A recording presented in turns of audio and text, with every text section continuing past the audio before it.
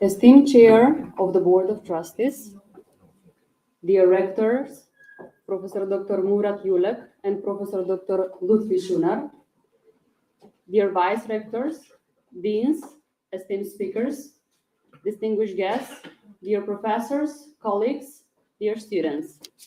Welcome to the SEPIP 2023 conference, where we bring together experts, scholars, and visionaries from 4 different continents to reflect the importance of our shared goals and the relevance of the themes we'll be discussing today. Our conference theme, Servicification of Manufacturing and Industrialization of Services, encapsulates the profound shifts and challenges we face in the globalized world economy. Throughout the day, our invited speakers and panelists will provide insights into topics such as green economy development, digitalization of financial services, recent trends in industrial policy, and more. Tomorrow, on the second day of the conference, you will have the opportunity to hear over 30 scientific papers that will be presented from authors coming from different universities from 16 different countries. Something we as organizers are really proud of. But before we ask our rectors to address the audience, let's first watch the promotional videos about the 2 universities, International Balkan University of Skopje and OSTIM Technic University of Ankara.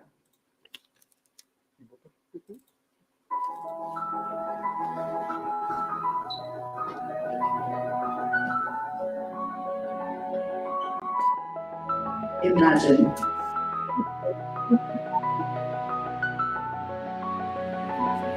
At our university, Imagine beyond the a classroom. place where you will push Our your boundaries students and make your grow their dreams come passions true. and develop leadership skills through At activities, our university, and learning goes organizations. beyond the classrooms. Our students explore their passions and develop leadership We take skills through pride in our activities, university clubs, and and students. organizations. We take pride in our university and students who have come together for excellence. International Balkan University is a double accredited institution, recognized by the Board of Accreditation of North Macedonia and the Council for Higher Education of Turkey. By the prestigious Our commitment to Shanghai quality has earned us the distinction of being ranked as the best university in North Macedonia for teaching and learning by the prestigious Shanghai University ranking in 2016.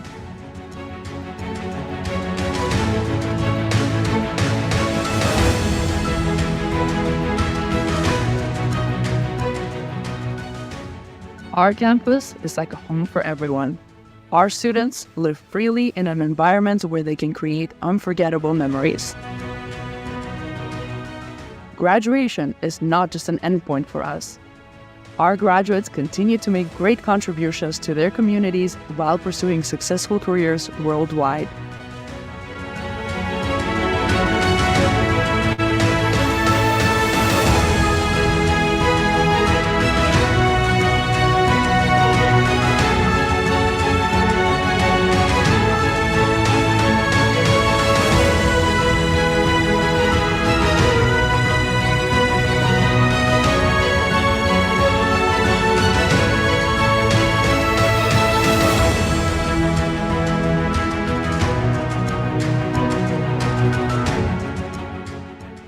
International Balkan University is renowned for its tremendous successful practice of the Erasmus Plus and Mevlana student and staff exchange programs in North Macedonia.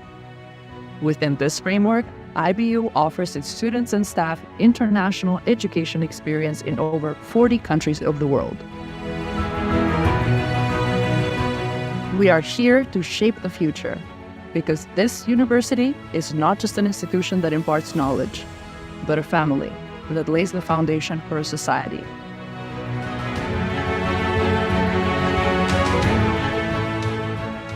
Here, you will not only transform yourself, but also change the world.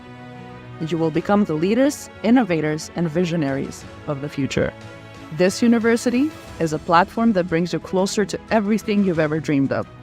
Here, you will bring your ideas to life, strengthen your connections, and discover your potential.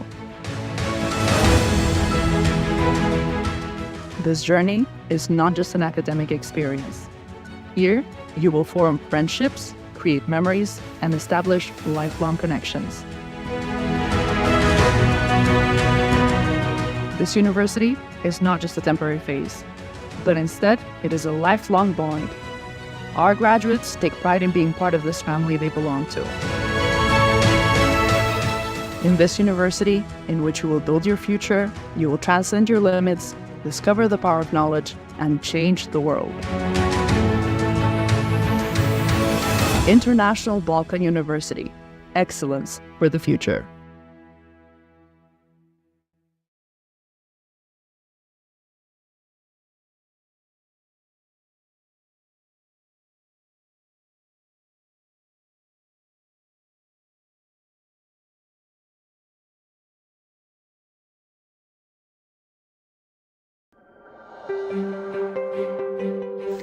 İlk günden bugüne OSTIM Teknik Üniversitesi'nin başarı yolculuğu. 77 farklı ülkeden 5613 öğrenci, 2 enstitü, 9 yüksek lisans programı, 3 fakülte, 22 bölüm, 1 meslek yüksekokulu, 13 program. 21. yüzyıl yetkinlikleri ve becerileriyle donatılan öğrencilerimiz yüz tanıma yazılımı geliştirdi. Çeşitli spor branşları müsabakalarında 2 adet altın, 2 adet gümüş ve 5 adet bronz madalya kazandık. Melvis Robotics mevcut robotlarından Seyit adının verildiği otonom robotu OSTIM Tek desteğiyle dezenfeksiyon robotuna dönüştürüldü. Mavi diploma ile mezunlarımız Avrupa Birliği üyesi ülkelerde eğitim ve iş imkanı elde edecekler. Rektörümüz Profesör Doktor Murat Yülek'in Ulusların Yükselişi kitabı 6 dile çevrildi ve Çince'de yayınlandı. OSTIM Teknik Üniversitesi yayınları raflardaki yerini aldı. Türkiye'nin akademik düzeyde ilk İngilizce hazırlık kitap sayısı Lengo, akademik dünya ile buluştu. Elektrikli araç ve enerji üretimi başta olmak üzere birçok bilimsel araştırma projesi desteklendi. 34 adet patent faydalı model, 12 adet tasarım tescil ve 9 yurt dışı patent başvurusu gerçekleştirdik.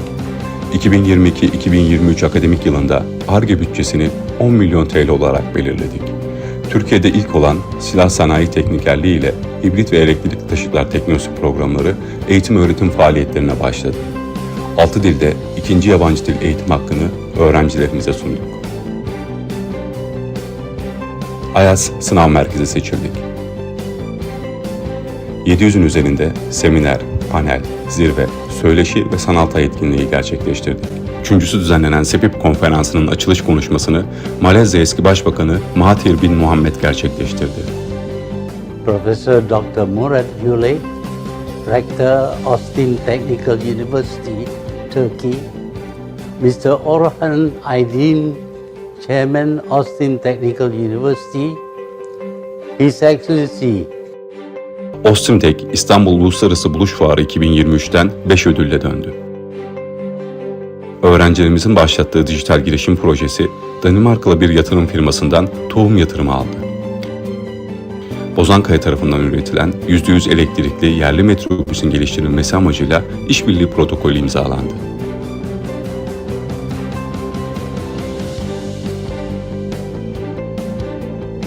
Birbirinden farklı konularda 30'un üzerinde kongre, konferans ve çalıştay imza attı. OSTIM Teknik Üniversitesi Sürekli Eğitim Merkezi'nde 12.080 kişiye 20.000 saatin üzerinde eğitim verildi. Geleceğe nefes olmak adına ağaç dikme törenleri gerçekleştirdik. Sektörlerindeki öncü firmalar tecrübelerini marka dersleriyle öğrencilerimize aktardı. Savunma sanayi, enerji, akıllı üretim odaklı Fen Bilimleri Enstitümüz büyüyor. OSTIM Tek Dijital Yalın Akademi'yi kurduk. Gerçek işletme vakaları odaklı Sosyal Bilimler Enstitümüz gelişiyor.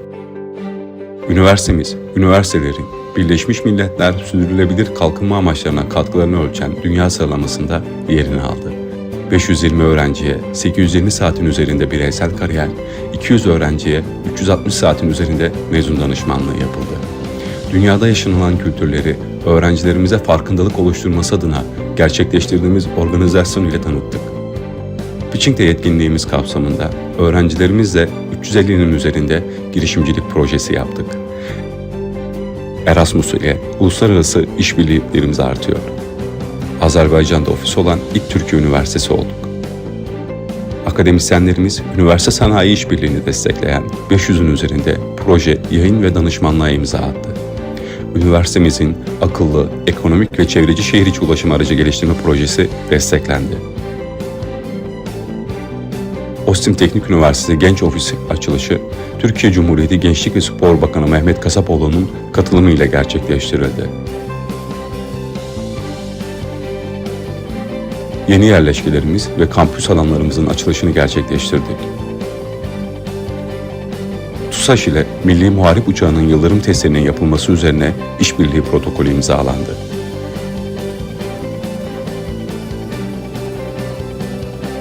OSTIM Teknik Üniversitesi hayat boyu öğrenme, uygulama. Now I would like to invite the rector of OSTIM Technical University, Professor Dr. Murat Yulek. He will be addressing us online to deliver his speech.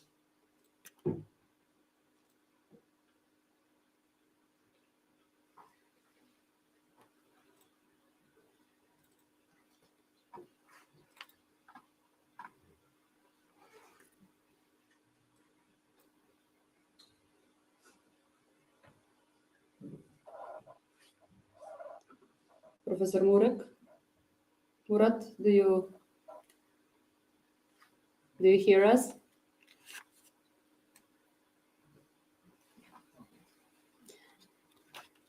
Okay. Dear participants, I am Murat Yulek, the founder of SEPIP conferences and also the president of OSTIM Technical University. I am really honored and so happy to have International Balkan University join us this year as a host of this international event. Unfortunately, I am not able to be this time in Skopje, but I know that our colleagues are there supporting the International Balkan University. I will not be very long, just a few minutes to talk about SEPIP. SEPIP was founded officially in 2017, but before it was also in the structure of a community working on academically working on industrial policy and its implementation in different countries. Since actually 2013, unofficially, we have had meetings and seminars and sessions in different countries like in Uganda and Singapore, Switzerland, Turkey. Now we have a host in Skopje, and we would like to increase the international reach of this community. The reason is industrial policy is very critically important in developing countries' process of economic development. We have seen that even in developed economies such as the US and Germany, industrial policy is coming back on the agenda. Of course, it is much more critical for developing countries because many of the developing countries, as I have also presented in my book, How Nations Succeed, has not achieved to escape from the low-income trap or middle-income trap. The reason is they are not able to design and implement successful industrial policy. Therefore, these meetings under SEPIP is very important because under SEPIP, the knowledge, mutual knowledge is exchanged and enriched with physical experience, real-world experience, and the academicians publish more research articles on industrial policy and its implementation. With these thoughts, I would like to thank again our host, International Balkan University, and I thank all the participants for being part of this year's event. Thank you.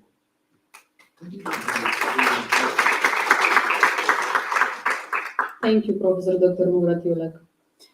We appreciate your insights. Next, we will have the pleasure of hearing from our second opening speaker, Director of International Balkan University, Professor Dr. Lutfi Sunar.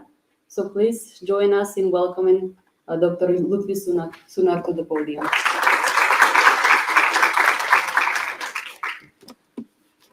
Good morning and hello everyone. Dear professors, dear participants and students, welcome to this important event.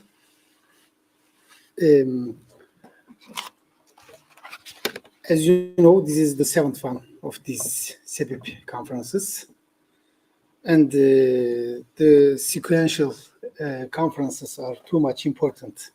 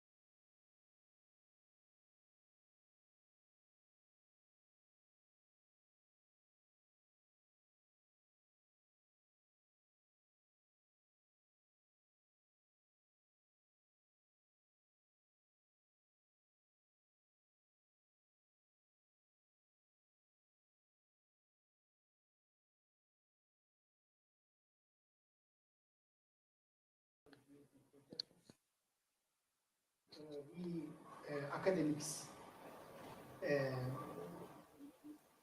many times do not like policy making processes. We always have to make basic research, basic hardcore scientific research in many areas. But the nature of science of economy and the management is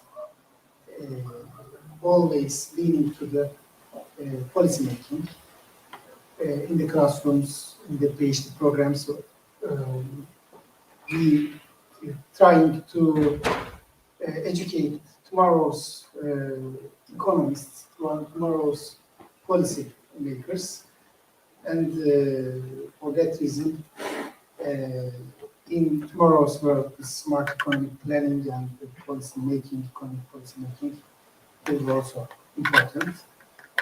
In IB, in the years, we aim to create an academic environment, bringing together policy makers and scientific researchers, and connect them with each other and contribute to the development of the countries. I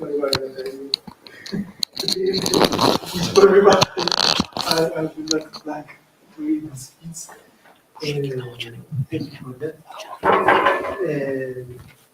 We should connect these two areas with each other too much, and I think as a scholar community here gathered, we should go ahead for talking to the public, for talking to the community and connecting with the policymakers. I hope these conferences will also contribute for such an endeavor. And I appreciate the organizers of these conferences, and especially Murat Yulek Hoca from OSTIM Technical University. He started these important conferences and made us a part of this event.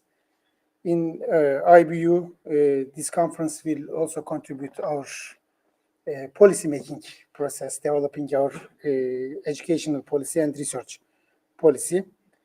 It's an honor to host you here in Skopje. Skopje is a good city. Do not spend all of your time in the classroom. I hope the organizers has thought about that. See the natural and historical places of Skopje and talk with the, especially the sellers at bazaar, at the neighborhood, and feel their hot feelings, their warm feelings toward the humanity, toward the foreign people. I arrived 20 days ago and I felt it too much. I also recommend you to go to the city and talk with the people. Also, I am thankful to the local organizers of this conference, our economic faculty, the dean, the head of department, and the other organizers did well. I appreciate all of you and wishing a good and successful event. Thank you.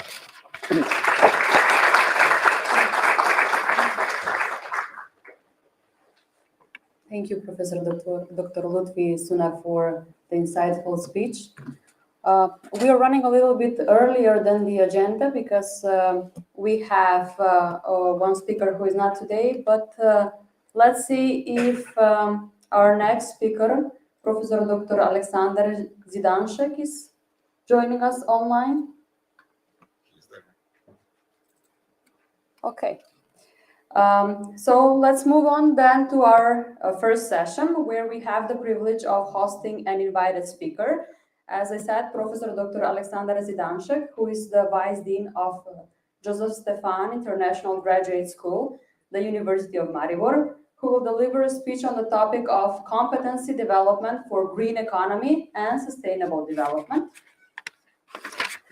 Professor Dr. Alexander Zidanshek is a Vice Dean, as we said, of the Joseph Stefan International Postgraduate School, a researcher at Joseph Stefan Institute, a professor of physics at the University of Maribor, an associate member of the Club of Rome, and a fellow and trustee of the World Academy of Art and Science. He is also a former Fulbright Fellow at Montana State University, USA. So let's welcome him to our conference. Professor Zidanshek, if you are ready, you can deliver your speech.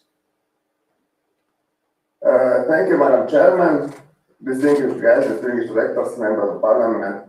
It's my honor to be invited to share the next few minutes with you and to share the experience, because we come from little different topics. My original topic is actually physics, and I have spent a lot of time researching better educational practices, how to reach people who are not the young, living on the internet. They are like Instagram, TikTok, WhatsApp, whatever generation, and it's a little different to reach these people than it has been in the past when we were like going to school.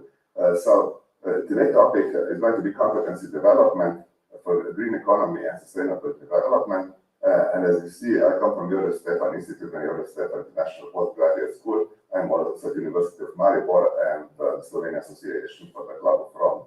So if we talk about how and why we learn, so it's kind of a basic property for human being. Whatever we want to do, we have to learn something. So I would stop briefly at the history of the concept of competencies. Competency is like a little bit more than the skill, but do you know how to do something? Then European Union actually quite some time ago, almost 20 years ago, defined the concept of key competencies, where there are some technical competencies, language competencies, and also some soft skills, which they call transversal competencies. And recently, a few years ago, they actually created a site which is called ESCO, European Skills, Competencies and Occupations, and they have actually listed there thousands of jobs and thousands of competencies and skills and how to link them together, and it's still mainly empty, so although there are really so many. So we talk about, we'll show some examples of what we do in this field, and since we are talking about smart economic planning and industrial policy, I would appreciate, I wanted to start with just sharing some common points. So if we talk about smart planning, I will share a little bit about our competence center. When we had 350 companies from Slovenia, and we have to then develop the competencies, so we get about 2,000 people from the companies involved in trainings. And I would also like to share a little bit about the role of physics as the basic science, which kind of describes the world around us. And it can help also in economic planning and also in industrial policy. And then I would end with some ideas for competence development. So if we talk about smart planning, we know for a long time, they used to say, if you fail to plan, you plan to fail. So today we could say this, if you fail to plan smart, you plan to fail. So this is basically the world that we are living in, and it's getting faster and faster every year, almost every month. Too many things are happening almost at once. So, of course, the smart goals, I will not talk about this because you know everything about it already. Data and analytics are, of course, also extremely important, and also this artificial intelligence, metadata mining, they call them big data. And of course, the foresight, I will talk a little bit about this, also about my activities within the Club of Rome and the World Academy of Art and Science. We are trying to see how the world is supposed to be like in 30 years or 50 years, mainly about 2050. Yeah. And flexibility is, of course, very important. So you mentioned briefly in the introduction, the Club of Rome, it's been here for more than 50 years. And basically, the first famous publication was that from Donella Meadows, her husband Dennis, Jürgen Landers, and William Behrens. It's the famous Limits to Grow, which the importance of that was that they refocused the thinking so that people started to think about how to use the resources more efficiently. And the latest publication, 50 years of the Club of Rome, is so-called Earth for All, which is kind of a survival guide for humanity. And it is dealing basically with deep systemic changes that are necessary if we want to have a better future. So until 2050, the main goals here are basically to allow for abundant life for everybody, to include also those that are excluded, to solve the problem of poverty and inequality, but also at the same time to improve the food and energy supply and the way how we make food, how we make energy, which has to improve because we are doing energy the same way basically as we did 100 years ago, which has to improve. So anyway, if we talk, I promise I will say just a few words about it. I will not go into details, but just briefly to overview. You know, the first book on physics was actually written by Aristotle, but today's physicists would not understand that book. It's not even physics in today's standard. But Einstein actually more than 1,000 years later developed what is today's worldview, the relativity. And therefore, this is the way that we understand the world, and little children actually learn this in school. And they know what the world is like. It's composed of atoms. But then there is some deeper reality which even the physicists don't understand yet. But this is also the foundation of modern technologies, which is actually directing both the technological and the ICT development, and also the social development, which is a consequence of this technological development. So we talk about usefulness of physics. I mentioned earlier that the energy technologies have to improve significantly because we burn too much fossil fuels and we don't have enough clean technologies. And this is actually happening today live as we speak. There are thousands, if not millions of people working on the new energy technologies. And even more important is information communication technologies, which are helping us to communicate better. So I can actually sit in Slovenia, you are in 2 different countries, and this is like a really international conference without even the need for all participants to travel. Then we talk about pollution reduction. We know that humans are actually doing many things, and sometimes it requires pollution, but we should reduce it as much as possible. And of course, most important for all, especially for those who are already in advanced age, are the health technologies. You're probably aware that today life expectancy is kind of improving about 1/3 of a year every year. So if it is improved by 1 year every year, that means that people more or less stop dying. Yes, there have been some challenges due to COVID and Corona epidemics, but still this long-term trend is actually extremely positive. And if you talk about these breakthroughs, yes, Galilei and Newton, this was like the start of the modern era, and then Faraday and Maxwell, and that was the end of the classical physics. Quantum physics started, which is a little weird, so that's why I prefer not to talk about it, but I can answer some questions because it has strange ideas about reality and locality and causality. So anyway, relativity is also a little weird because it says that space and time are kind of interchangeable. They just belong to the four-dimensional space. And what is next is actually, there are some big things just waiting to be discovered. We're talking about the connection between relativity and quantum physics, the special relativity, I mean the gravity and the world of small particles. They're going to be connected. Nobody knows when.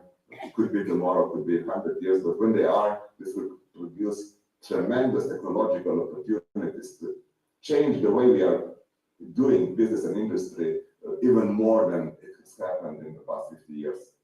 So this technological progress, yes, in the past 50 years, this ICT revolution actually changed the world we live in. The smart machines are now being introduced almost everywhere. The past 10, 15 years is basically the era of smart machines. And the Moore law, as you can see, it goes up exponentially and doesn't even, there is, right, it's supposed to have stopped growing, but it hasn't stopped. So if this continues like this, you know, in 2 years, the computers are twice as fast. That means in 20 years, they are, that's 10 times, 2 to the 10,000 times faster, which means that what we can do today, in 20 years, we can do 1,000 times more than today, which means we are going to be limited mainly by our imagination. So I said that physics, technology, quantum computing is coming, which is going to increase this speed of computing and quantum communication, which is going to create secure communication. You know, these codes that we have today, they can be broken by quantum computers in maybe 20, 30 years, so be careful. And then biological computing, which will be even stronger than quantum computer, it will link us closer to this world of information and of knowledge, and will allow for a really qualitative change. You know, today people are kind of the same as 2,000 years ago, 3,000 years ago, ancient civilizations. But once this transition to quantum and biological computing is completed, then humans are going to be also smarter because they're going to have the access, the direct access. We won't need some external machine, but we will have direct access to significantly stronger information processing.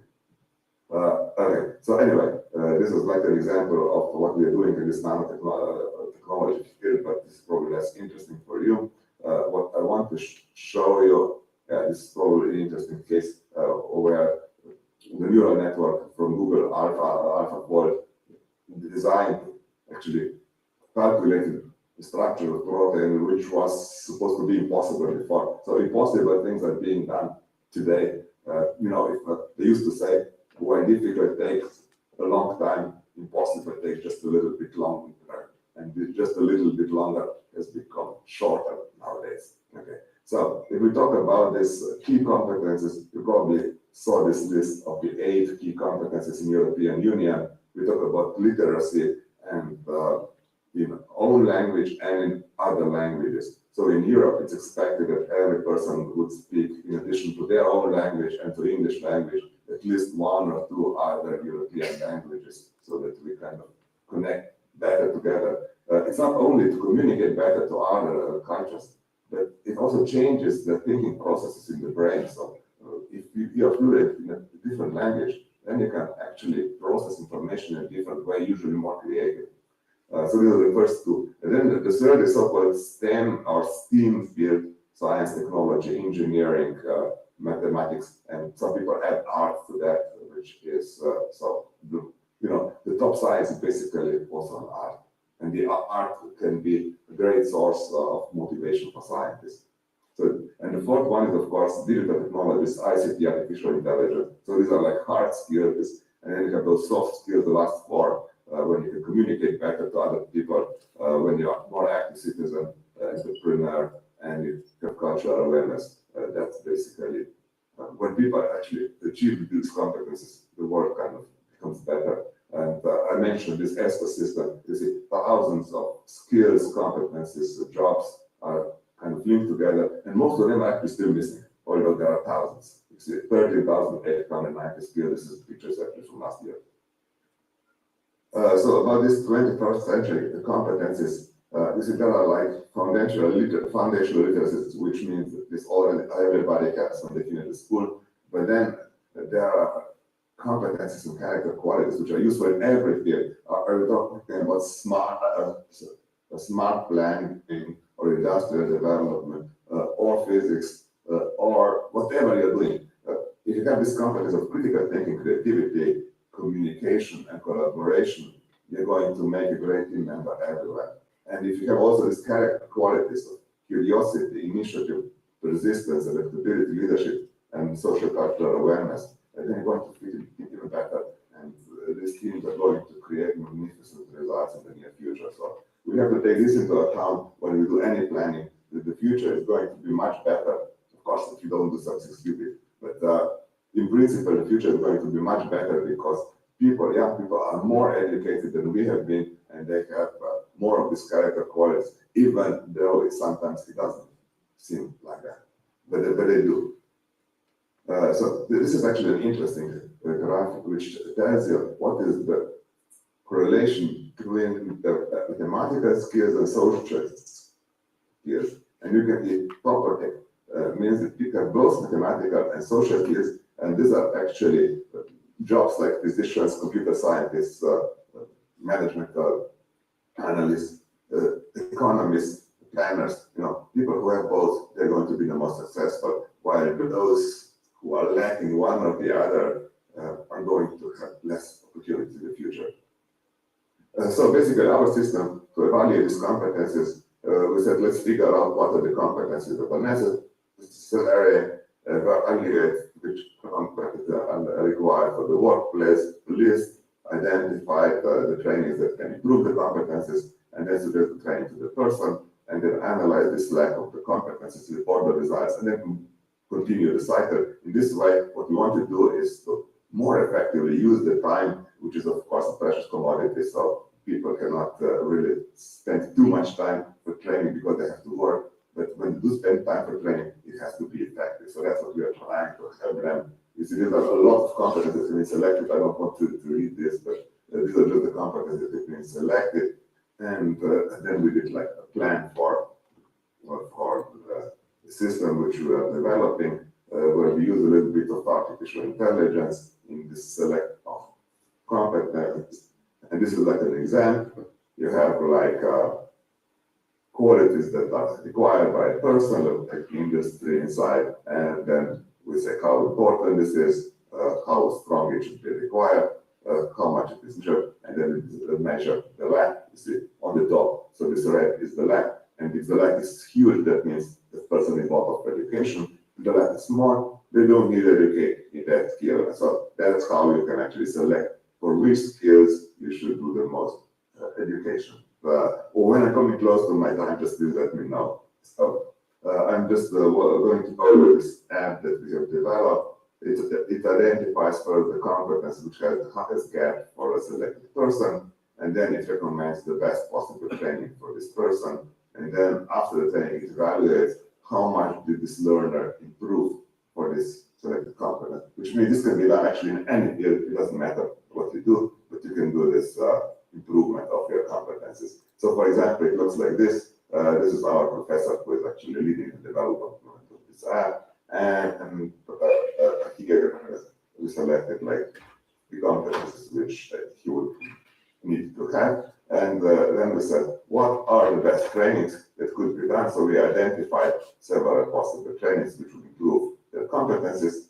And then after that, we measure, like this is the date, And at the beginning, for the training, one competencies had like 50%, then after the first training, improved 70%, after the second training, improved 80%, but we would like to have 90%. So basically, yes, you will say, how do you measure these competencies? It's a rather, it's not really an objective measure, it's rather subjective. We give them some tests, which they fill in, like the students in the course of university, so that you know basically how much they know, but it's not really exact science. So this measurement, if it's a 70, it can be also 60 or 80. It's not the exact number, there are some error bars, but the important thing is the trend, that you can see that somebody is over time improving the competencies that are necessary. And in this way, such a person can become a more valuable member of the society.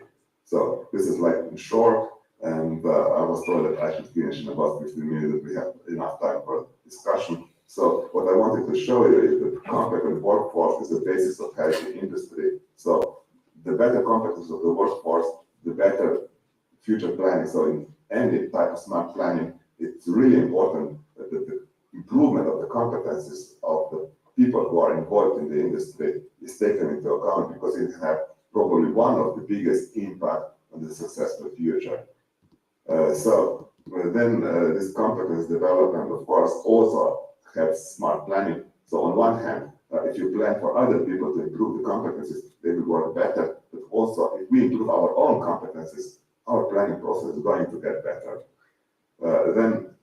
These ideas that we have presented here are just some of the ideas. You know, there is so much going on in the world today, so much good that perhaps the media doesn't even report because they are focused on other things that are not so good.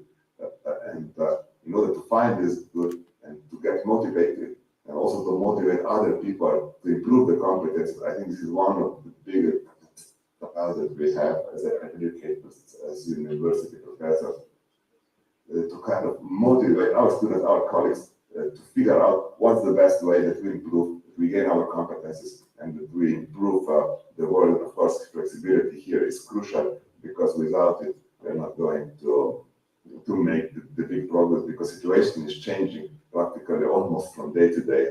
And that's why this motivation for lifelong learning and improvement of the competencies is the most important key to success, which we hope that will really do to transform our society, transform also our industry and food and energy systems, and change the current patterns of poverty, inequality, and marginalization to the abundance for all as soon as possible. And I would just like to thank here our founders, which are mainly Erasmus projects and Slovenian Research Agency, our colleagues which are listed here on the left, which have been a great help and assistance in developing and sharing the ideas. And special thanks to my late supervisor, who actually introduced me to science, Professor Robert Binz, who was the president of Vice President of Slovenian Academy of Science and the first dean of our school. And the other friend, who is at 92 years, still very young, is the honorary president of World Academy of Art and Science, and a good friend. We are doing a lot of things together, and he's still very active. And with this, I would like to end and welcome very much your questions. Thank you, Professor Zhvanshek, for the very interesting lecture. I would like to open the floor now for any questions for the professor. Just raise a hand if you have any questions.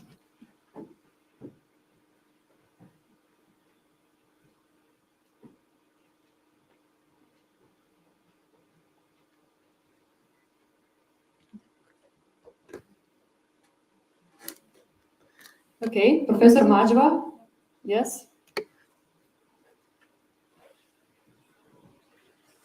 Thank you very much. Professor Zhvanshek, thank you for your presentation, focusing most on the skills. And I would like to ask you, what about the competencies and skills related to these digital and green skills? You said that youngsters are very much keen on these skills, but I would say that still they are lacking some of the green skills. So as a professor, what do you suggest, whether we are going to introduce them in our curricular or use other forms of educating them so they will be good as graduated people later on to embrace all these technologies and green policies that they have to manage with. Thank you very much for your question. I think this is actually very important. So how do we help these young people to access the skills, the technologies that are required? Digital technologies are all around us. Artificial intelligence is kind of booming this year. I mean, it's almost like, it feels like humans are going to not be needed very soon. I mean, you just type something to ChatGPT or to Bard or to whatever, and they give you the answer, which almost seems like human, but it's not human. So that means that, yes, I would say that flexibility is extremely important, but even more important is the motivation. So that, in my view, I think that the students need a person who is going to motivate them more than teach them. If you teach them the skill, this skill is going to be obsolete in a couple of years. If you motivate them to search for what you need, search for what they need, there are a lot of possibilities how to find on the internet, in the apps, in everywhere, the colleagues, the friends, somebody knows somebody. And if a young person is motivated to really search for the best possible skill, they're going to find the skill, and this is going to be more valuable for them long term than if they just teach one particular skill. And how to motivate them, of course, this is a very difficult question. It's different for every person. So once you get through to a young person and motivate this person to start like building the skills and search for, get the curiosity. And curiosity is probably like the strongest character trait that can actually lead a young person into building something really magnificent. That's my view. Thank you, Professor Baggio, for the question, and thank you, Professor Živanšek, for the answer. Any other questions?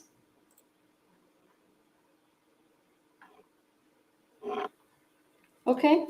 It seems that we are done with the first session. So once again, thank you, Professor Dr. Alexander Zidanšek. You can stay with us online.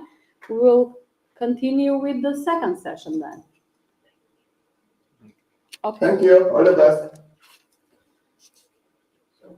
Better make a 10-minute break so we can Yeah, start on time. okay. Yes, let's make a 10-minute break then.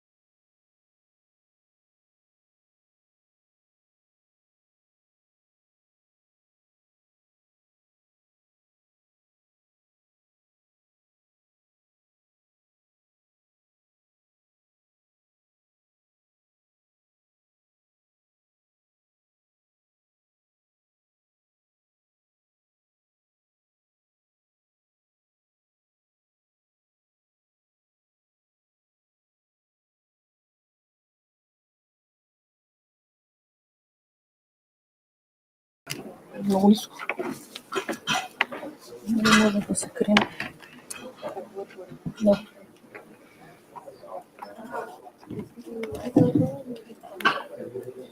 Okay.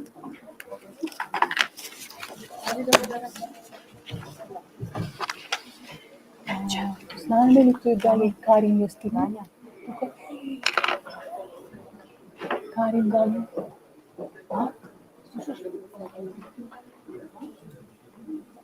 Добре, окей. Само това.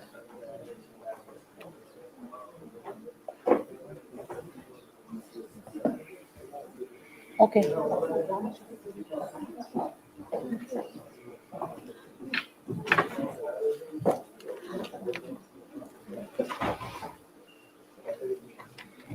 Okay, we can start with the second session, which is the panel discussion circular versus green economy. It will be moderated by Professor Dr. Violeta Majova of International Balkan University, North Macedonia. Shortly, about Professor Dr. Violeta Majova, she has 37 years of professional experience in public and business administration. She has dedicated the last 15 years to her academic career, including a decade as a full-time professor at International Balkan University. She has authored numerous scientific papers and books in economics, held leadership roles within the university as Dean of the Faculty of Economics and Administrative Sciences and Vice Rector for Education and Academic Affairs. She has also served high-level management positions such as State Secretary in the Ministry of Economy of North Macedonia and Deputy Director in the Bank Rehabilitation Agency of North Macedonia. Let's also welcome our esteemed panelists, Professor Dr. Tatjana Boškov, Dean of the Faculty of Tourism and Business Logistics from Goce Delchev University, Štip, North Macedonia. Mark Beret, who is the Director of EU for Green Projects in North Macedonia.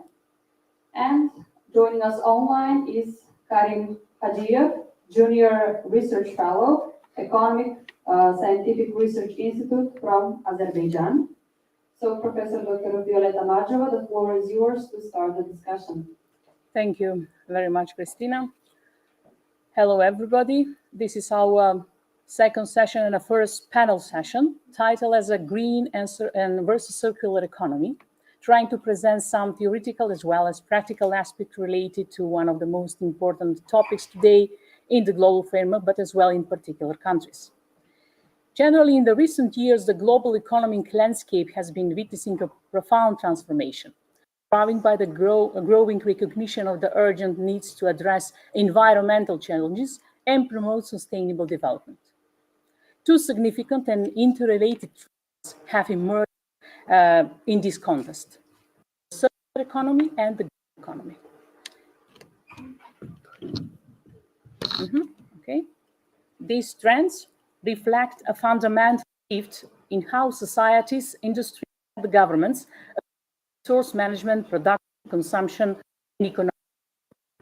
In general, the circular economy and the green economy share goals of sustainability and resource conservation, but their scopes, objectives. Circular economy principles advocate for the elimination of waste and of closed-loop systems in which products and materials are continuously circulated and reused. The green economy, however, focuses on fostering sustainable economic growth, but prioritizing environmentally friendly practices and technology. The circular economy, therefore, operates within the framework of the green economy, contributing to its overall mission of achieving sustainable, environmentally responsible economic growth. Both concepts are essential for addressing the challenges of the 21st century and ensuring a more sustainable and resilient future of our planet. So this was just an introduction of what we are going to talk about.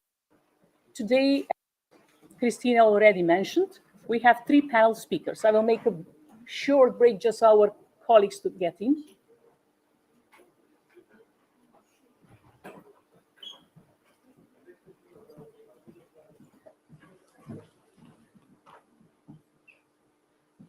Okay, so as Christina already announced, we have with us Professor Tatiana Boshkov, the Faculty Dean, University of Goce Delchev.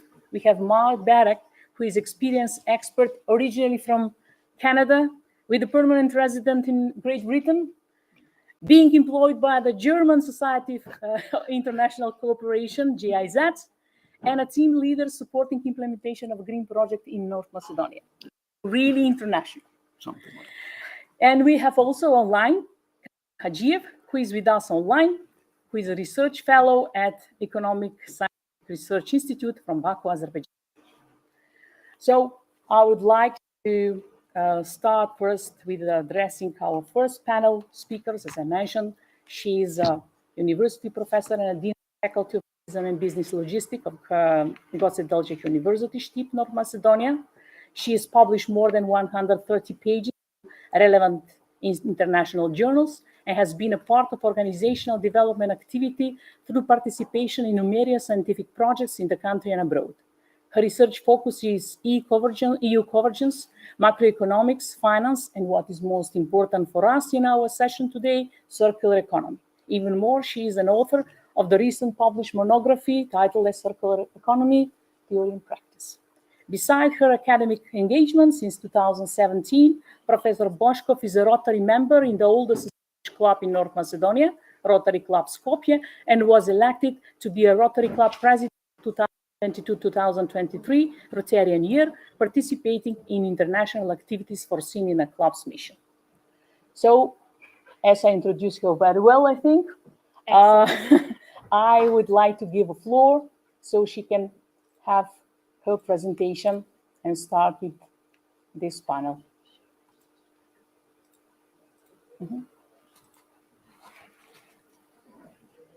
Professor Boshkov, the floor is yours. Thank you so much. Yeah, it's okay. Thank you so much for the lovely words. It's a big honor for me to be part of your conference, to be part of this panel session, because I think a circular economy is so much popular during.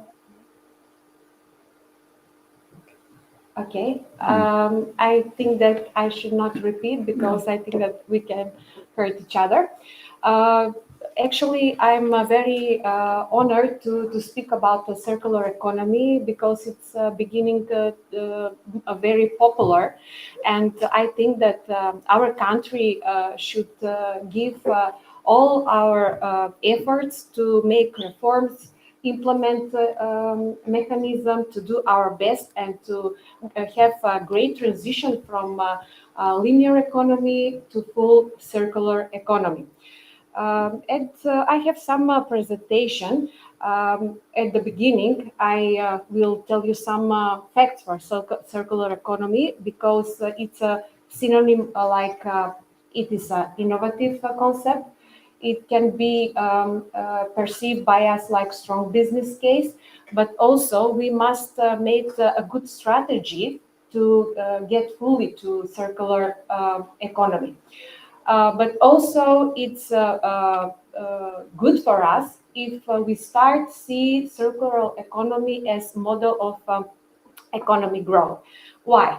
Why we say that it's an innovative concept? Because it implies a good strategy for the industry which develop products about raw materials, how we can actually reuse the materials to continue the life cycle of the product. Why a strategy and why it is important? Because we now think, all of us, we must think about sustainable development and circular economy in one argument to do for that. Also, it's good to know that circular economy is best option to deal with all problems which are connected with environmental degradation, but also how can help to the economy to be less depends from the natural resource of the environment. That's why I said that circular economy can be seen like a balance between the economy, resource, but also the environment. On the next slide can show that a circular economy makes for us a lot of opportunities. So the question, what circular economy can enable for us? It's waste reduction. As you can see on the slide, it's more competitive economy, resource productivity, but also if we discuss about the position of the country, it's useful because it helps for better positioning of the emergent security issues and also reducing the environmental impact of the domestic production, but also consumption. The next slide is life cycle thinking versus steps for implementing the circular economy activities. Actually, when we speak about life cycle thinking, it's synonym that the core of the circular economy is life thinking of the product. How we can use, how many times can we reuse the material and the product, and to use again and again. But also we can think about which steps we must implement about these activities which are in the framework of circular economy. Regarding this, we must work on legal framework. We must work on administrative conditions. We must work on the fee, on the cost, and also we must work more on public awareness, but also education for this kind of economy, circular economy, because it contributes to the gross domestic products, and it's very important for all country, especially for our country, Macedonia, which is small and open country, and this is a way that we can use the population in rural areas and to engage all of people who have low skills. Green agenda for the Western Balkan.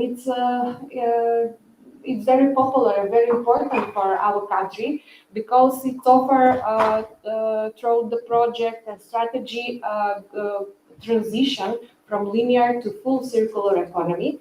This means that we'll have strategies, developing strategies who should improve sustainability, production of raw materials, prevention, reduction, recycling, waste management, and other. Also, it's the third topic is that it's very important for developing a regional agreement to prevent plastic pollution. In Western Balkan countries, we have a good examples how they work on waste management, and we have a lot of examples that we can implement in our country. Circular economy, the case for Macedonia.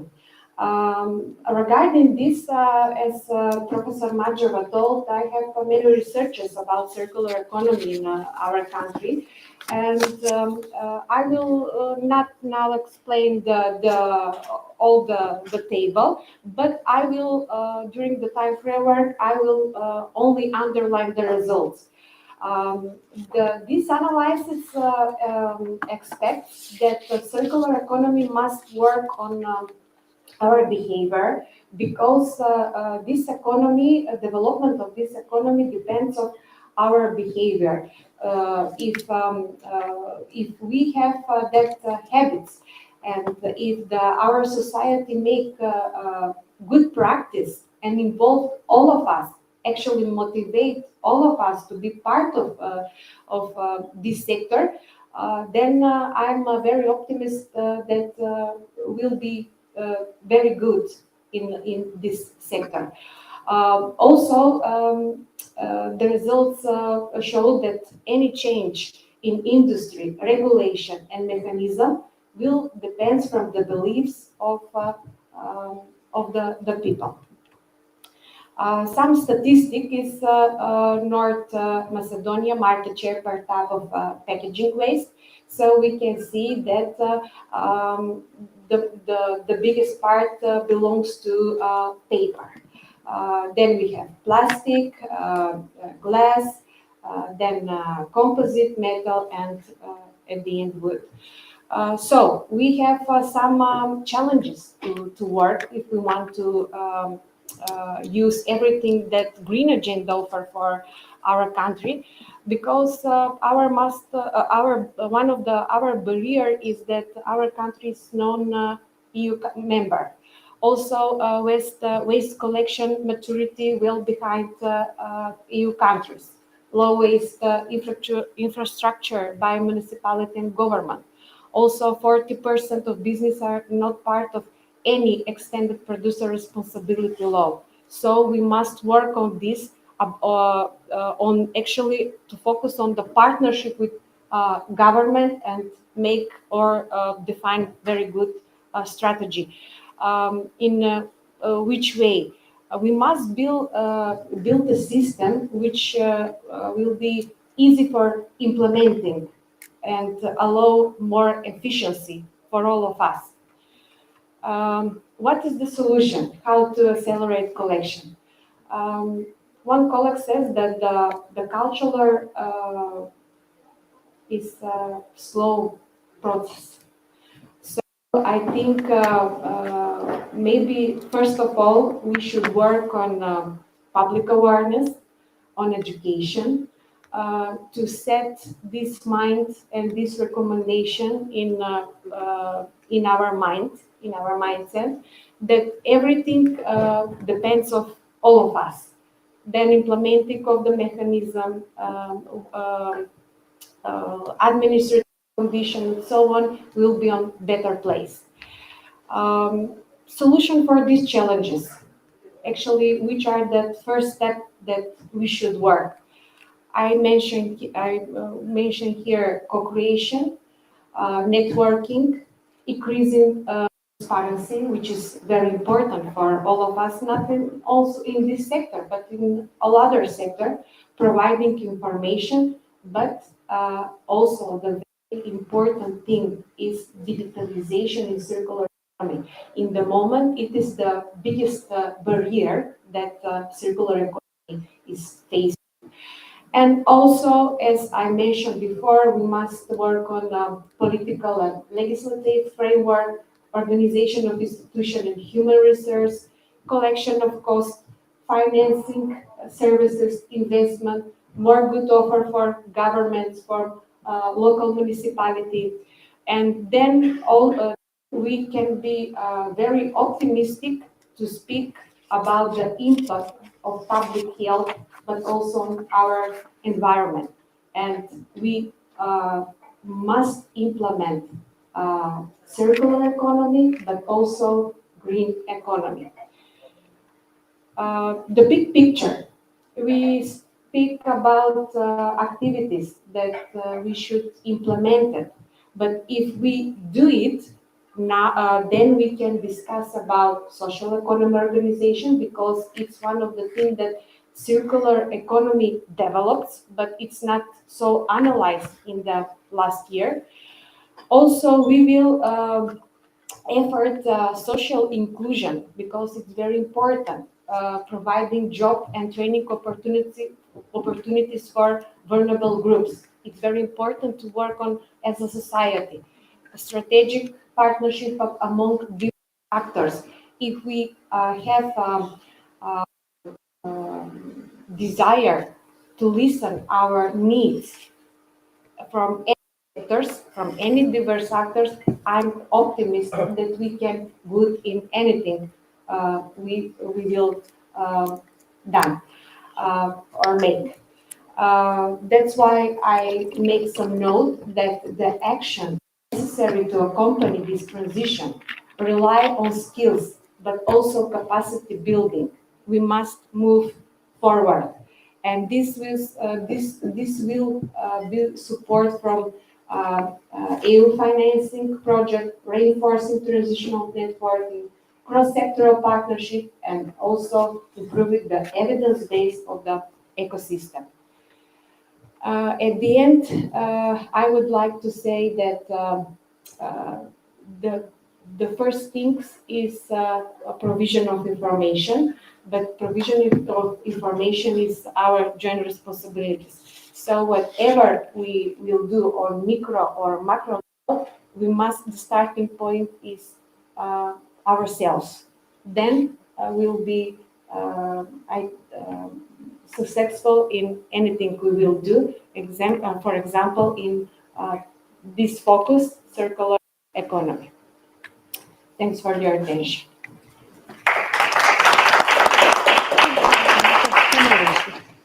Thank you very much, Professor Boshkov. Save your question for Professor Boshkov later on, after we go with a round of our panel speakers. So now we are moving to Mark Barrett. As already announced him, but a little bit more about him. Mark Barrett is a team leader at the German Society for International Cooperation, GIZ, and is currently responsible for EU for Economic Growth Project, as well as the Green Climate Fund and City Climate Finance Gap Fund with GIZ portfolio in North Macedonia. Mark has been a developed professional for more than 30 years, managing over 60 projects in 20 countries. Mr. Barrett has worked as an advisor for governments and donors and has a successful track record in mentoring and advising startups and growth companies to gain market access funding and become greener and more sustainable. So, Mr. Barrett, the floor is yours. Your presentation is about fostering the green and circular and transformation of businesses, and we are very glad to hear more about your experience. How do I move the slides? I will do it. Yes. I'll do it. You did or I'll do? Okay, we'll do Oh, it. you will do. Okay. Yeah. Can I stand up? Okay. If you want, if you want. Okay. no problem. Yeah. Good morning, everybody. Okay. I want to speak about the green and circular economy more from the business perspective and from the private sector. And so we will hear a lot with regard to the policy and with regard to the concepts, and I'll talk a little bit about what's happening on the ground at the moment. I think we all sort of know what the problem is. We don't have to go very far to see an awful lot of waste and to see an awful lot of garbage that is just filling up the land, filling up the seas, and is not being used in any sort of productive way. So we need to look at, I'll look at the next one, okay? Where do we go? Okay. Okay, so I'll look at two different aspects because one of the projects I run here called EU for Economic Growth deals with both existing businesses and with startups. And there's a very different approach, and there's a very different acceptance to green and greening businesses and the circular economy with existing businesses than there is with startups. And so I'll start with the existing businesses, okay? So businesses that are manufacturing, that are operating at the moment, looking at their practices and how those things really need to improve. Okay. Yeah, sure, okay. Within the project, when we support businesses, we look at trying to make sure that they're innovative, that they're actually going to make a difference, that they will be sustainable, so they'll increase their income, they'll create jobs, but also importantly that they contribute in their activities to the circular economy. Okay, so existing businesses are making money, or if they're not making money, they're not in business. Okay, so they have a formula, they have a system that works for them. Right? So it's very difficult to talk to them about changing what they're doing. Okay? So we look at it in a lot of cases of, firstly, how they can become more resource efficient. So how they can reduce the amount of waste they produce, which is both an economic benefit to them and also an environmental benefit to us. So we will look at the environmental, the energy use of their systems, their procedures, how they do things, and how you can actually make it better, and how you can reduce the amount of waste that they produce. Okay. One of the things we see an awful lot of is photovoltaics. So if your business has photovoltaics, does that mean you're a green business? What does everybody think? Is it a green business if it has renewable energy? No. Okay. So I'll talk about this in a little while, but we're here talking about green and circular economy, and we're all drinking out of plastic bottles, okay? And one of the things in the Green Deal is about reducing plastic pollution, especially in water. And where does all this end up? In the water. So, so we need to also address how we behave and what we do as well when we talk about the green and circular economy. So a lot of businesses, sorry, I'll go back to the PV for a minute. A lot of businesses put PV on their roofs because the price of power, price of electricity went up. So it wasn't done for a green reason, it was done for an economic reason. It was to reduce expensive energy with cheap energy. Okay? The byproduct is good for us. It's reducing the demand on fossil fuel, but it wasn't their intention. Most of these businesses you will go into, they will still be wasting electricity the same way they always did. It's just cheaper for them. Okay? So we also need to look in a business what it's actually doing, what its energy efficiency is, not just what it supplies. Okay? And so that's when we talk about greening businesses. And then, of course, we might have green businesses themselves, or we have businesses where their product can be greener, or their product can contribute to the green economy. So it's an eco product. It's made out of and packaged in biodegradable or recyclable materials. And so this is then the green product. So you have on the one hand, trying to green a business by making it more efficient and less wasteful. And you have green businesses that are actually businesses that are making green products. And so these are two different areas in which we look to work and you need to look at when you talk about policy and how this affects business. One of the things mentioned was with regard to this extended producer responsibility. Now a business in a supply chain that's in Macedonia, for example, but is supplying a component or a part to a company in Germany, now has to satisfy the same standards as the German company. Okay? So this is being driven by policy and being driven by economic need. And this is, I think, one of the points I'm trying to make is that with businesses, we have to talk to them from an economic side as much as from an environmental side, even though it's the environment and their waste that we want to address. When we talk about startups, we have a very different approach because these people aren't making money yet, or not much, okay? And there's a big scope to be able to help them develop their business and their whole business process in a green or circular way. So unlike with the existing company where they've already got an industrial base, which you have to do incremental change to, with a startup, you have an awful lot more scope to direct the way in which the business works and the products that it produces. And so this, when we work with startups, is much more the approach that we take. Okay. I saw on the agenda that over the next 2 days, there's an awful lot of papers and a lot of presentations with regard to digitalization. And digitalization is a very, very important part of the transformation to a green economy.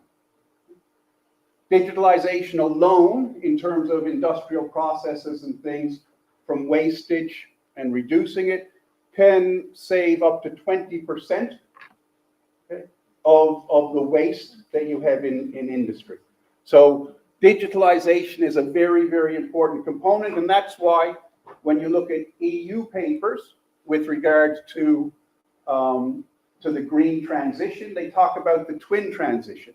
So on the one hand, you have digital transition. On the other hand, you have the sustainable transition, and you bring these two together, and this is the way in which you're able to create green and sustainable businesses and businesses that contribute to the circular economy. Okay. Okay. So we support, in North Macedonia, we support 4 accelerator programs. And what accelerator programs do is they help startup businesses to become sustainable, to be able to attract investment, and to be able to go to market. Okay. One of the areas we work with accelerators. So we have an accelerator, for example, in Polog, in Tetovo, where they work primarily on startups that work in the digital space. So on that side of the twin transition. So they're into IT-based startups, let's say. Okay. Another accelerator that we work with is in Orhid, and it's focused on the blue economy. Okay. As you probably know, the world is 75% water, okay? But 98% of that water is salt water that is in the ocean, okay? And we don't put that in these. Okay? So if we take out polar ice caps and things like that, we're left with about 1.6% of all of the water is actually fresh water, which is quite a small number. When you think about it. And so we need to think about how we can use this water effectively. And the blue economy is all about how you work with water as a resource and also how you protect water. Okay. And this accelerator works in that particular area. Of that 1.6% of fresh water, 75% of it is used in agriculture. So it leaves very little for us. So we have an accelerator that's in resin, actually, that deals with agritech. And it looks at how you can reduce the water use, on the one hand, in agriculture, but also how you can recycle or use it more intelligently. Because a lot of agricultural water is polluted with nitrates. This then goes into the water system. This then pollutes the water, and then the water is no longer able to be drunk. Okay? So this is why we have to look at things holistically and look at things in the whole aspect of what's needed, but we also need to look at it from an economic perspective. And I'll finish about this again. If we talk about the theory of green and circular economies, we wouldn't be buying this. And if we really believed in it, we wouldn't really be buying this. But at the moment, this is the cheapest, easiest to transport, easiest to make receptacle for water, and that's why we buy it. So we should start at home, and we should start at where we work and what we do and everything else. And if we're going to do something and start to do something about the circular economy, we buy glass bottles, and then we move from there. Okay, thank you very much.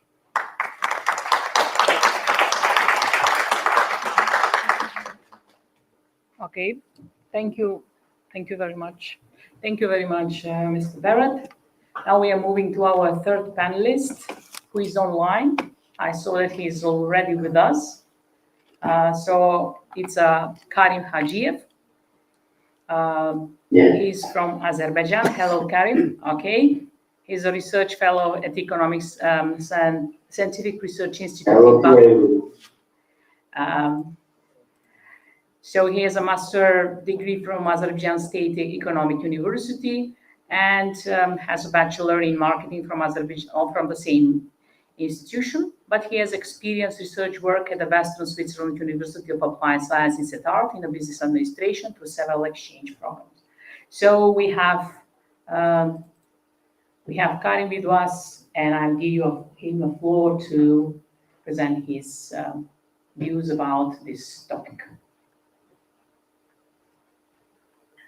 Hello everyone from Azerbaijan. Can you see my presentation? Yes, we do. We can. Okay. I would like to speak about bringing the land of far Azerbaijan past sustainable future. Firstly, I want to tell you Azerbaijan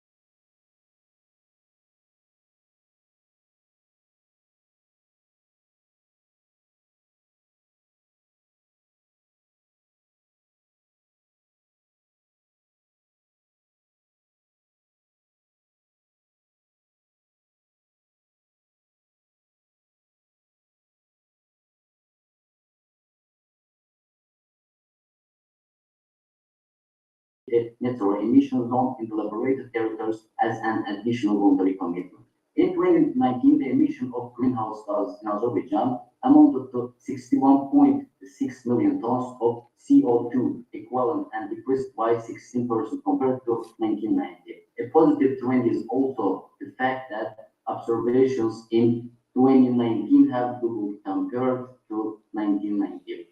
Development concepts, strategic roadmaps, and state programs adopted in Azerbaijan promote the development of ARIF. Strategic, strategic roadmap for the production and processing of agricultural products in the Republic of Azerbaijan. Strategic roadmap for the production of consumer goods at the level of small and medium enterprises in the Republic of Azerbaijan. On the use of renewable energy sources in the production of electricity. According to the tax code of the Republic of Azerbaijan, starting from January 1, 2022, the import and sale of cars and electric motors are exempted from VAT. In the Sustainable Development 2022 report of the United Nations, Azerbaijan scored 73.5 points out of a possible 100 and ranked 50th among 163 countries. Azerbaijan recycling promotes green economy. Firstly, Balkan industrial park activities. Given the growing interest in the industrial park, which originally covered an area of 7 hectares, the area was increased to 10 or 15 hectares. Activities of the Baku solid waste incineration plant. The plant has an annual capacity of 500,000 tons of household and 10,000 tons of medical waste generates 231.5 million kilowatt of electricity from waste incineration, which provides electricity to 100,000 households. Waste disposal and sorting. And this plant is a capacity of 200,000 tons of waste per year to store household waste and develop the recycling business in the country. The materials released as a result of sorting reduce the total amount of waste, forming a cheap raw material based at Balkan Industrial Park. Liberated territories green economic potential. The memorandum of understanding was signed on February 22, 2021 for cooperation between the Ministry of Energy and EP. On June 3, 2021, an implementation agreement was signed with EP for the construction of a 240 megawatt solar power plant in Jabrail and Zanzibar. On June 3, 2021, an executive agreement was signed with EP on the construction of a 240 megawatt solar power plant in Jabrail and Zanzibar. And the current situation of the use of alternative energy sources in Azerbaijan, 5 main sources: wind energy, solar energy, hydroelectric power installations, biomass energy, geothermal energy. And the transformation of territories liberated from occupation into green energy zones. The approved potential of exempted areas is 7,200 megawatts of solar and 2,000 megawatts of wind energy. Based on preliminary analysis, it is assigned that there are 3,093 cubic meter per day thermal water reserves in Kavarda and 412 cubic meter per day in Shusha. The implementation of the Fudafari Kızılası hydroelectric junctions, hydroelectric power plant project is also continuing successfully. It's planned to complete the construction of Fudafari hydropower plants with a total installed capacity of 200 megawatt and Kızılası with a capacity of 80 megawatt by 2024. The realization of these projects will enable Azerbaijan to produce 358 million kilowatt of electricity annually. Thank you for your attention. Thank you very much, Karim. Now we are just about to finish with our formal, but we will use at least 5 minutes extra from the break just for one question, maybe to our two panelists who are here, if anyone wants to ask any question.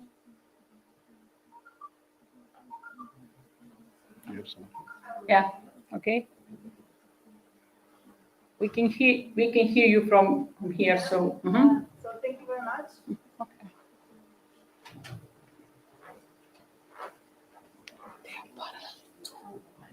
So thank you very much for the panel speakers, very well presentation and nice interesting views that you share with us today. I have a question to Ms. Tatiana Boshkov, Professor Boshkov, about how circular economy can help in growing the employment rate. So, in particular, in which sectors, based on your. And I have another question to Mr. Mark Barrett, if I can share also. So, what's the biggest challenges in implementing the green project in Macedonia you have faced with? Thank you so much for the question. Well, we said that all depends from our behavior. If we want to have good implementation in a good efficiency transition from linear economy to circular economy, but also, as Mr. Mark Barrett said, also I'm an economist, and I love to see circular economy as business case. So we must think how to be it useful for our country regarding the employment rate, but also contribute to the gross domestic product. Actually, we know that not only Macedonia, Europe is faces with the use of materials, of natural materials, but also for employment. Yes, circular economy can help to foster and to grow employment rate. For example, I will mention here Germany. In Germany is very successful use the people with low skills, but also all different kinds of vulnerable groups. So all people are engaged on the workplace. This helps to lower the structural unemployment. And we speak not only waste management, but also circular economy activities knows another sectors like for example, second-hand retail, collection, treatment, disposal of waste. Here, Bulgaria, Estonia, Italy is they have the highest percent of employment in this sector. For example, we have also employment in repair activities, sector like leasing activities. That is also very popular in Ireland, and so on. So we have so these sectors we have in Macedonia also, and we have we should create better strategy to employ these people, but also to get notice them through the local municipality, through the good definite strategy between different actors which are creator of the policy, the government, and to help each other to be successful in the circular economy transition. Thank you. Okay. Mark? Okay, yeah, thank you for the question. The biggest challenge, I guess, if we look at the existing businesses, is just a complete lack of focus on the environment or the green economy. There's not a lot of innovation in most of the businesses, and so they produce the same product they've been producing for a long time, and so they stick with the processes and the procedures that they've and the ways in which they've done that. And so to get them to change, it's really an economic argument with regard to reducing the amount of waste that they produce. With companies that have export ambitions, it's different because there's policy and legal pressure.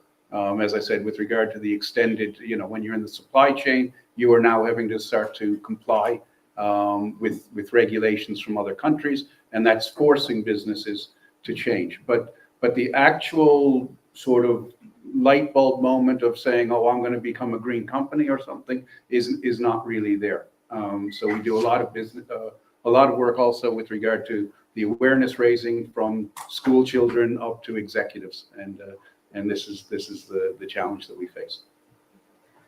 Thank you very much. Thank you to all participants here as well, to our panel speakers. Thank you very much, Karin. Now, since we are running out of time, so we have practically no break, but I will just want to hand the certificates to our present panel speakers. Karin, you will have this online like you have come to us.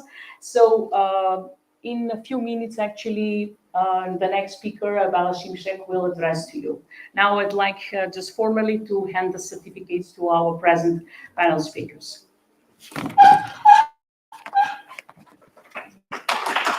Okay. first. Yes, yes. Thank you so much. Okay. There is a protocol, so we have Thank to. you. Thank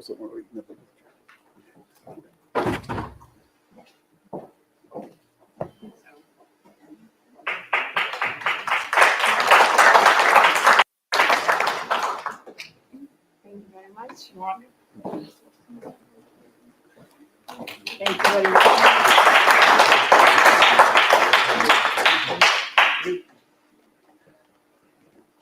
Christina, the floor is yours now. Just let me see if I balance here.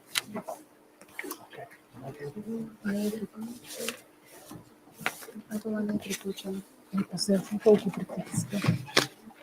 От секундата. Точно 11. Сега, нали? Да ги притискат.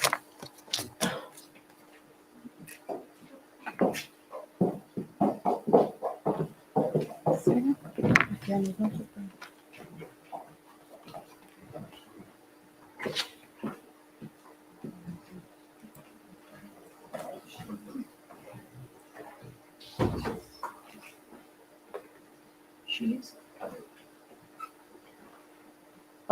Okay, let us continue with the next session then.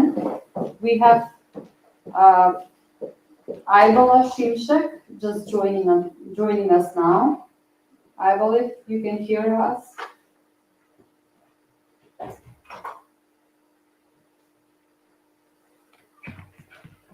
Hello, this is Aybola. Okay, great. Let me just read a short introduction on you, and then I will give you the floor, okay? So, our next session, session 3, features an invited speaker who will discuss the strategically aligned digital transformation of the banking sector. Let us all hear the presentation of Aybola Şimşek Galpin, the General Manager of Şekerbank Turkey, who will deliver the speech online. Aybola Şimşek Galpin, with over 17 years of experience at Şekerbank, has held various roles, including leading the bank's transformation program. She has made significant contributions to the bank's financial performance and sustainability initiatives. Aybola Şimşek Galpin holds undergraduate degrees in communications and business administration, an MBA from Istanbul Bilgi University, and a diploma in financial strategy from the University of Oxford's Business School. She is also a graduate of the Harvard Business School's General Management Program and currently serves as General Manager at Şekerbank, in addition to being a member of the Board of Directors of Şekerbank and Şeker Finansal Kiralama. So, Aybola, the floor is yours. You can start whenever you're ready. Thank you very much for the introduction, and I would like to also thank you for having me at the conference. I will actually mentioning about the digital strategy and how we align the digital strategy with the main strategy within the financial sector as the member of the Turkish banking sector. So before going into my presentation, I would like to give you a brief information about the presentation. So as you all know, throughout the world, all of the sectors, and especially the financial sector, has been undergoing a rapid transformation. This transformation actually began with the global financial crisis in 2008, as you know. And after the financial crisis, the world actually understood the urgent need of adopting financial strategies, not only focusing on profit, but also focusing on creating value for the society and also environment. And after the financial crisis, as you all know, the world experienced the pandemic. And in addition to pandemic, we have started to observe very visible outcomes of the climate crisis. And alongside all of these problems, digitalization have become a main part of every business throughout the world. So within this environment, the financial sector has become a main topic in every area. However, when it comes to digitalization, especially throughout the world again, as we have been hearing this from the highest echelon of the financial sector from the well-developed countries, still nobody knows how much return we will get from our investments in digitalization, because there has been a very severe competition. So it is all about catching up with the competition. So within this environment, now we are talking about a different future for the financial sector. More financial inclusive or also environmentally responsible investments will be valued. At the same time, digitalization should be aligned with these areas. So within this context, I would like to give you an information about the Şekerbank Digital Transformation Program as an example. I will summarize what we have done within this context throughout our digital transformation program as a role model, as an example within the financial sector. Presentation will you go ahead? Okay, so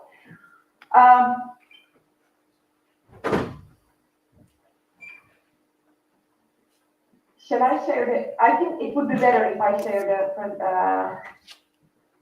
Yes, feel free to share it. I'll stop now the sharing. Thank you.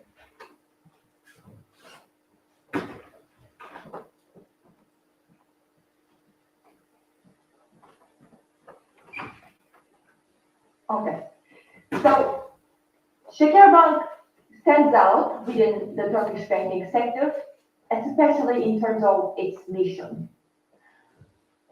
Today is actually the bank's 70th year anniversary, 70. So it has been operating, especially in rural areas of Turkey, for 70 years.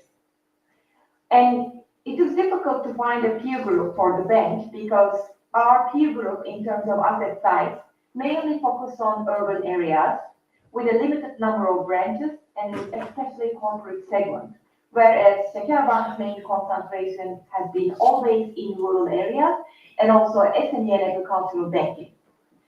So when it comes to main strengths, deep-rooted branch network and founding mission of financing agriculture, because actually the bank was established as a cooperative bank 70 years ago with the savings of hundreds of thousands sugar beet cooperative members. So the founding mission was actually sustainable development. And also this has been reflected on the deposit side, very diversified deposit side, the deposit structure at the bank. I am mentioning about the mission because my main point is that digital strategy of the bank, it should be aligned with the main strategy, which should be based on the main strength. Because as of today, all of the actors of the industry, they invest a lot of money in their digitalization and mainly urban areas, more popular products. However, first, the digital strategy should be aligned with the main strategy, your main strength, what the company stands for. And digitalization should be prioritized in those areas. And also, having a data strategy is crucial. And then those areas should be also aligned with sustainability. So this is our main strategy, and we have actually enhanced this strategy over the years from more community banking to a more sustainable banking perception direction. So we have grouped all of our activities under 4 areas in line with UN Sustainable Development Goals. Right after these goals were announced in 2015 at the UN Summit in New York, we have aligned our strategy. So we said sustainable agriculture, small enterprise banking in terms of employment, financial inclusive, and inclusive finance, women's banking, and energy efficiency. So we have grouped all of our activities under 4 main areas in line with the SDGs. So we have also adopted all of our business targets in line with these areas.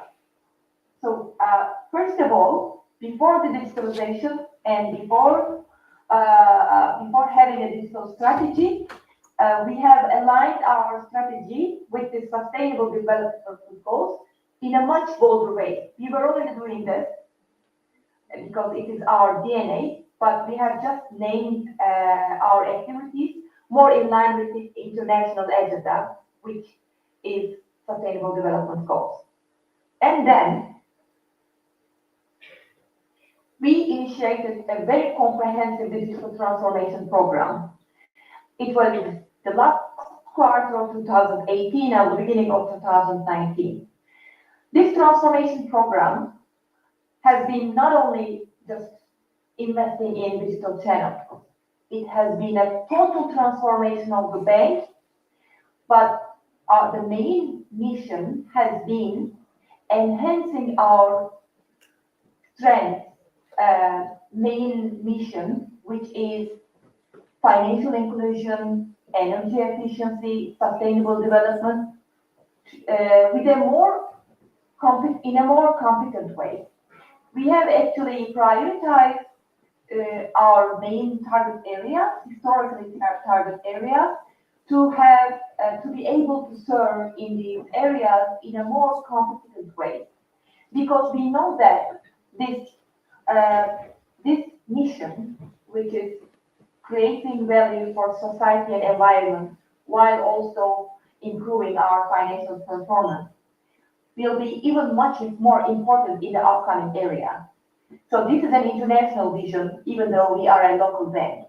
So we have invested in digitalization in these areas to differentiate from our competitors.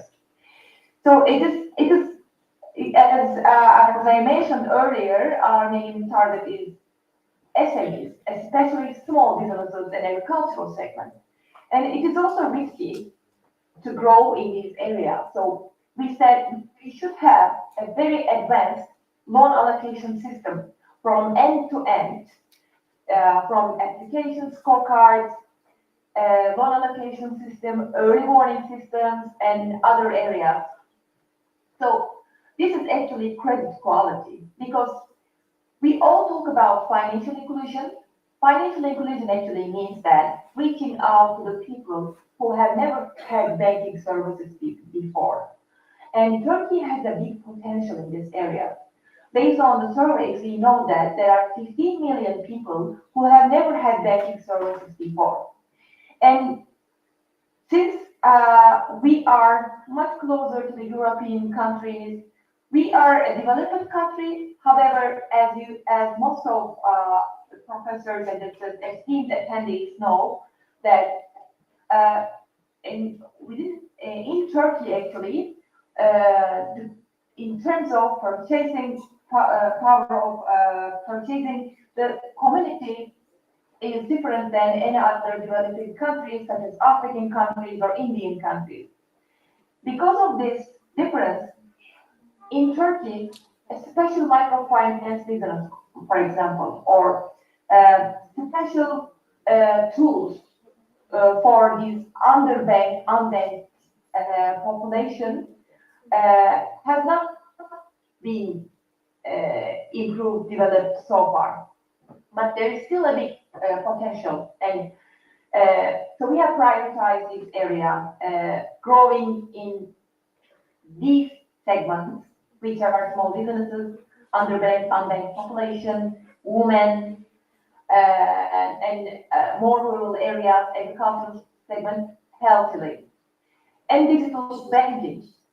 First of all, we have restructured our entire IT organization, and we have prioritized actually re-establishing our data warehouse.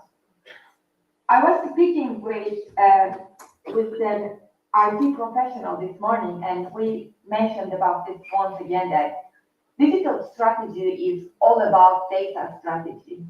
And as you all know that now we speak about AI and different models, but First of all, it is very important having a strong database, knowing your data and how you name data, how you use it to the basis of your decision-making processes, also how you use it responsibly.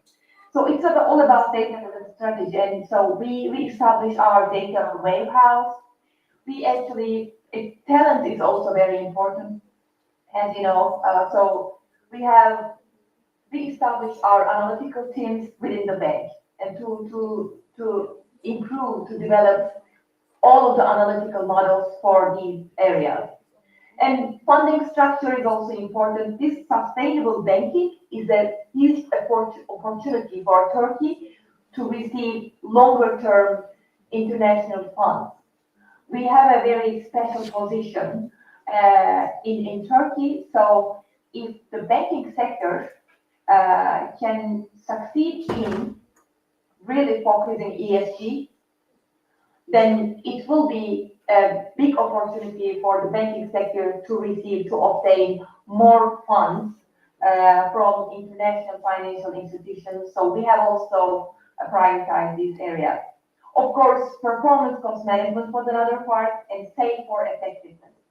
Because we talk about sustainability and inclusive finance and all of those products, systems. However, it is all about decision making, and if they have satisfactory tools as a basis for their decision making process, based on data, of course, then we can there is only one thing we can ask from our sales force: just reach out to the target segment and sell the product.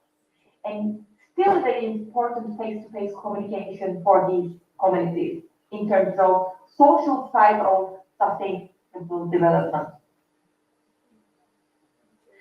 So for SME customers, including agricultural customers, we have established an end-to-end risk infrastructure. What I am trying to say is, first, it is very important to evaluate the riskiness of a customer, especially for unbanked customers, since they don't have financial data within the sector. The sector scorecards are not eligible to evaluate their riskiness. So we have improved our risk rating models and underwriting systems, then early warning systems after the disbursement, and collection system. This is the outcome of this infrastructure. Actually, I mentioned about data, models, strategies, monitoring. First of all, the approval rate has reached 60%. It was a big success because it's also about meeting the customer needs in the field, in the area, and this is operational efficiency.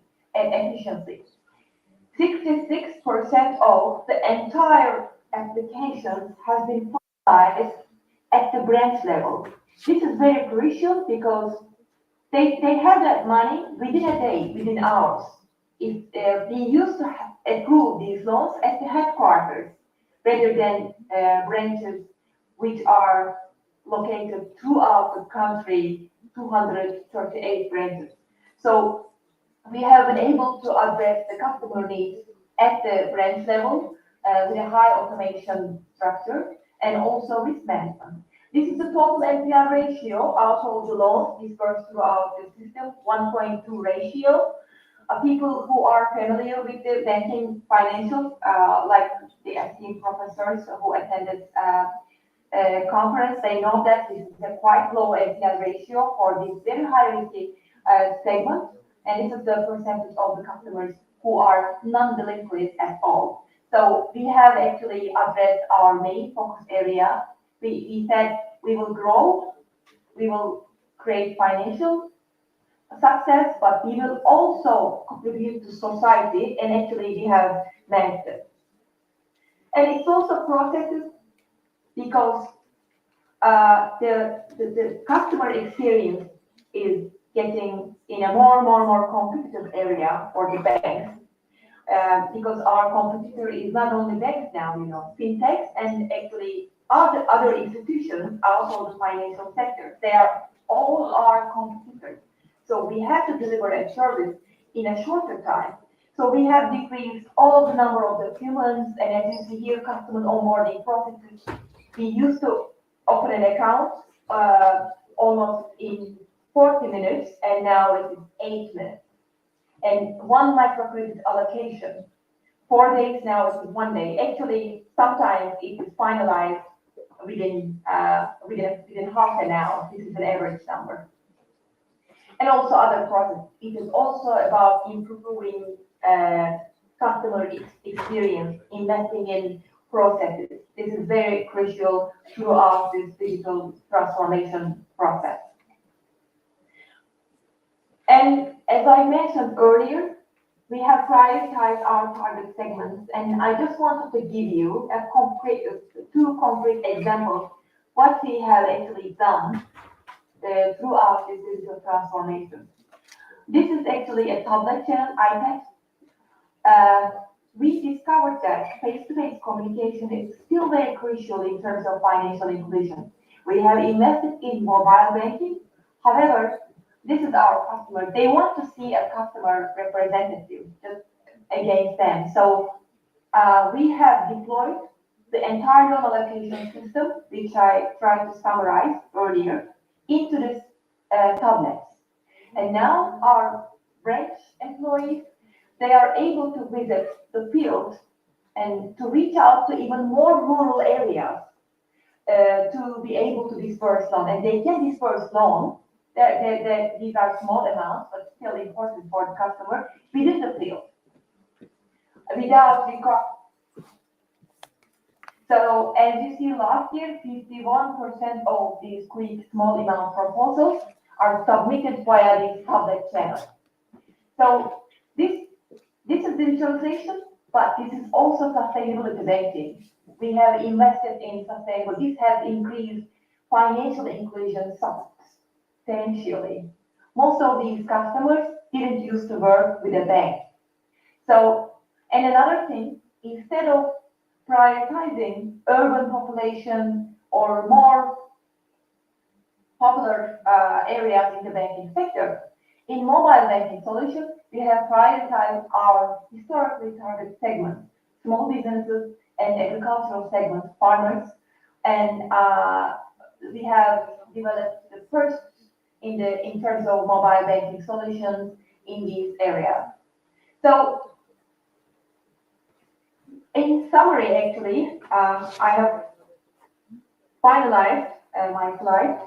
In summary, the digital strategy program should be in line with the main strategy based on the strength.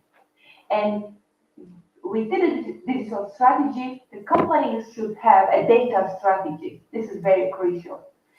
And if they align their digital strategy with their sustainability vision, in the upcoming terms, there are lots of opportunities for these companies. Because in the upcoming area, as you all know, only the companies will be surviving which operate effectively, which is financially profitable, but also the companies which can contribute to society and also environment. So combining this digitalization and responsible banking will be very valuable, especially in the upcoming periods. And as Şekerbank, we hope that we are presenting a very good role model to the entire sector. So thank you. If there is any, I will be pleased to receive your questions. Thank you, Aybala. Thank you for your valuable insights into the digital transformation of the banking sector. Before opening the floor for questions for you, we will have the fourth session as well. And together with the panelists of the fourth session, you will be here also to answer the public's questions. Okay, So stay with us online, okay? Okay, thank you. We will proceed now with session 4, which is a panel discussion on the digitalization of financial services. Moderating this session is Assistant Professor Dr. Elena Paragieva-Stanovska of the International Balkan University of North Macedonia. Shortly about the professor, while she's coming to the stage. With over 25 years of financial sector experience, Assistant Professor Elena Paragieva-Stanovska holds a PhD in economics and has worked in various roles at institutions such as the Ministry of Finance, the International Foundation Balkanet, Komercijalna Banka, and Eurostandard Bank. Her extensive career includes experience in risk management, finance, credit analysis, and international financial institution projects. She joined IBU as Assistant Professor in the Banking and Finance Department in October 2021. Professor, you may come to the stage. I will read the other participants of the panel. Igor Majov, who is the president and co-founder of Startup Macedonia, North Macedonia. Afet Musli, the CEO and co-founder of Interlori, North Macedonia.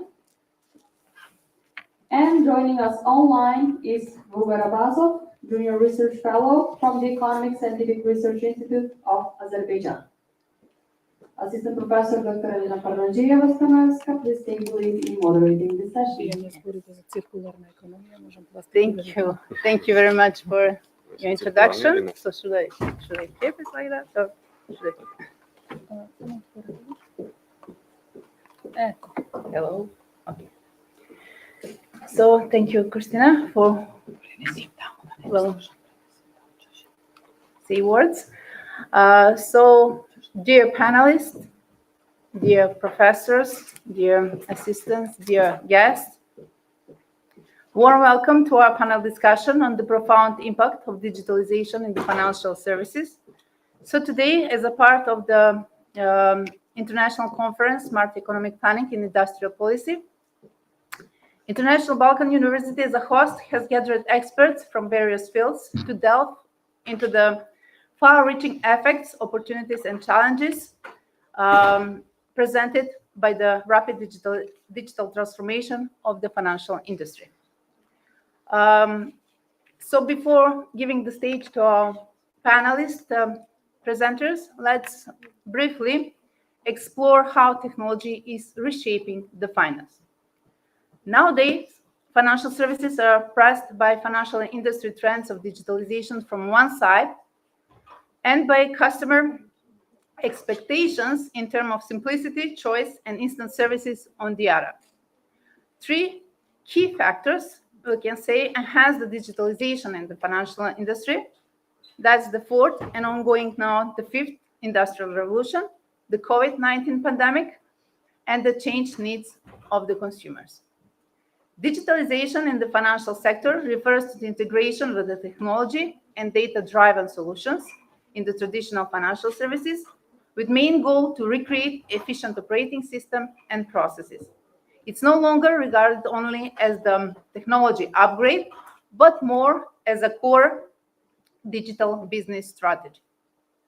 Banking and finance have progressed from paperwork-based processes to tip-of-your-finger mobile apps. Mobile banking and digital wallets, thanks to the new payment services and digital money directives, have revolutionized payments and remittances, enabling financial inclusion on a global scale. In 2021, according to the World Bank data, 2/3 of adult population globally make electronic payments, 95% in developed and 57% in the developing economies. So digitalization is really changing the financial landscape by offering real-time transaction, artificial intelligence-driven risk assessments, extended reality, and personalized customers' experience. Automated processes, algorithmic trading, and blockchain technology have reduced operational costs and increased, of course, at the same time, the transparency. Ultimately, enhanced cost efficiency and increased convenience for both from the consumers and also from businesses. Digitalization is revolutionizing financial services and opening up new avenues for payments, investment, and wealth management. Instead of traditional, in today modern and imaginative methods of financial services, we are facing with mixed banking, capital markets, and insurance financial products and services. So no borders between those three financial sectors actually means a need for a much higher level of cooperation for handling various risks. And I hope you will agree with me, and new challenges also to the regulator for each of those respective sectors. So this was small, little brief introduction regarding our panel today's topic about digitalization and financial services. So let's now begin our panel session with a broad question to our panelists. As experts in their own fields, let's hear their views regarding particular what does digitalization means for the financial sector and why it's such a game changer. So we will start with Mr. Majov. But before we starting with his lovely presentation about the fintech, so I will just want to briefly to introduce Mr. Igor Majov. He is a passionate entrepreneur and investor, actively involved in developing the startup ecosystem in Western Balkans. Mr. Majov is one of the co-founders and acting president of Startup Macedonia, involved as a trainer, mentor in many local and regional initiatives, such as the Investment Readiness Program, Matching Summit. He coordinates the Startup Macedonia Founders Club, a collective of earlier to growth stage tech founders building global businesses with Macedonia DNA. And as an investment professional, Mr. Majov is scouting for the best tech startups in the CE region, and via his venture advisory firm, Nest, supports ambitious founders to access funding in the market across Europe. So he is a part of several angel groups also, and actively supports and invests in artificial intelligence, fintech, food tech, and deep tech startups across the region. So, Mr. Majov, I'll give you the floor so you can present your views about today's topic on the digitalization and financial services. Thank you very much. Thank you very much. Yeah, I can use this mic. It's a great pleasure to be here and be presenting this topic. This is very dear to me in how we see digitalization changing the economy and also the investment sector that I'm part of. So I will be speaking on the side of fintech and what it brings as potential for developing the economy and for investments in Southeast Europe, specifically in the Western Balkans. And just by saying that if I've been having this discussion a few years ago, there might be somebody in the room that doesn't have heard about fintech, but right now we cannot work without fintech. So everything is interconnected, everything is digital, everything is cloud, and I can say that fintech is becoming the norm. And just the question is what type of problems and challenges it tackles with the solution. So yeah, already was introduced. So I'll work in investments and fintechs and a lot of programs that I'm in. So I will not bother with that. But for all of you that would like to get this presentation, I can send you those, and you'll get the definition, which I don't like to repeat, so you can read it later. The important thing is that fintech changes the world. It enables people to connect better, to create opportunities that were not there, and the financial sector is ever changing. So for 100 years we had banks and more. Now we have something more than just banks and other financial institutions, and this all the thanks to the digital innovations that brings to our financial sector. So we can talk about blockchain, about AI, about different types of services, e-commerce, that it's enabled by the fintech companies. And there's two ways that we can see this challenge. One is the challenges that have or demand that customers wants to see from fintech, and the other one is from the businesses. I like to see that more and more of the companies create human-centered solutions. So that means it tackles more than necessary challenges that the customer have versus the problems of businesses. But we can see how businesses are movers and shakers in the economy. So that's why for them it's always important to increase their productivity, become more efficient, and this is exactly what fintech enables. If we have to divide in which type of industries, the fintech is very broad, but we can divide it into digital payments, and later we'll cover that as a specific topic. Online lending, blockchain and cryptocurrency, robo-advisors, insurtech, especially insurance, is becoming big. Regulatory technologies and everything that provides an infrastructure for companies to integrate better with the government. And more coming segment is the wealth tech. So, any of you have a business card? Do you have a business card that you pay, go shopping, etc.? Right? So that means that you're already in fintech. You already are users of some solution. You already have been in this process. That means that it started from the 1950s when the Diners Club card was invented, to installing the first ATM that you can draw money, then moving to the first e-trading platforms. PayPal was launched just 24 years ago. So 1999 was the first solution, PayPal, that, funny enough, we don't have it in Macedonia as a payment solution. And this is part of the topics I'll be talking about, how far we are with the trends in the world and what type of services are available, because there are many revolutions that happen. We have the first fintech revolution, the second fintech revolution, the third fintech revolution started doing more decentralized, having more services that are not connected to the pillars, to the institutional investors. And this is where DeFi and blockchain comes in place. And the Web3 on its own is becoming one of the largest, if not the fastest growing segments in the fintech. So where is fintech emerging? I like to not speak much about US, but focus more on Europe.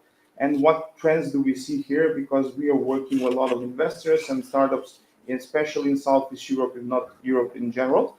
But here are some of the startups that are already unicorns or in unicorns to be, and have ties especially from Central Eastern Europe. Any of you recognize the names there? Revolut.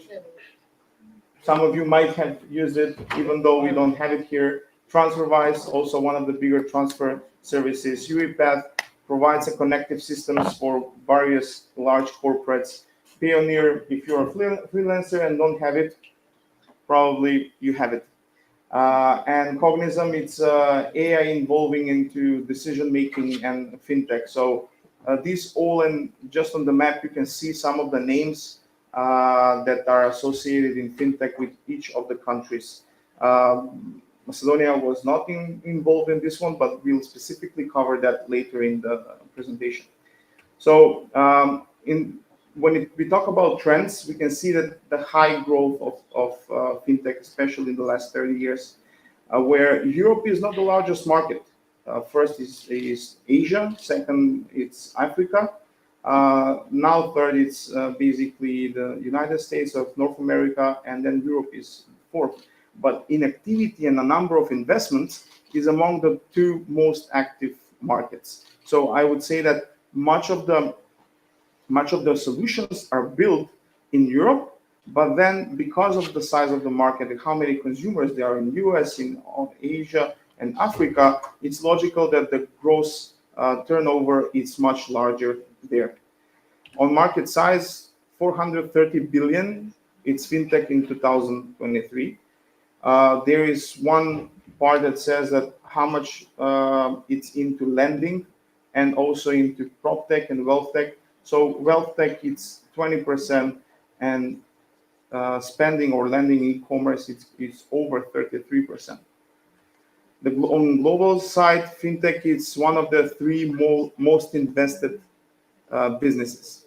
So if you're in fintech, you're probably getting funding soon if you're tackling a problematic region. And Africa is the number one place to be doing fintech right now if you want to make money.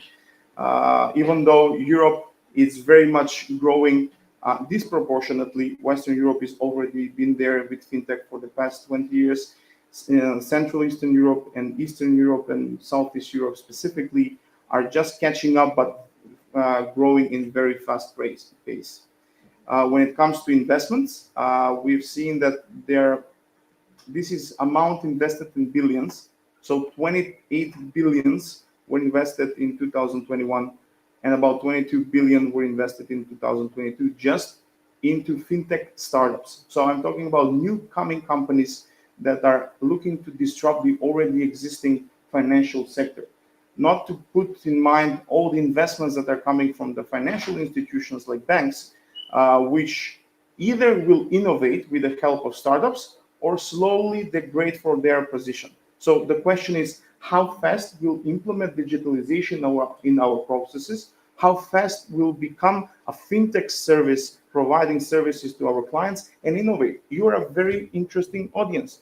Especially services in Europe are developed around the young audience on how you can pay now, pay now and actually buy now and pay later. So this is like a special trend, special cards for youth, access to different types of opportunities. So we'll see this trend coming here, either by you or someone else. The question is, do you want to lead or you want to follow? So exactly for that reason, we have created Startup Macedonia. We have created many structures so we can be, in let's say 5 years time, become part of the top 10 destinations, at least in Europe, to develop fintech solutions. Here is in the world. You can see 7 out of, or actually 6 out of the 10 locations are in Europe, where there is the biggest fintech companies. And definitely adoption of e-commerce and online payments leads the way. And we see as much people become technologically literate, they will like to use more and more of these services. Because we work in this part of investment in startups and fintech, more and more capital is invested, especially in Europe. And there was a peak coming of around 18 billion invested only in 2018.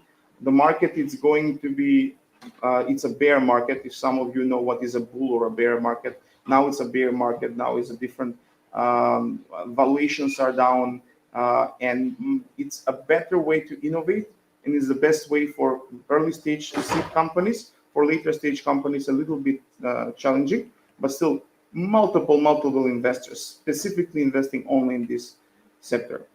One of the, if we discuss about hubs, this is where we work predominantly. So London, Berlin, Zurich, and then Southeast Europe as in general, where we see the emerging tech and opportunities of creating solutions for this market. Just showcasing a very interesting research we did for one of our fintech companies that we invested in, comparing different markets, where these markets are and how big they are in terms of size. Who do you think is the largest market from the all? Like UK, then you have European Union, Scandinavia, the Baltics. This is Southeast Europe and Turkey. What is the largest market from all of them in terms of size and funds generated? Anyone wants to guess? No. Scandinavia is high, but it's third in line. First is UK. UK is the center of financing in Europe. Even though traditional financing are happening throughout the European Union, specifically UK contributes to about a third of the fintech companies which are generated anywhere in Europe and then are moved towards UK. So you have the Baltics, and the largest pain of the Baltics is they're having an amazing sandbox system for implementation of new solutions. But as soon as the companies get new investments, they're moving their operations into UK because it's much more structured ecosystem, and legal framework works best for these type of companies. So yeah, size is the largest is UK, as I said.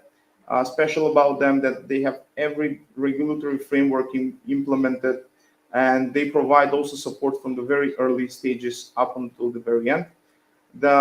For them, it was interesting that people thought that in Brexit they will actually collapse, but they became actually stronger and took their position as the AI and blockchain capital of Europe.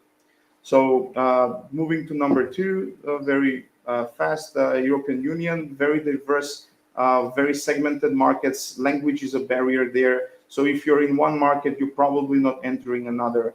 Very highly competitive, but here it's more focused on the part of lending and wealth tech, preserving wealth and increasing wealth. So pension funds, insurance companies, and others are trying to move and innovate and invest. And we see them being one of the biggest LPs and limited partners and investors in fintech, especially in the past 3 years. Scandinavia, we mentioned, is third.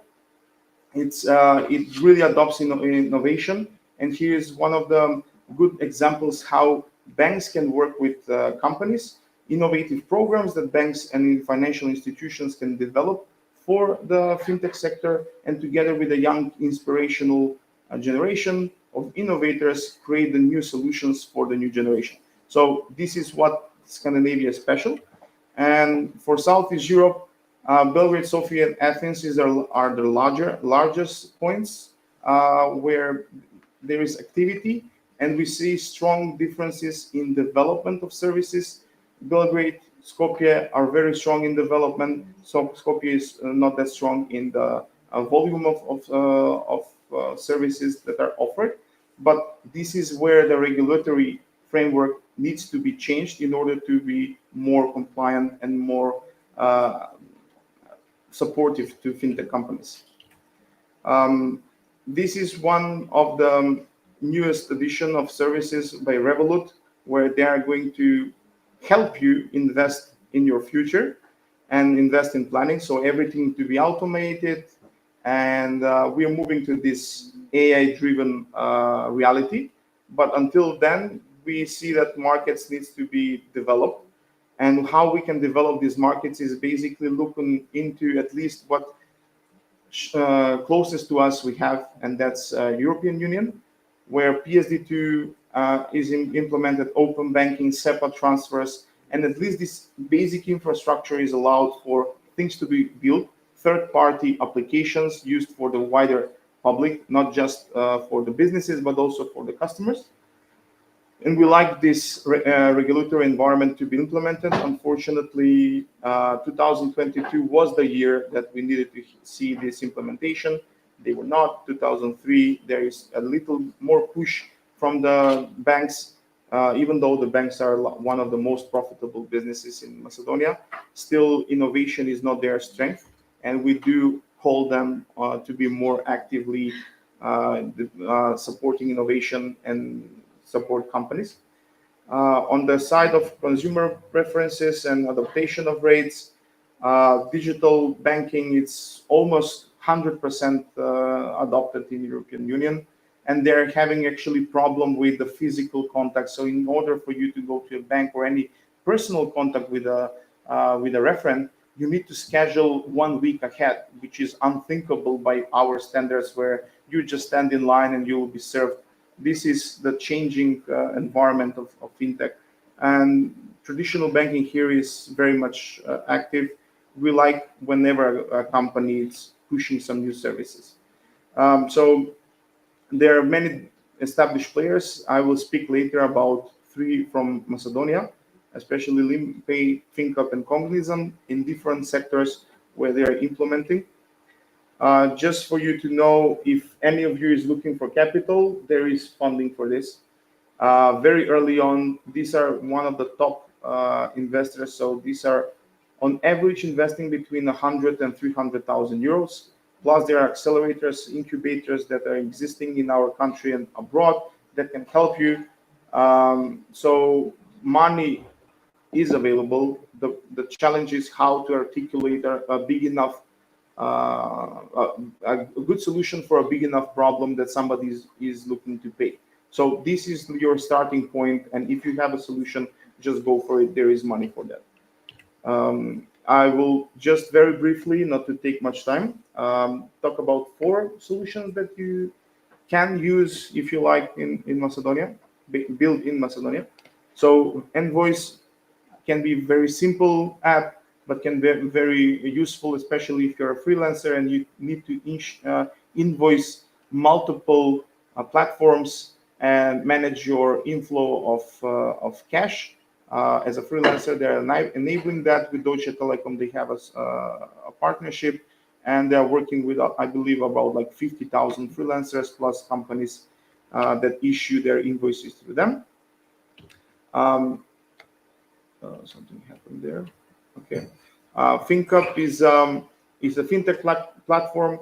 It's a suite of solutions, especially utilizing AI for banks and investment and insurance funds. Specific about them is that you can talk with a digital avatar or a replica of an employee in the company. So it increased the efficiency of the company plus the engagement with clients. They can do email, KYC, and this AI assistance they produce is now used by one of the biggest insurance and investment companies, Generali and VFOP, and expanding through the region. LinPay is a company also that works on the European market. It's buy now, pay later solution. So there, whenever you are in an e-commerce store and you want to buy something on multiple rates, then you can just select pay with LinPay, and then you can pay for 48 instead of just paying with your card. They are dividing this, and you're paying on monthly installments for whatever you like to pay. The regulatory system doesn't allow this in Macedonia, but does allow the European Union. So they're funded with a Series A funding and expanding from Slovenia to other countries in Europe. Cognizant is one of the stories and one of my first investments when I started in South Central Ventures. It's a company that already received more than 100 million euros in funding. They are soon to be unicorn, creating actually solutions for the US and global market in general, with 5 offices in 5 continents. And specific about them is that they aggregate more data, business data, than any company in the world, providing enough confidence that they can give the mobile number and email for any person anywhere in the world by just one click. So they have this opportunity, and their sales engine that especially is used by financial services to elevate their growth and sales. So that would be from my side. If you have any questions or you want to connect, I'm open for discussion. If you have business ideas or working on a startup, even more. Thank you very much. So thank you very much, Mr. Majab, for your valuable insights. Very comprehensive and interesting. I think you will agree with me. Presentation you delivered today.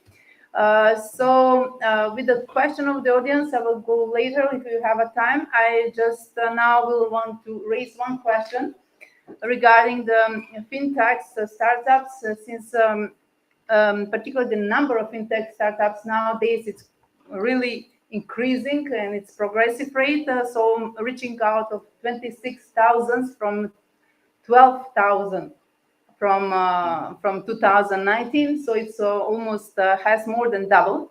So also according to Deloitte, the global fintech revenue on average will grow with 11.7%.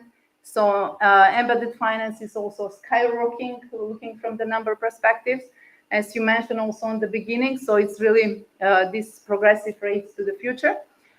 So I would like to your view, thoughts about should this fintech, which are more startups, be regarded by the traditional financial institution, you already mentioned about the banks, as a problem, as a threat, looking from the perspective of the competition, or more as a solution to them, in order as to help them in transforming and especially those traditional financial services to implement digital processes. Should I? Yeah. Very good question with a with actually just I want to build on them.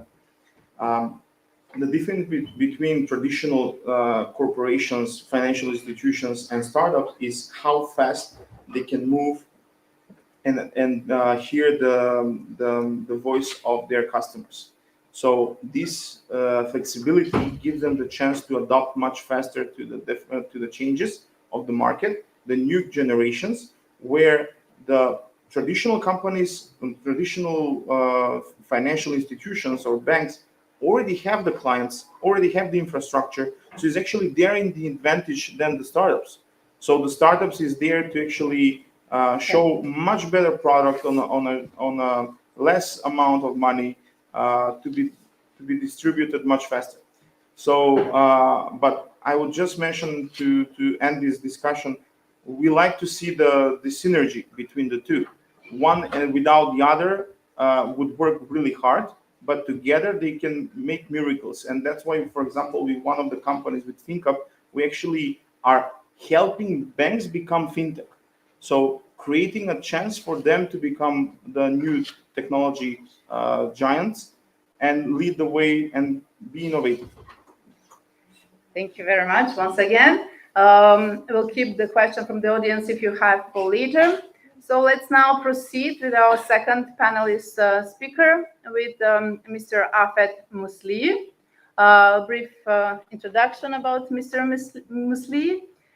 He is co-founder and CEO at Intelori, a software development company specializing in Internet of Things and business productivity solutions.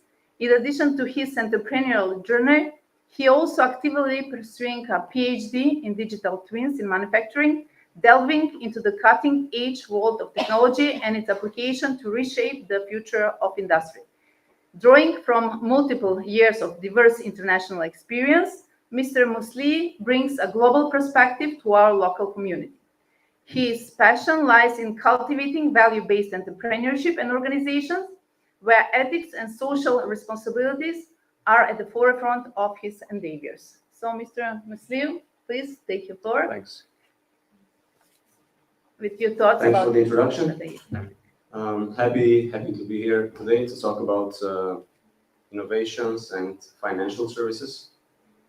I will speak today as a practitioner, and I think that's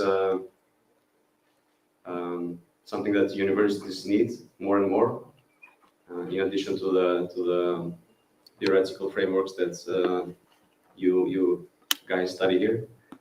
When I say as a practitioner, speaking about financial services, I will focus on payment services. My goal for today was to show you a picture of payment services, where we stand as a country in North Macedonia, and also use a benchmark, in this case the EU as a benchmark, both the legal framework of the EU and what's happening in the EU in terms of payment services and systems.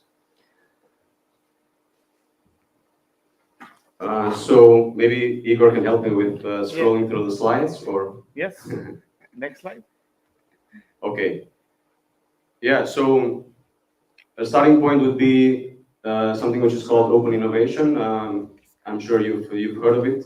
It's a cornerstone of the digital era or the information age, which is driving all this new technology and new products, new services in the last through this revolution, right?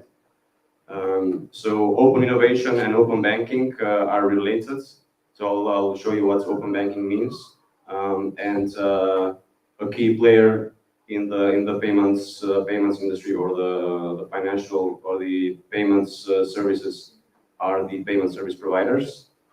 Then Igor already mentioned briefly PSD or PSD2. It's the Payment Service Directives, so legislation of the EU, which we are supposed to follow, and we are following somehow, but not fully. And the payment systems in the EU currently active, SEPA, and also now the EPI. Then I wanted to make you aware or make everyone aware what is my evaluation as a business owner, but also as a customer in North Macedonia, where we are and what we could do to improve the as-is situation. Yeah. All right. So yeah, open banking allows additional parties to come between the customer and the traditional banks. Yeah, and their value is quite high because they can integrate multiple banks, multiple services within usually one app, and then the result is magic, right? A couple of clicks and you have a payment from, I don't know, from one edge of the world to the other. Yeah, this is all provided.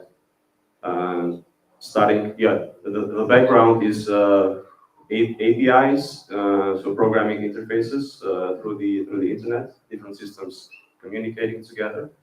But the starting point is open banking. Yeah, so that's point number one to remember.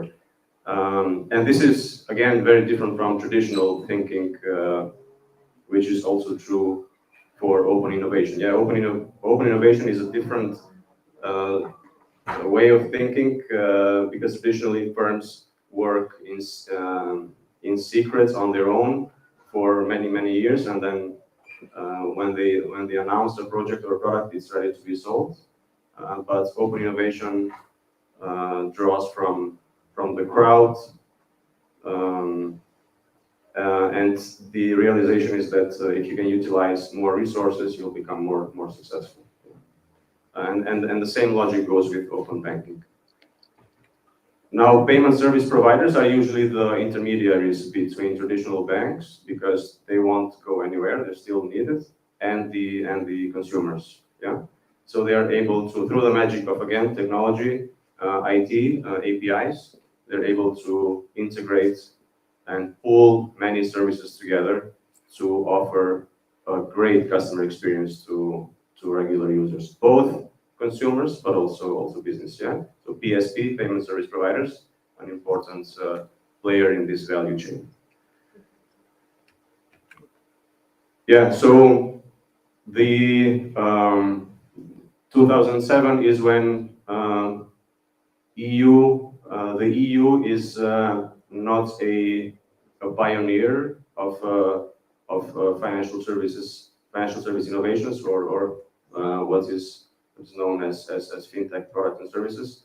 Then the EU's legislation in 2007 is actually to improve the competitiveness of EU organizations in terms of financial innovations. Yeah. So there's a case when they mentioned that when this law is announced, that certain services in Turkey, for example, are more advanced than in the EU, so that's why they need to work on improving the legislation. Yeah.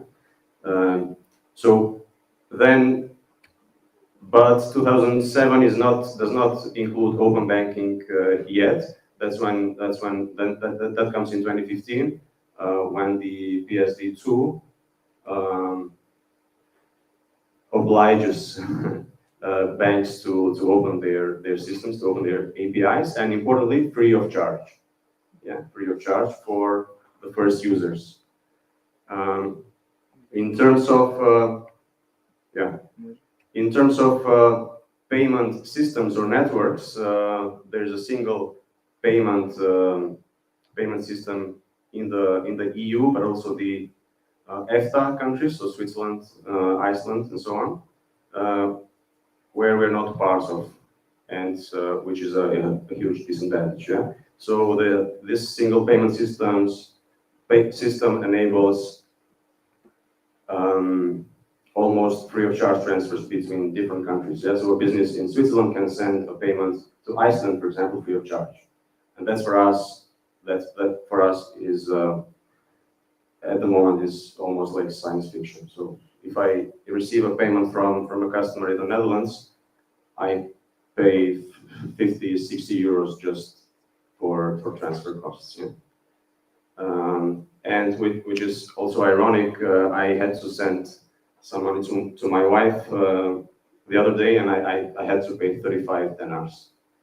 So this is the situation where we are. So when you compare that, when you say that, okay, different countries, different businesses, larger payments, they can make free of charge payments, and on the other hand, me and my wife, we share the same wallet, and the bank asked me for 50 cents.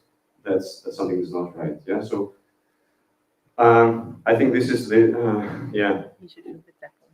It needs to be tackled, and awareness is very important. So one of my goals for today is to make everyone that can contribute, and as consumers, we can all contribute into asking our banks, why am I being charged for this? Or what is this? Why do I have to pay 20 dinars for every month for, I don't know, to have an account in your bank and so on. Okay, so SEPA and then EPI, what EPI does, the European Payments Initiative, is enables online payments utilizing the SEPA network.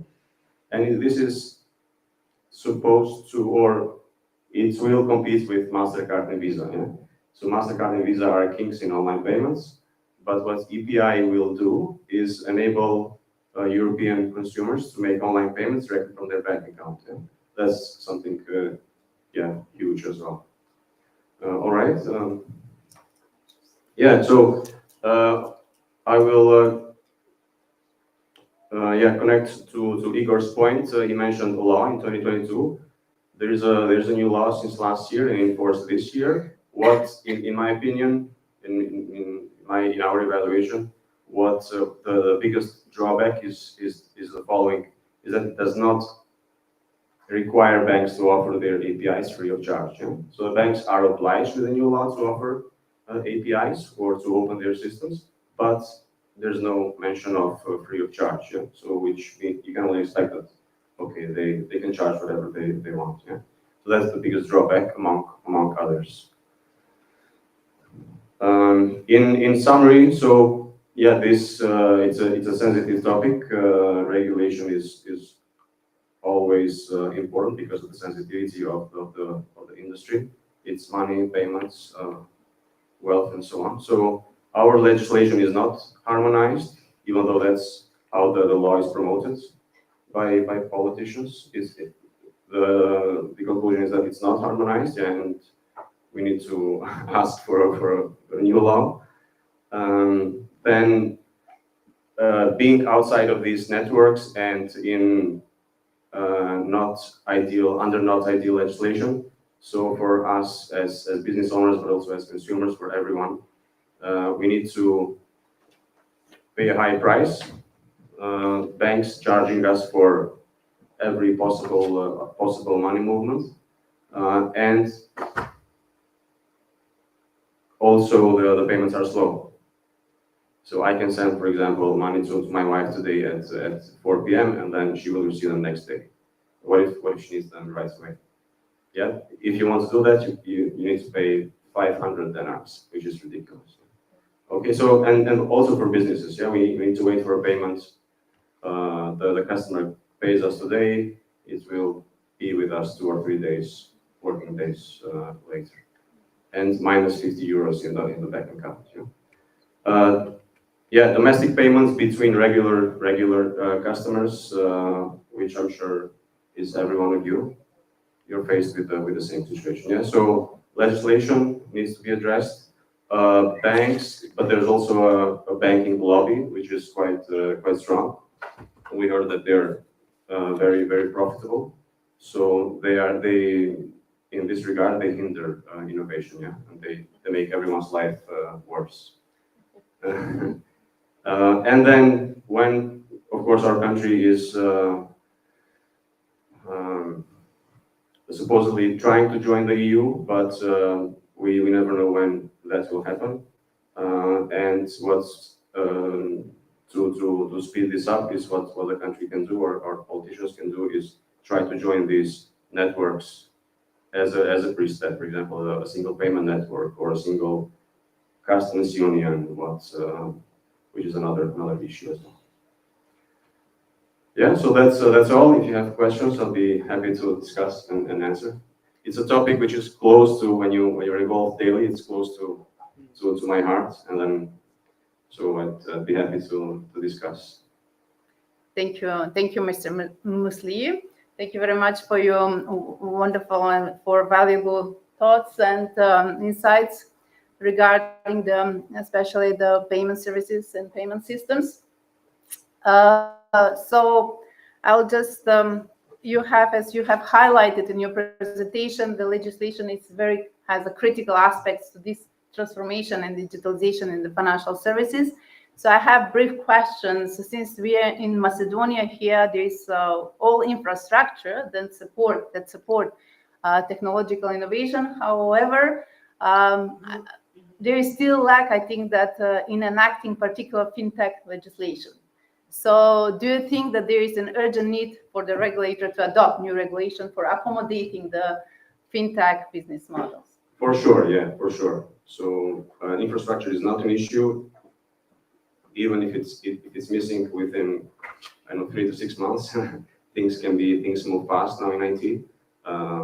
But legislation, especially the point that I mentioned about ensuring free of charge or open banking access towards innovative fintech companies, and then we heard multiple times from Igor that okay, they are not operating in Macedonia, but they're actually a team from here, which trying to sell to global or European markets. Yeah, that shouldn't happen.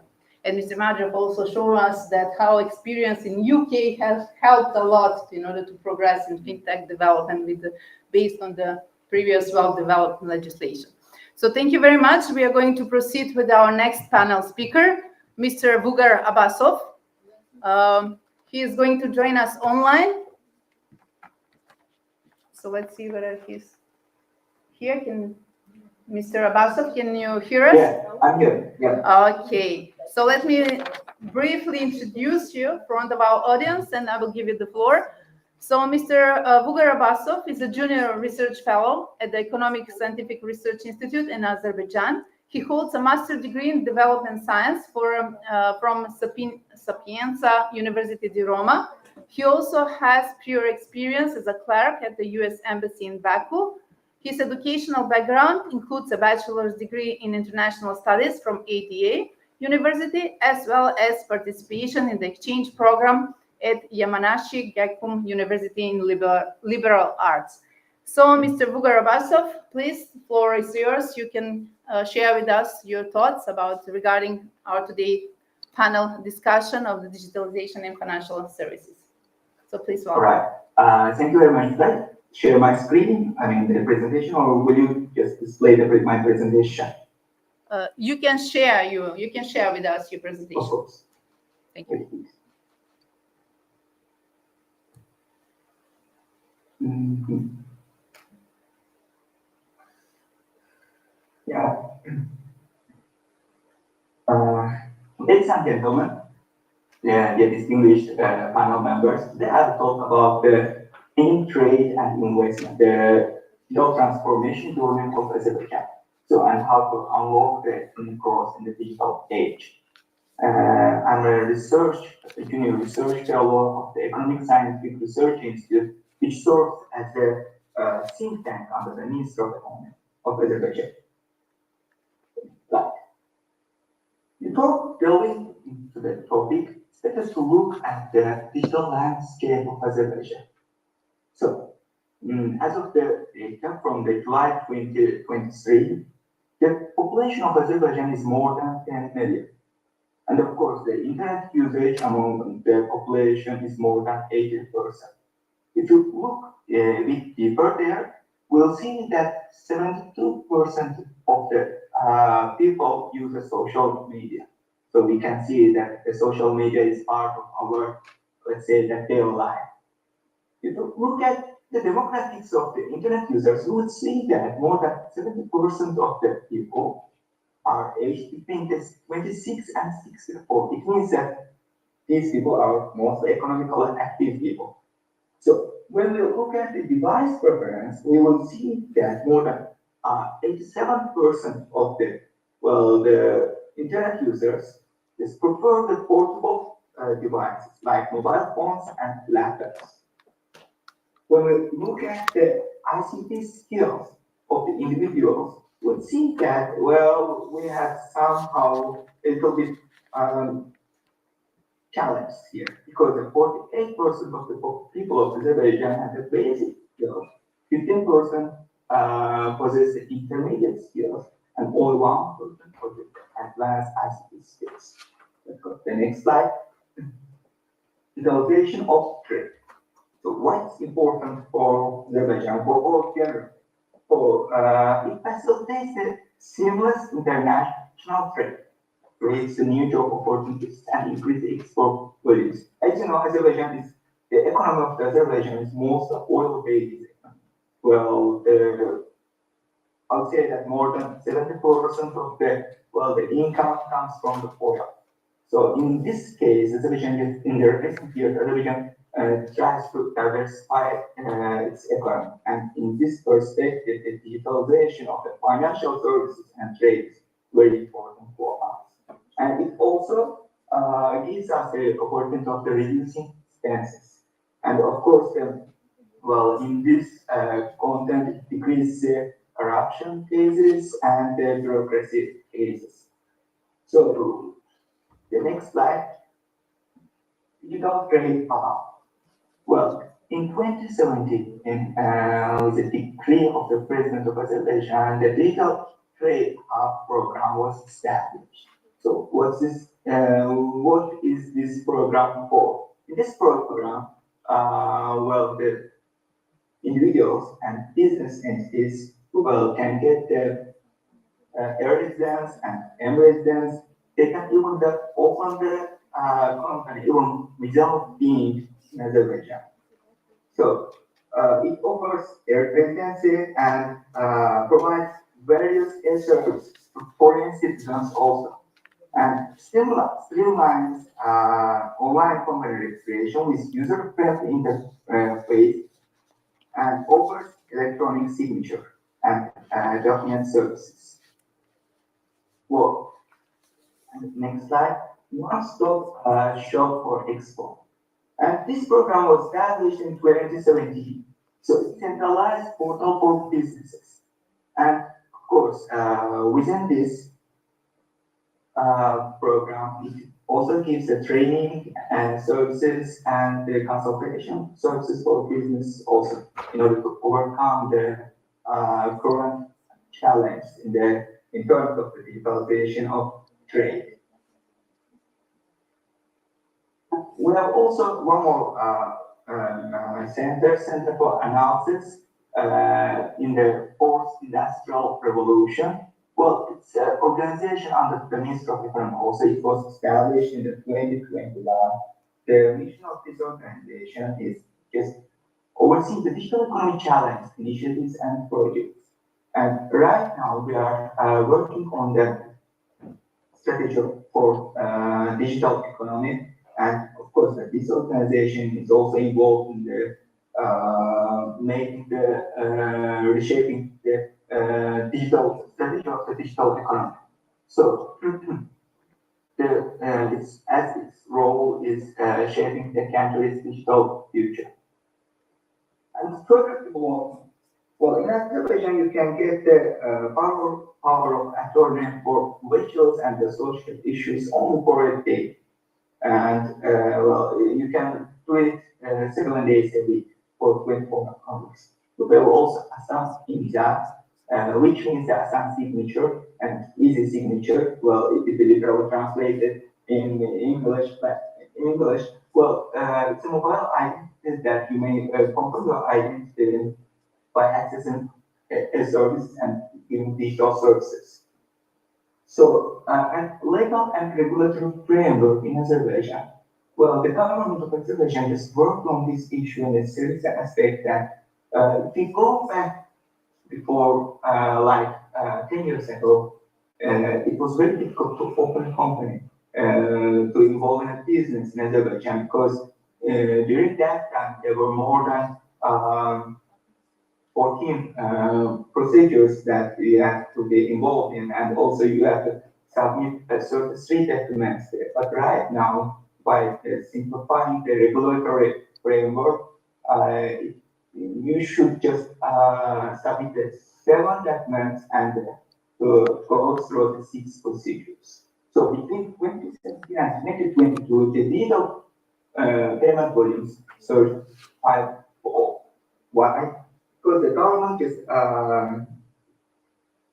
made some initiatives. And one more thing that I would like to mention that the development of the digital economy, digital trade, or let's say the financial services is also one, let's say that possible, one potential to overcome the informal economy, which is a, well, the top priority to solve the problem globally in our country also. Next slide. Key challenge and the future growth. So, yeah, we have some challenges. We have some lack of mutual trust among commercial banks. We have some low financial inclusion also. If you look at the data of the World Bank, you will see that the foreign direct investment to Azerbaijan and just get low during the recent years.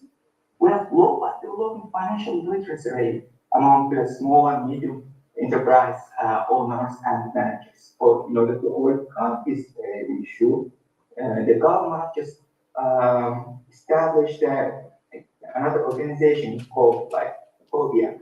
They just assist the small and medium enterprises in many ways while having trainings, while they're overseeing the challenges and consultation service.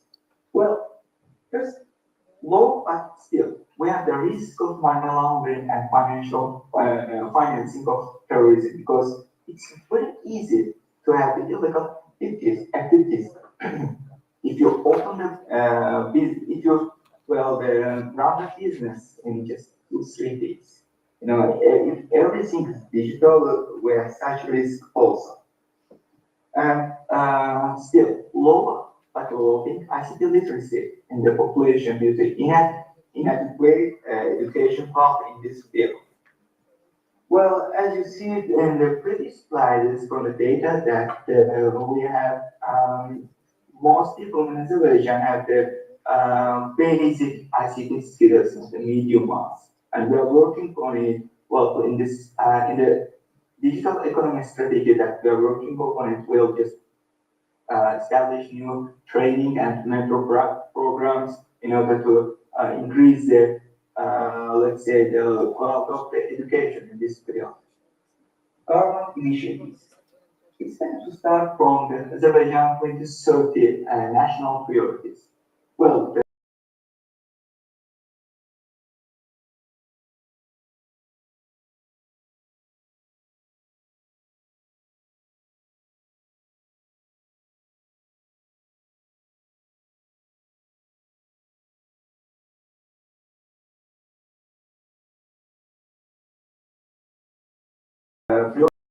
this is called like that. Well, the modern innovations and the competitive human capital. So the digital economy strategy that is mentioned in the slide, you can see, is part of this national priorities. Well, in this national priorities, lots of strategic roadmaps were created. And Azerbaijan just started improving digital infrastructure also. And also, we promoted cashless economic activity. Well, we have such a regulation that, well, if the individuals just pay by card, they may get the VAT refund with this payment. Under the Caspian Sea, there is a fiber optic cable from Kazakhstan and Turkmenistan to Azerbaijan. It's part of the digital Silk Route that we want to connect the west and east in the digital aspect. Well, which also has the improvement to the middle corridor. And of course, Azerbaijan is situated in the intersection of 3 international corridors, like the north and south, middle corridor, and the Zengezur corridor. Well, this is a very advantage advantage for us to develop our economy and develop our economy in terms of the digitalization. Thank you for your attention. Okay, thank you very much, Mr. Habasov, for your presentation, especially thank for conveying and share with us the journey of Azerbaijan of the digital transformation processes. So since we are running out of the time, I will open now only the floor for the audience, if there's any questions from the audience.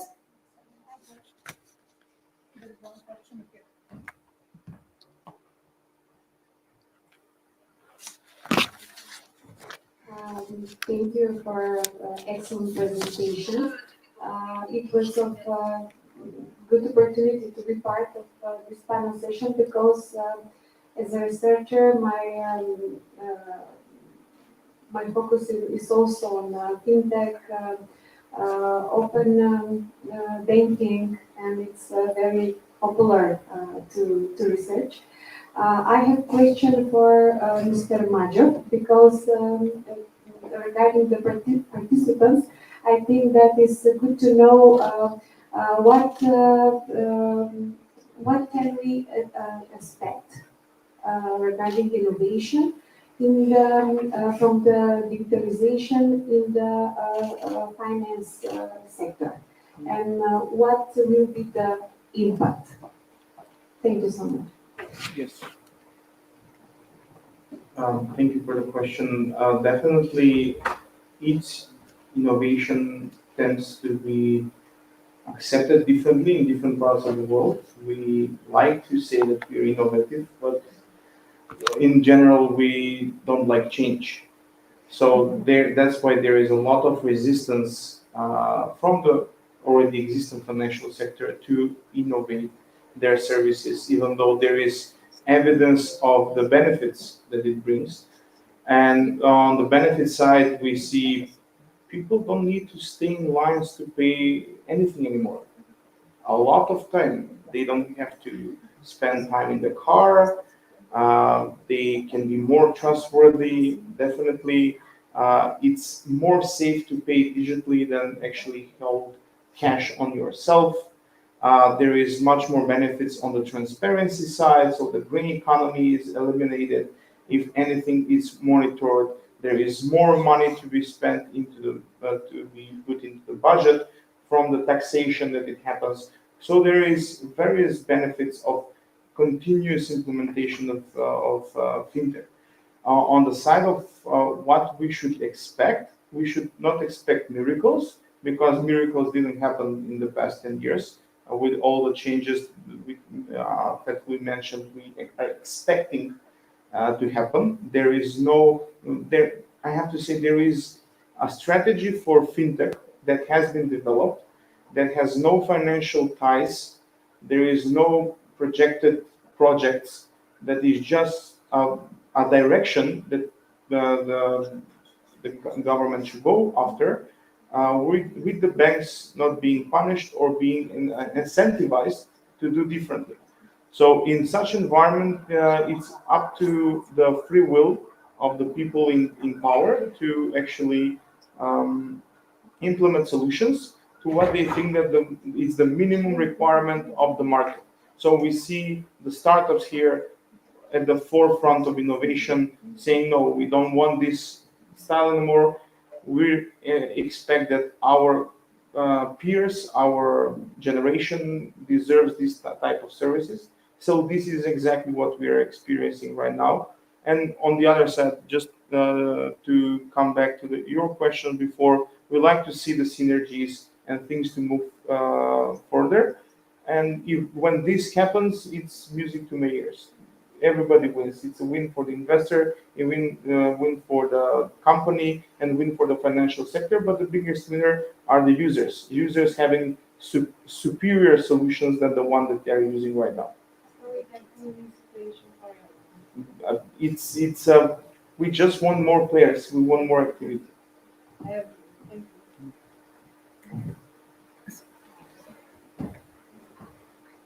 There's one more. Thank you very much. First of all, I would say that I love this session because it was really wonderful, very educative, informative. And I have actually two questions. One is for Mr. Majid.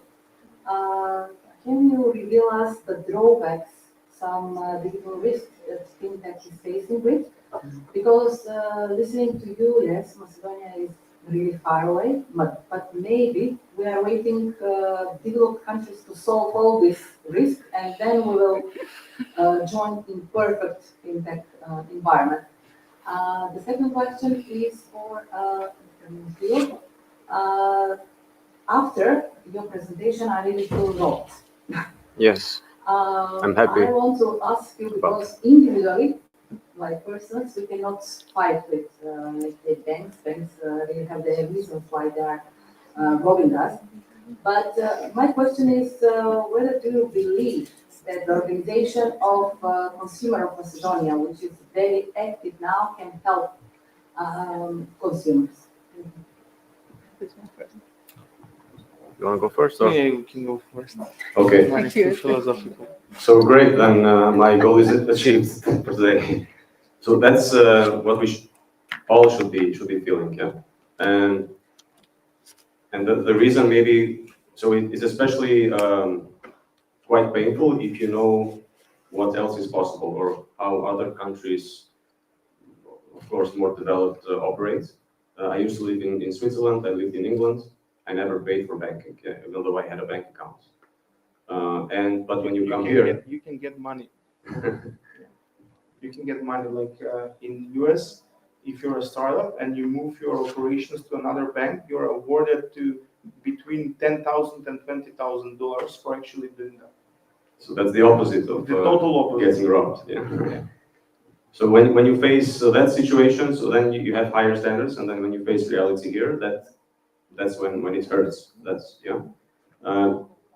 So of course, awareness campaigns from consumer groups that you mentioned are necessary, needed to make everyone aware. Yeah, because not everyone is aware.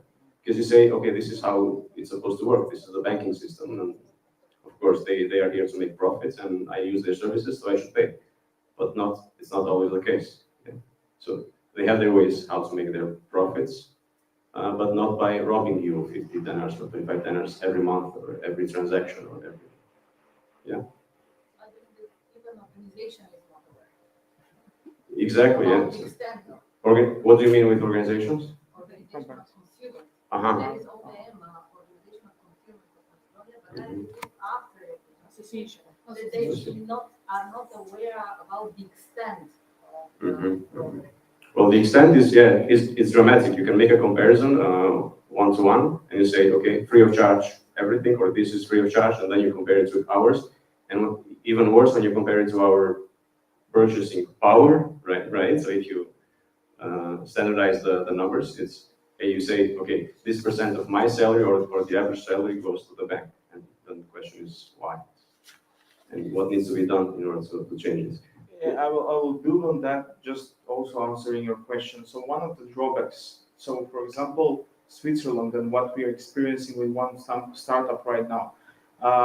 There is one bank, I will not name it, but one of the big 5 banks in Switzerland, it's having less than 2% people entering their doors.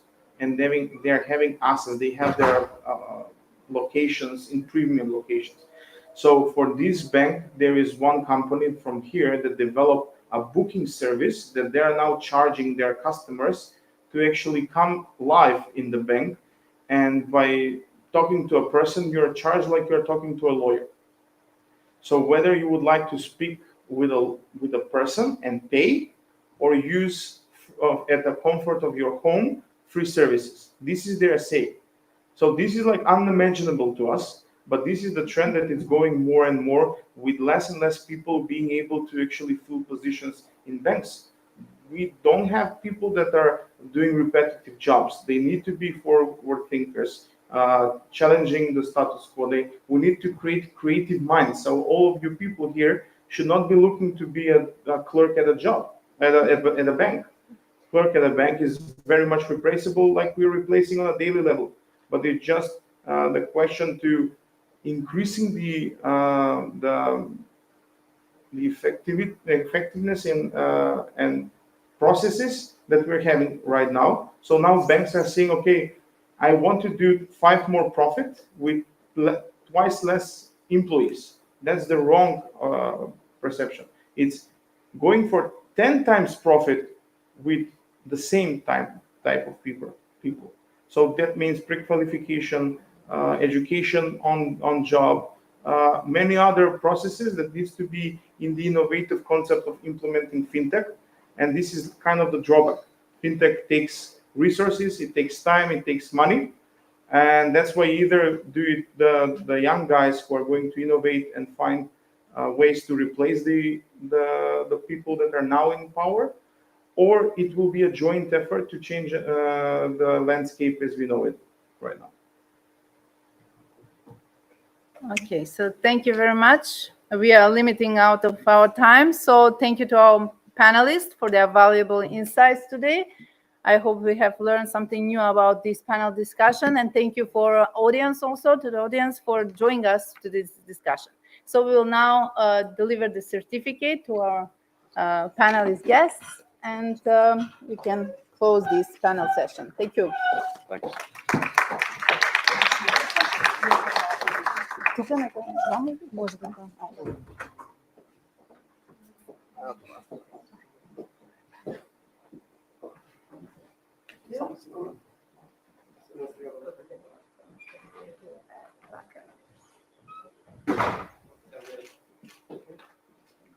now have a well-deserved lunch break. So half an hour lunch break, and we will be back at 1:30 Macedonian time. Ви благодарам и на вас, иsto baš интересно панел дискусията, мислам дека ви се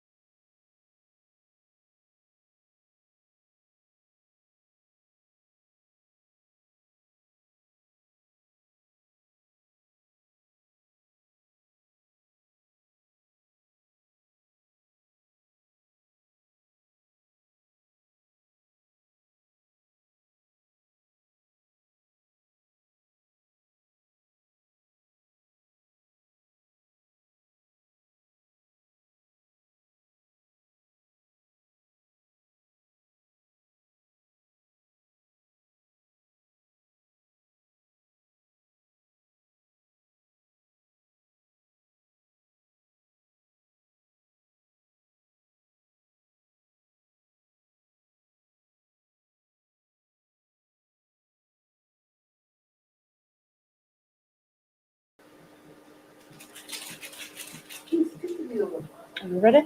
Yes? Okay. Welcome back, everyone. I hope you enjoyed your lunch and your break. We will continue now with the afternoon session, so please take your seats. In session 5, there is a panel discussion on recent trends in industrial policy. Moderating this session is Professor Dr. Murat Yulek, Rector of OSTIM Technical University of Turkey. Murat Yulek, the founding rector of OSTIM Technical University, brings a diverse background as an engineer and development economist with extensive teaching experience at various universities, from Georgetown University and Technische Hochschule Ingolstadt, Germany, to Yale and Balkan University during his PhD studies. His illustrious career includes roles at prestigious institutions such as the International Monetary Fund in Washington, D.C., and the Islamic Development Bank. He has played significant roles in other financial and industrial companies as well. Moreover, Mr. Yulek has made substantial contributions to academia, publishing extensively in the field of macroeconomics, finance, and economic development, and has actively engaged in international research and policy initiatives. Joining him today online as well are the distinguished panelists from around the world, Professor Dr. Gabriel Wejinski from the National University of San Martin, Argentina, Professor Dr. Travis Taylor from Christopher Newport University of USA, and Associate Professor Christian Ochiya from Nagoya University, Japan. So Professor Dr. Murat Yulek will be addressing us online as well from Turkey. Professor, if you're ready, you can take the lead in moderating this engaging discussion.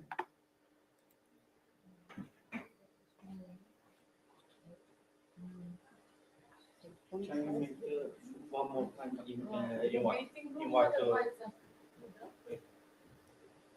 Once again, Professor Dr. Murat Yulek, if you are ready, you can start leading and moderating this engaging discussion.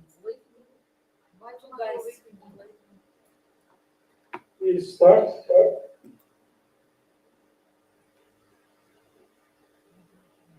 Okay, right. I think we can start.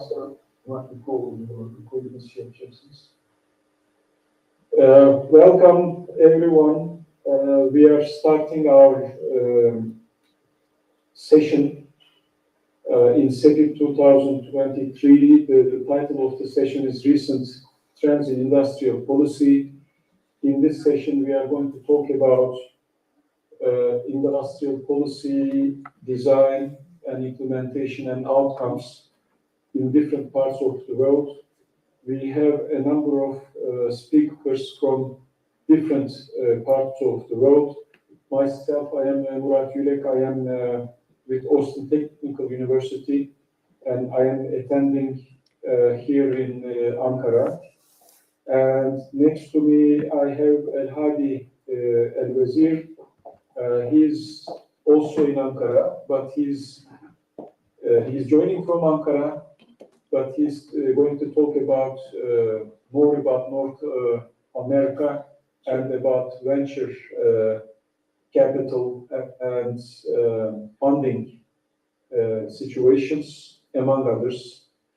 And we have Professor Gabriel Wejinski, who is attending from Argentina, from Buenos Aires, and he's going to talk about Latin American economic development and industrial policy outcomes. He's a professor with Universidad Nacional San Martin in Argentina. And we have Professor Travis Taylor. He's joining us online from Virginia, US, United States. He is the chair of economic department at Christopher Newport University in Virginia, and he's going to talk about North America industrial policy and outcomes. And we have Associate Professor Dr. Christian Ochia. I don't know if he was able to join us. I can't see his name. So, Christian, if you are here, please let me know. Yes, I'm around. Okay, good. And Christian is, Professor Ochia is joining us from Nagoya University in Japan. And because we have not been able to communicate, I guess you will be talking about East Asia and Japan, if I'm not wrong. Right? I talk about Africa, industrial policy in Africa. Yeah, sorry. Africa, yes. Yeah. Good, much better. So Professor Ochia is joining from Japan, but he's going to talk about African development and industrialization and industrial policy. Okay, so let me start. I start with the same order as in our banner with Professor Gabriel Bezdzicki. Professor Bezdzicki, the floor is with you.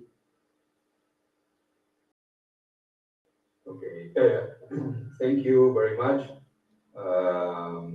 my dear friend Murat and the organizing committee for inviting me to be part of this panel.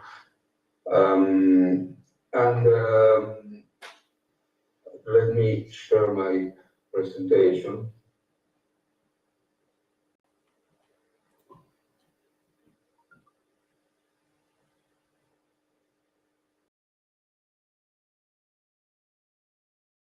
I don't know if you can see it. Yeah, it is there. It's there. Okay. Make it full screen.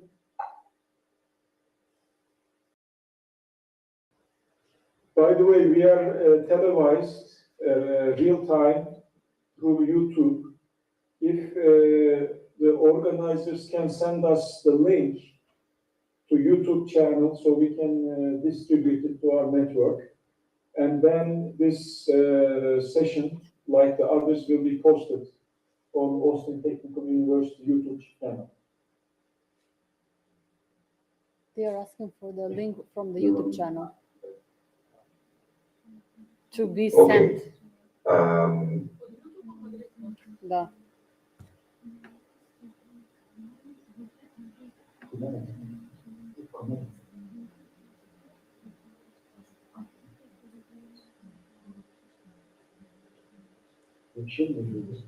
İzin veriyor. Ne istiyorsun? Susan işimiz var.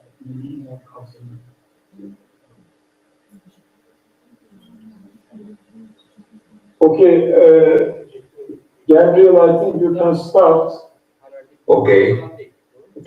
Okay. Well, my presentation will be on the premature deindustrialization in Latin America and the challenges for industrial policy. For most of the Latin American economies, industrialization is a relatively recent achievement taking place in the later half of the 20th century. And in these economies, the workforce shifted from rural to urban areas, from agriculture to industry, and new political elites emerged and industrial policy came to secure their social aspirations. However, the manufacturing sector has already reached its peak in these countries, both in terms of employment and value added. Today, the situation in Latin America is similar to that of most developed countries. Gabriel, just a second. Yes. There is an echo. We will try to stop it. First of all, please, anybody who has the Zoom connection, who is not speaking, please turn off your mics.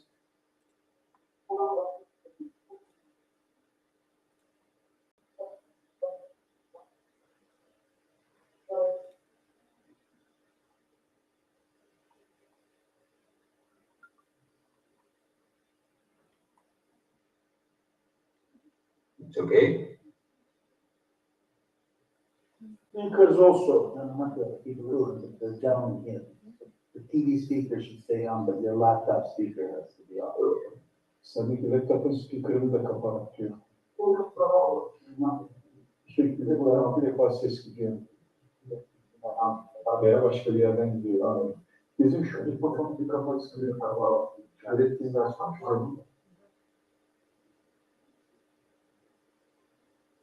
Okay.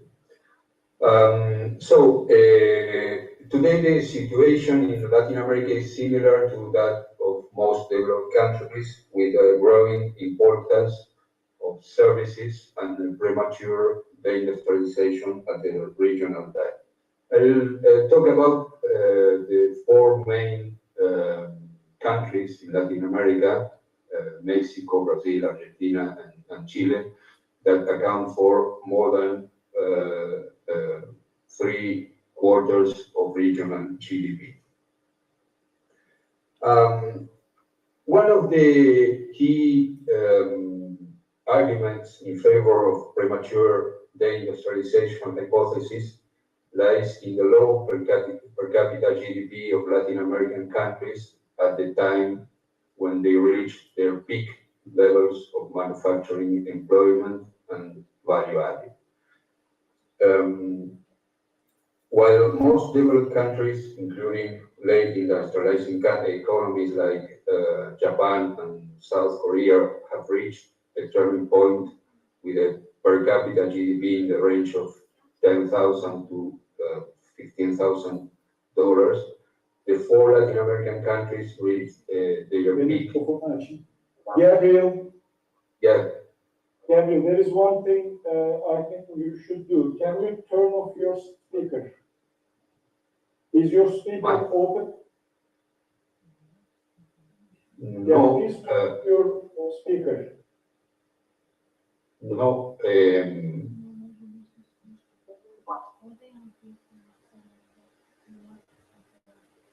My speaker, but if I turn off my speaker, I can speak. No, not your microphone. Yeah, sorry. Just turn off the speaker, so sound.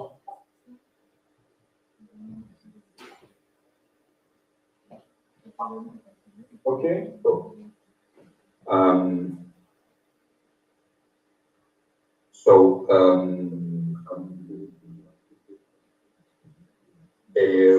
I was telling that the four Latin American countries reached their peak at a much lower per capita income than developed countries,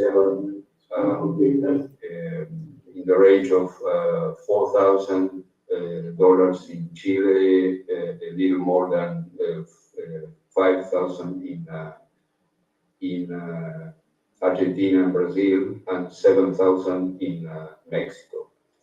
It could be argued that while there is a clear decline in the share of manufacturing in total employment and value added, this is accompanied by an increase in the share of engineering intensive sectors within manufacturing, which may offset some of this deindustrialization, because the sectors are capable of generating knowledge spillovers, contributing to increased productivity across all industrial sectors, enhancing the overall industrial productivity. However, most of these economies specialize in natural resource-based industries at the expense of engineering-intensive sectors. Consequently, in addition to the decline in the share of manufacturing in total value added, most of these economies specialize in less productive and less technologically advanced sectors. Therefore, the hypothesis of premature deindustrialization in Argentina, Brazil, and Chile appears to be confirmed, The case of Mexico may raise some doubts because of its intervention in the NAFTA agreement. Although its structure is heavily reliant on maquila, which limit technological spillovers and the provision of better jobs. These economies exhibit low productivity growth, unlike during the import substitution model. Structural change is a negative component of this process. In summary, the inefficient allocation of resources explains much of Latin American stagnation. As a result, the region has lagged behind in recent decades in terms of productivity and closing the technological gap with advanced economies. The period of the commodities boom in the first decade of this century had positive effects in many ways, enabling higher growth rates and reducing poverty and inequality levels in many of its economies, especially in South America. However, it also reinforced traditional patterns of specialization in a world where some developing economies, particularly in China, transformed their production structures, and some developed economies drove a new technological revolution. It showed limited ability to incorporate the technological revolution into production, except in localized traditional sectors. This is particularly concerning in light of the advancement of new technological paradigms and the development of advanced manufacturing. The limited diversity and sophistication of productive capabilities and workforce skills are reflected in low export diversification and low levels of investment and productive capacities in these countries, such as the application, and there are few exceptions in building technological and productive capacities, such as the application of biotechnology for mining processes in Chile, the aerospace industry in Brazil, or nuclear energy and satellite industry in Argentina. But these are isolated cases that do not constitute part of a structural change process. A corollary of these regions' weak international integration and its dependency upon a few commodities is that it makes it more vulnerable to price cycles of these goods and liquidity cycles in international markets. While macroeconomic behavior is often viewed as entirely separate from what happens in the productive structure, this separation conceals the fact that structural weaknesses makes economy more unstable, their growth rates more irregular, and some key prices, such as the real exchange rate, more volatile. There are notable differences in approaches to industrial policy between periods and countries in the region. For example, Argentina and Brazil abandoned these policies in the 90s and returned to them in the first decade of this century, while Chile remained reluctant to adopt them in the whole period. Despite this diversity, a common element emerged, which is the irregular manner in which they are implemented, and above all, the implementation issues. In general, there is no consistent long-term effort to indicate that industrial policies are part of the core strategic policies. Except for a few initiatives in Brazil, there is no institutional building effort that grants those responsible for policies, political and financial power, with the capacity to effectively influence private investment decisions. Long-term problems of national state weakness and the predominant type of productive structure that favors rent-seeking behaviors contribute to this. In addition to the political and institutional problems associated with defining and implementing an internally consistent and persistent industrial policy, there is also a lack of coordination with macroeconomic policymakers. Although the need for this coordination is evident, it is not what is observed in practice. The ministries of industry and agriculture often design plans and objectives that contradict exchange rate and fiscal policies. The case of the exchange rate policy, its link with industrial policy is direct.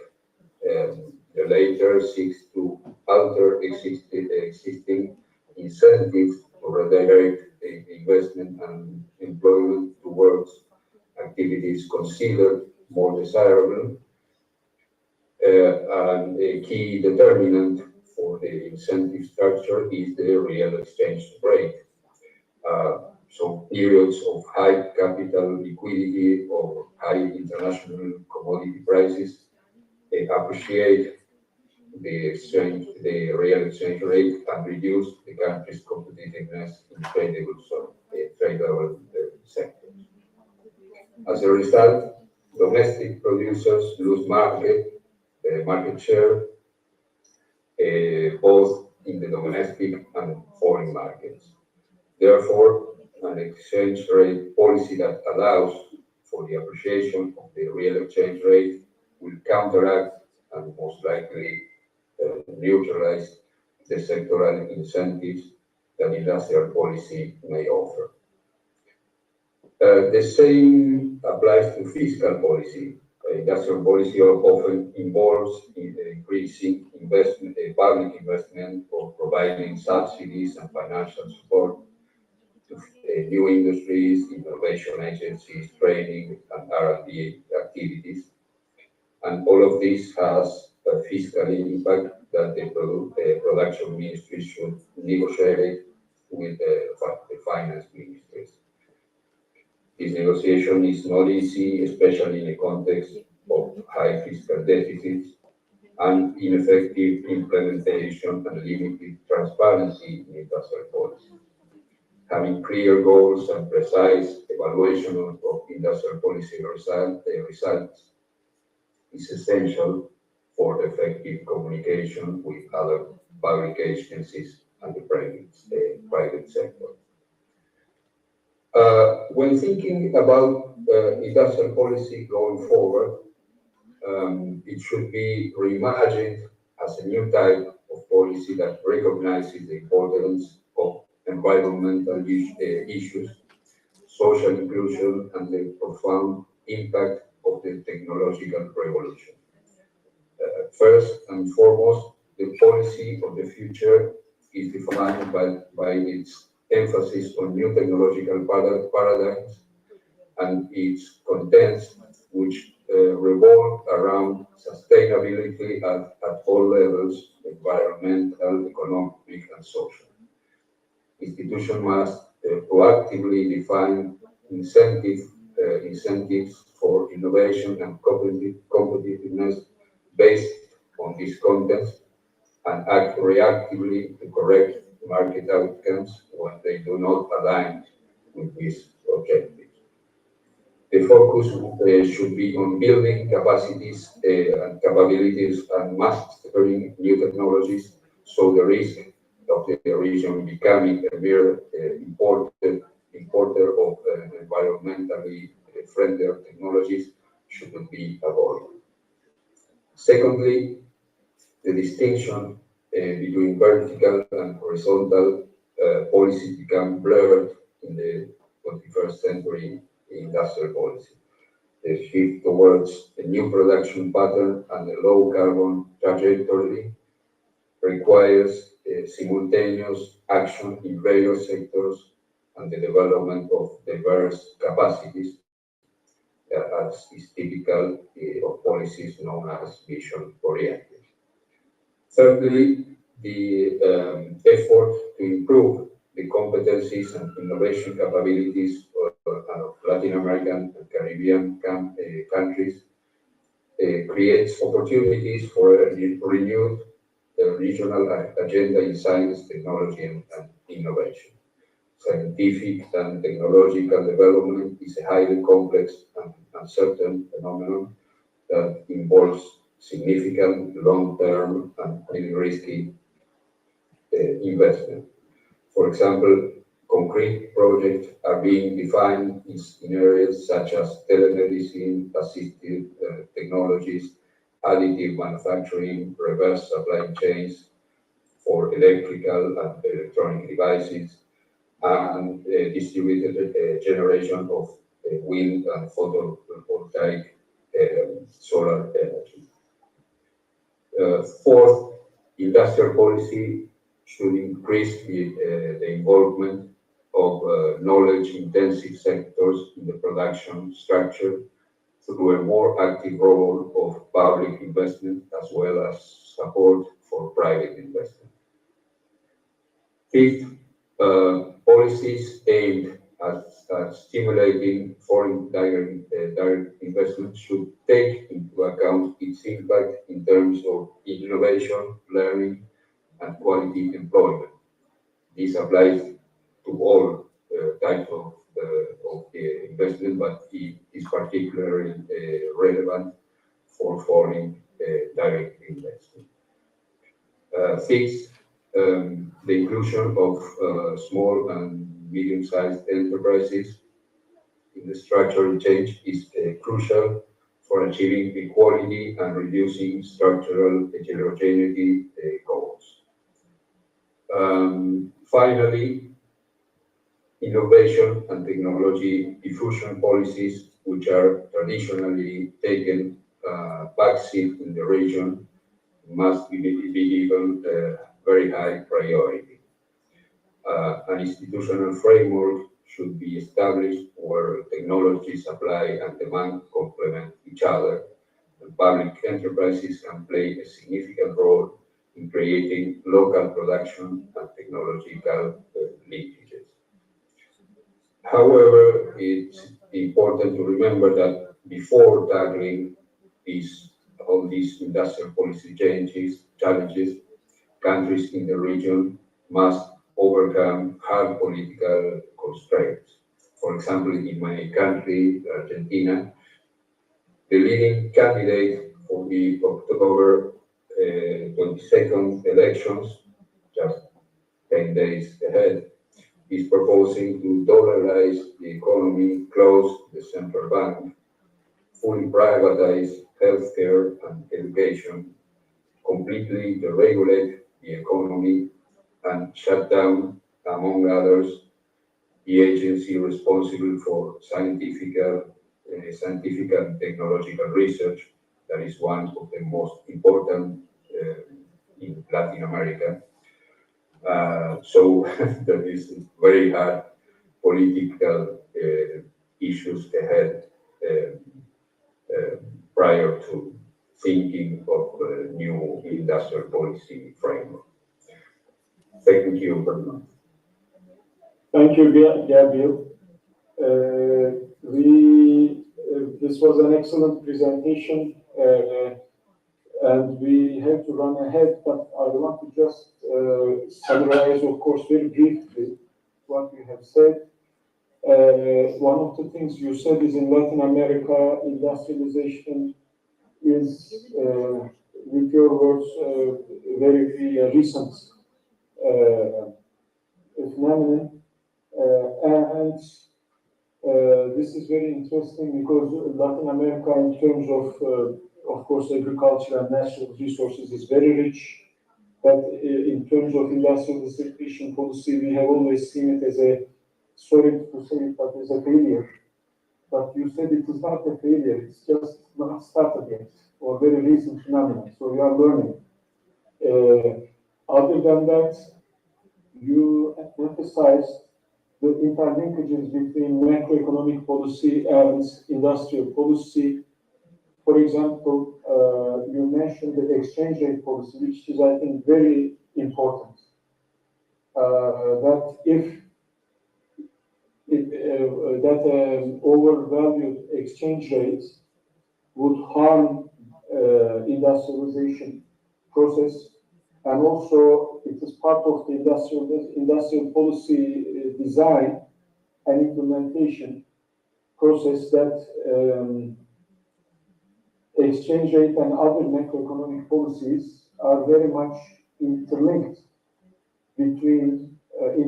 with industrial policy. Actually, everything is interlinked with industrial policy, such as education, environmental policy, which you have mentioned. So this was a very rich presentation. And one last thing was that you emphasized the distinction between horizontal and vertical policies are very blurred. Actually, it is blurred in the sense that, for example, in Europe and other developed economies, because of their stage of industrialization, they are at a stage where they have to go horizontal. But a country like Argentina or Brazil or Turkey or whatever, probably a more vertical policy is warranted. However, because in this kind of countries, generally the policies are basically translations from other developed economies. Sometimes the policy and the situation do not match. What I'm trying to say is, last month I was in Vienna with UNIDO, and I made an intervention to the same point, saying that the European Union, for example, is pushing for policies that is one size fits all type. For example, the same policies pushed for Germany and, for example, Romania at the same time. But Germany and Romania have very different characteristics, and you cannot try to apply the same policy in Germany and Liechtenstein and Luxembourg and this and this and this. And on the contrary, actually, in the US, when we look at the US, the vertical policies are becoming more and more popular. So what you have mentioned is, I think, very interesting. Anyway, thank you very much for all this. Now we don't have a lot of time for the rest. So I pass the floor to Travis Taylor, who will talk about the US. Travis, it's your turn. But now that Gabriel has used a lot of your time, you have to limit yourself to 15 minutes. Okay, I'll do this. Yes, hi Gabrielle, hi everybody. Can you hear me okay, Marat? Can everybody hear me? So people in the YouTube also can hear you excellently. But everybody else, we should turn off our mics.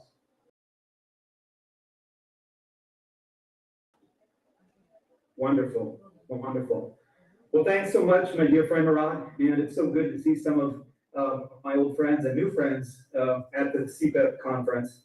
I have to say, SEPIP is always one of the highlights of my conference schedule during the academic year, and always enjoy coming back and learning a lot from colleagues from all over the world. It's very special. So thank you.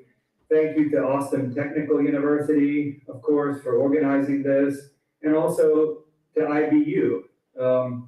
One day I hope to make it to the Balkan University, checking it out online, and it looks like a wonderful, wonderful set of programs at IBU.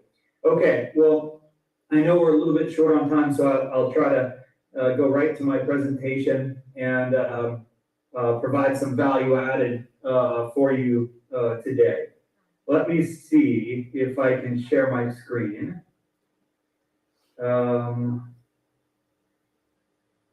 Let's see.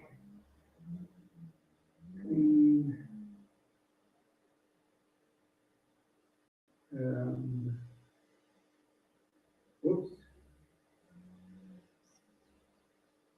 Hold on a second. Let me see. Let's try that again. Okay. All right. Sorry, just one last check. Can you all see my screen?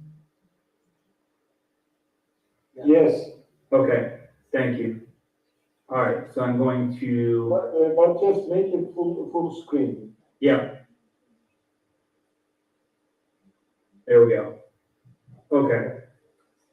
All right, so today I'm going to talk about a very important issue. Although there has been certainly, a rise in popularity across the world, but in particular on this side of the Atlantic Ocean, my country in the United States, there's been a rise in popularity of industrial policy among policymakers and academics.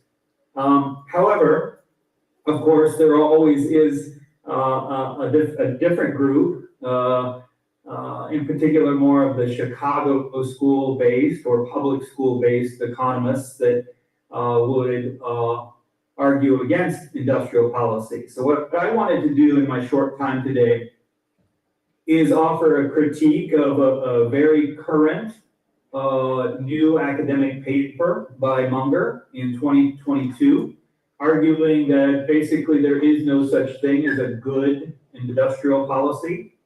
And then I want to apply some of Munger's analysis and my counter arguments to Munger to share with attendees a little bit about the recent United States industrial policy. So, the paper itself, you guys can look it up on your own. It's called "A Good Industrial Policy is Impossible," and it was published in the Journal of Law, Economics, and Policy last year. And so what I'm going to do is, again, I'm going to apply this analysis to recent U.S. industrial policy legislation, investigating how the U.S. policies address or circumvent the challenges outlined by Munger. So what is the Munger paper, if we had to put it on a slide in a nutshell before we dissect it? Munger argues that the most efficient system to allocate scarce resources is pure capitalism, not the current one marked by political influence and special interests, which she, of course, would call crony capitalism.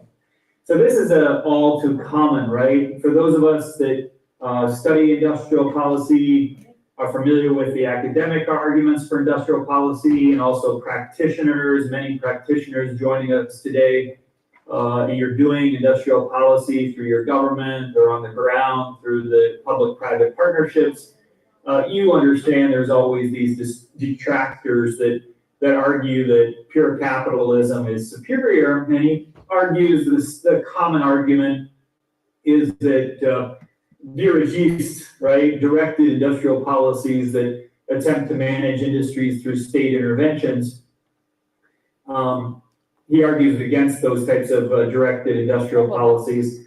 I would say the contribution of his paper is really targeting a couple of the fundamental arguments from what's called the public choice tradition. If you're not familiar with that, really based off of the Chicago and Virginia economic schools of thought that argue against government intervention in the marketplace. And so the conclusion of Munger, basically following and building upon Francis Fukuyama, is that he concludes that good industrial policy is in fact impossible in democracies. So now let me break down two of the highlighted problems, how he reaches that conclusion, along with my critiques and counterpoints, if you will, of his positions. So some of this will be fairly standard for those of you that have some background in industrial policy. Anyway, argument number one is the classic information problem. So the lack of market-driven signals such as profit and loss and state-directed industrial policies can lead to misallocation of resources, and this is the argument that governments don't have enough good information to consistently pick winners compared to the private sector. State actors may not have access to crucial market information. It could hamper decision-making. And the difficulty of obtaining accurate and timely information, could hinder the policies. My brief counterpoints here to this argument is the following. One, we can reference the fact that high-quality industrial policy needs to take more of a portfolio industrial policy IP approach, where there should be some low risk, moderate risk, high risk investments, a la Roderick 2004. Some losses should be expected, and if we're not incurring some losses, just like if it's a private sector company that only looks for conservative types of investments, we're doing something wrong, right? How can we reduce concerns about the information problem?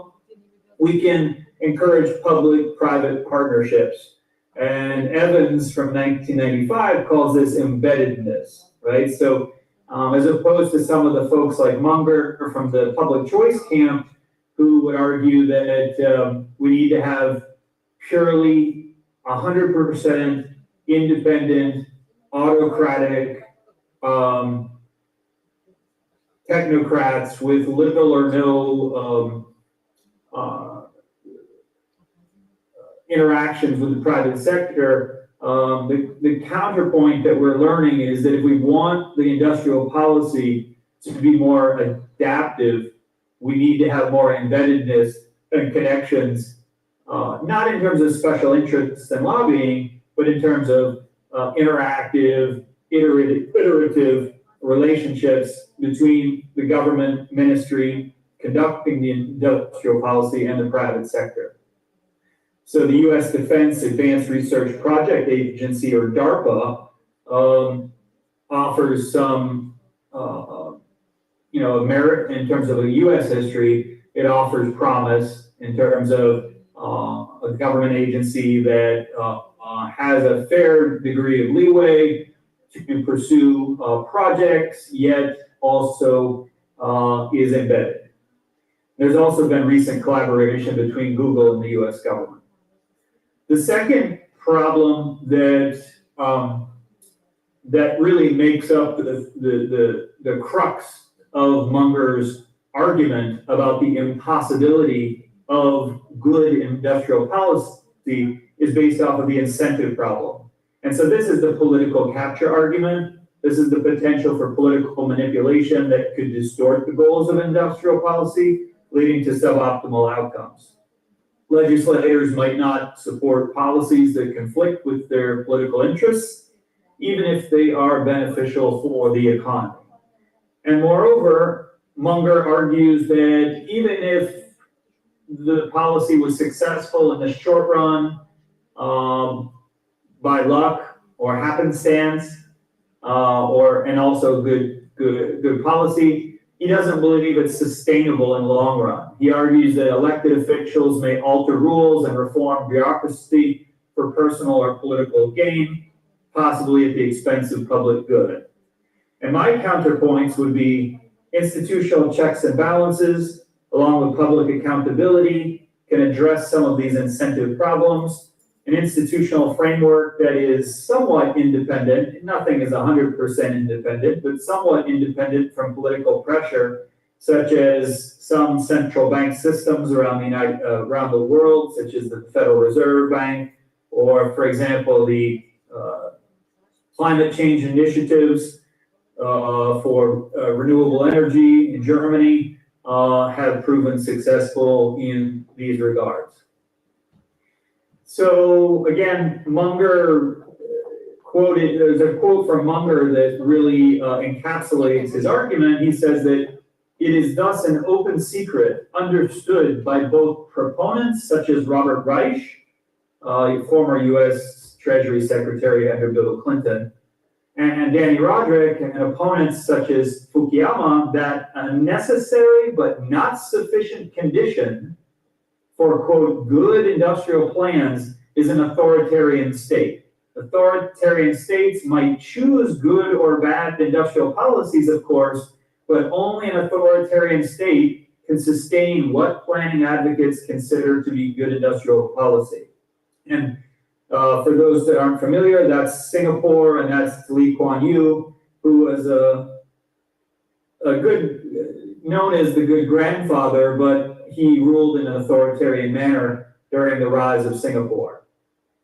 And that's the position of Munger. He's arguing that there's an impossibility trilemma, whereas we can have industrial policy IP, okay? And the only way it could be efficient and effective is if, in fact, you do not have democracy, right? So based off of the prior slide, you know, I just made this graphic to illustrate Munger's argument that he's saying you cannot have all three at the same time. So there's an impossibility trilemma, according to Munger. So he would argue that you'd have to have autocracy here, and then you can conduct industrial policy through experts that are insulated from political pressures and special interests, and then generate efficiency and effectiveness of the industrial policy. And I'm arguing that that's not the case, okay? That even though democracy can be ugly, and democracy, as we know, is a drawn-out process, it's also very adaptive. So to his credit, Munger's conclusion, he basically gifts us or says, well, I'm not going to rely on the incentives problem. I'm only going to argue for the impossibility based off of the incentives problem, the political capture. And he says that good industrial policy is deemed impossible either due to failure in the initial policy adoption or sustainability post-implementation. However, historical and contemporary examples of successful industrial policies in democratic settings challenge this conclusion. So I think, I'm pleading with Dr. Ulick and my friends to just give me a few extra minutes so I can get to the just the highlights of the American industrial policy to share with you guys. So basically, I've critiqued Munger's thesis, and I question, this slide was basically, I'm questioning how does Munger define a good industrial policy? Basically, industrial policy effectiveness is not just binary. And it seems to me by this public choice argument put forth by Munger that he's arguing that,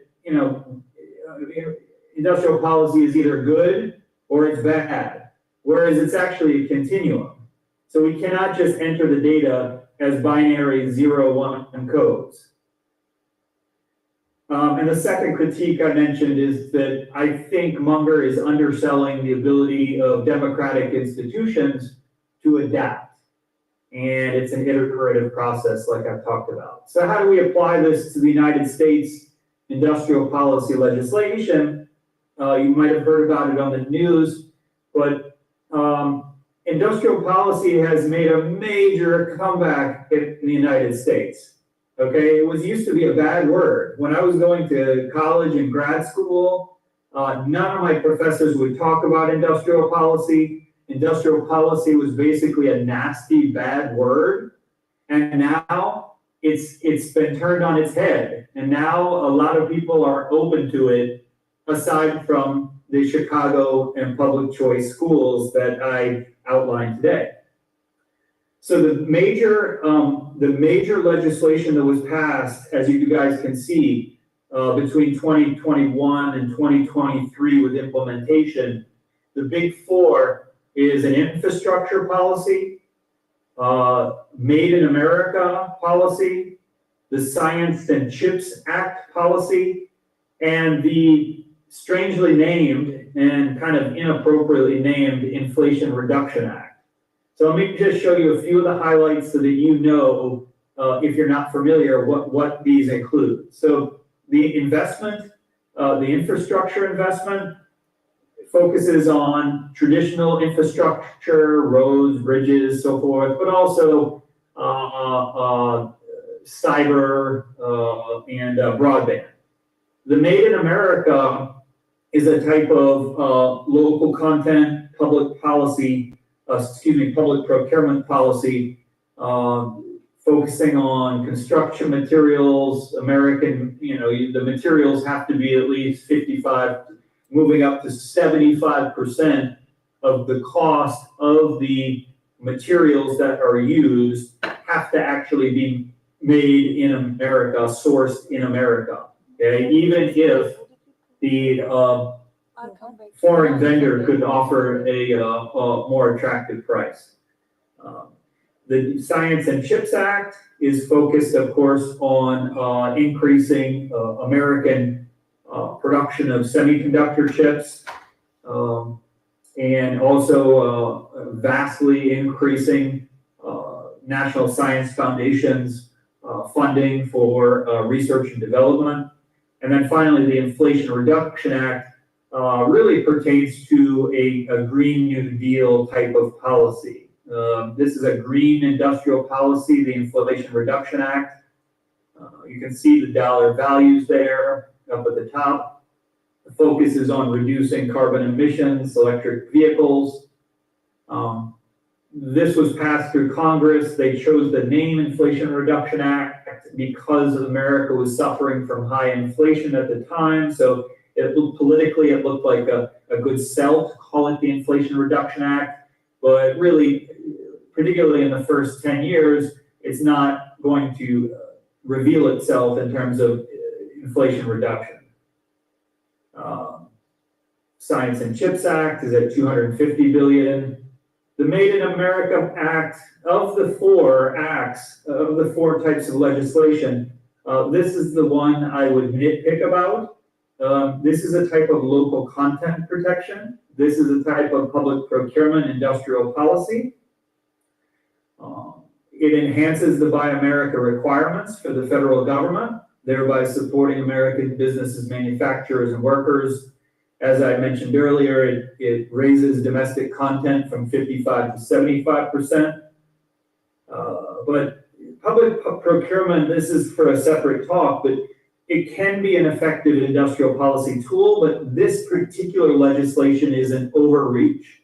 It's too broad, it's too wasteful, and Murat Yulik and I have written elsewhere about some of the concerns about this particular legislation. So the overall, my last slide really, the assessment of recent United States industrial policy, it is massive. So it is over $2 trillion over 10 years, government spending. But this puts us more in the ballpark of what the Chinese were doing. So for many years, the United States was on the lower end of industrial policy spending, according to recent analysis that tried to measure industrial spending. Industrial policy spending is a percentage of GDP among OECD countries. The United States was on the lower end, and now this ratchets it up in a major way. On paper, the targets for America's industrial policy largely fulfill good, so-called good industrial policy requirements, meaning targeting market failure, coordination, national security, climate change, R&D. The local content policy made in America is too broad and wasteful, and additionally, it's hypocritical position to take with regard to the U.S. as a signatory of the World Trade Organization's General Procurement Agreement. And it will cause, and already has caused, retaliation on the part of our ally countries and other signatories to the World Trade Organization. Only time will tell regarding the long-run implementation and effectiveness, but my conclusion with regard to Munger and the public choice school is that public choice is helpful, and Munger is helpful to shine light on industrial policy challenges. However, good industrial policy is not binary. We have an expression in English, don't let perfect be the enemy of the good. Thank you guys so much. Thank you, Travis. Again, this was a wonderful presentation on Professor Munger's new paper, which is, I think, something like an impossibility theorem. But frankly, it doesn't really make much sense anyway, because if we follow his paper, his idea, actually there is no role for a state and policy. It goes that far. We know that like any other policy, industrial policy is also human-made, and mostly it is flawed like any other state-made policy. But if the state is not to design and implement industrial policy, by the same argument, the state should not do any social policy, any defense policy, any education policy, which borders almost anarchy in a way. But like you said, I think this is very reminiscent of Chicago University way of looking at the world.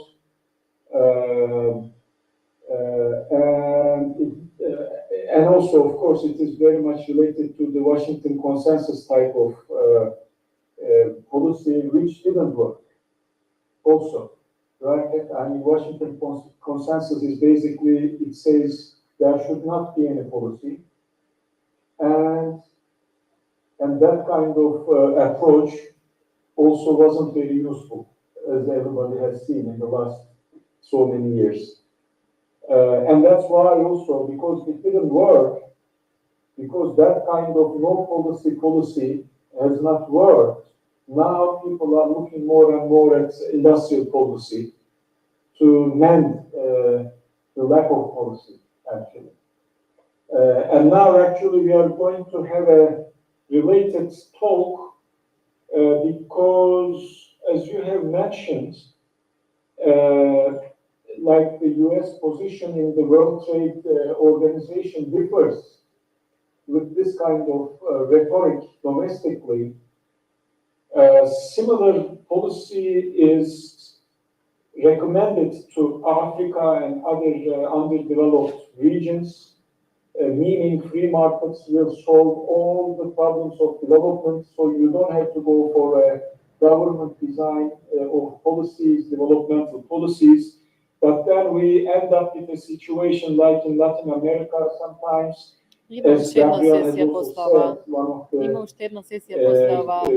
candidates in the Argentinian presidential campaign is asking for closing down everything in the economy, in the country. So similar things were suggested to Africa. And Africa, so let me not say anything else. So where is Africa in this process? What is the situation of Africa in terms of the industrialization process? So let's listen to Christian Ocha now on this, and then we will have our last presenter, El Hadi El Wazir, after him. So Christian, the floor is with you now.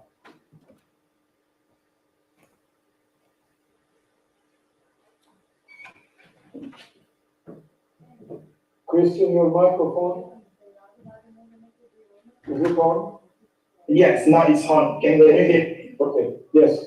All right, perfect. So I cannot be thankful enough for this opportunity to come back again uh, to share my thoughts on industrialization in Africa. And I'm very thankful, at least I think Travis set the stage for some of the topic I'm going to discuss today. So I think I can skip those discussion faster to go to the core. So I'm going to talk about how do I think uh, the way, we can shape the future of industrial policy in Africa. I'll discuss briefly some opportunity, but spend much time on the challenges and the strategy for economic development. Now, if I start with the opportunities, there is this African Continental Free Trade Agreement area which is basically opening markets for African products to circulate freely. Of course, there is no free circulation of individuals, but still there are lots of negotiation on that issue. But at least the free market is ongoing, and there are some countries which have been started to use the advantage of the free trade agreement. So we have a big market and essentially market for African countries to produce and sell to the neighboring countries and to the regional market. And at the same time, I think we talked about the US is having this great industrial policy, and Africa has a potential. And now we're talking about the electric vehicle and renewable energy industry, producing basically how do we process and add value to lithium within the continent. And I think the United States has been also very active in this part of Africa. To see recently, I think President of Zambia and DRC were in New York to discuss how they can bring together investors to pursue this idea. So I think there is an ongoing discussion on developing value chain either for electric vehicles, but also having a market for African produce. Now, the key challenge is labor productivity. And this is not only related to Africa, but on average, we see that labor productivity growth has been slowing down and even stagnated, declining for African countries recently. They're starting for a very small base, so the growth has been a little bit high over time.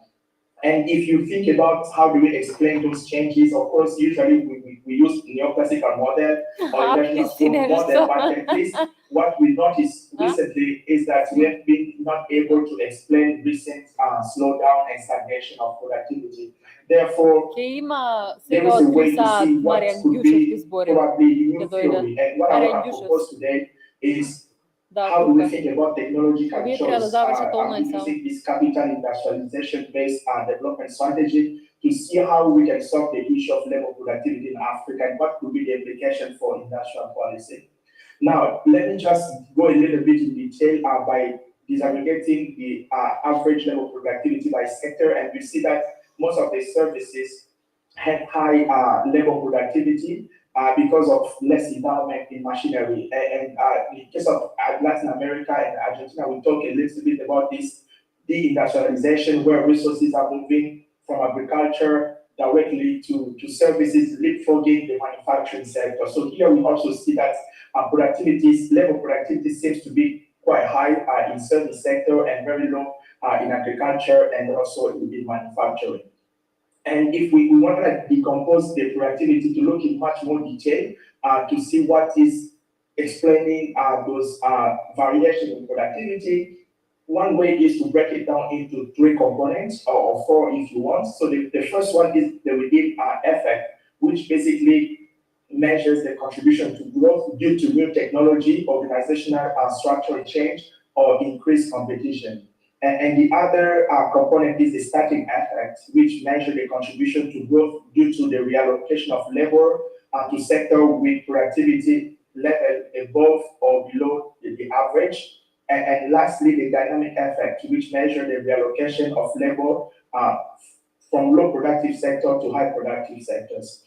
Now, if we do this exercise using data for African countries, I think we see some quite interesting patterns. The first one is there is a changing role in sectoral productivity components and contribution to aggregate growth. So over time, we see that the dynamic growth is almost negative, and I think this has been documented largely in the literature that resources is moving from high productive sector to low productive sectors. And if we break it over time, we see that the negative effect of the dynamic sectoral growth persists over time. So this is more likely a structural effect. But recently, we see the within sector effect is becoming a little bit larger. So meaning that the contribution of acquiring new technology, changing the organization structure is becoming very, very important. And one of the reasons is that technology is almost available for many countries. So acquiring technology is becoming very efficient,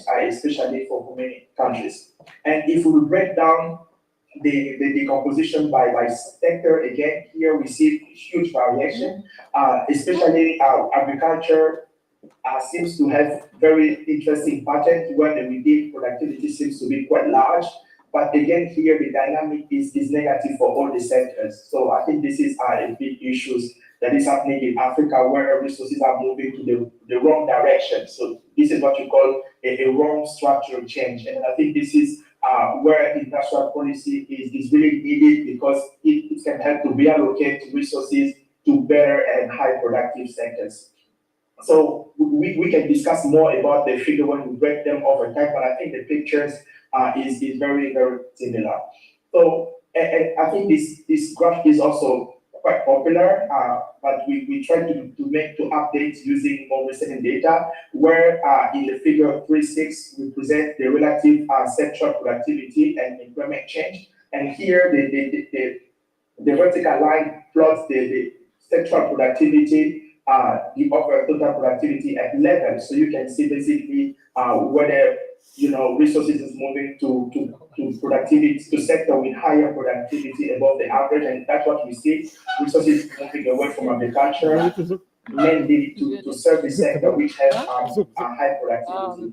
But at the same time, if you look at the next figure, we see in terms of growth, resources is moving basically to sector where productivity growth is a little bit lower than average. So this is again to support the idea of this wrong structural change, which probably in the case of Latin America, Argentina will talk more about industrialization here.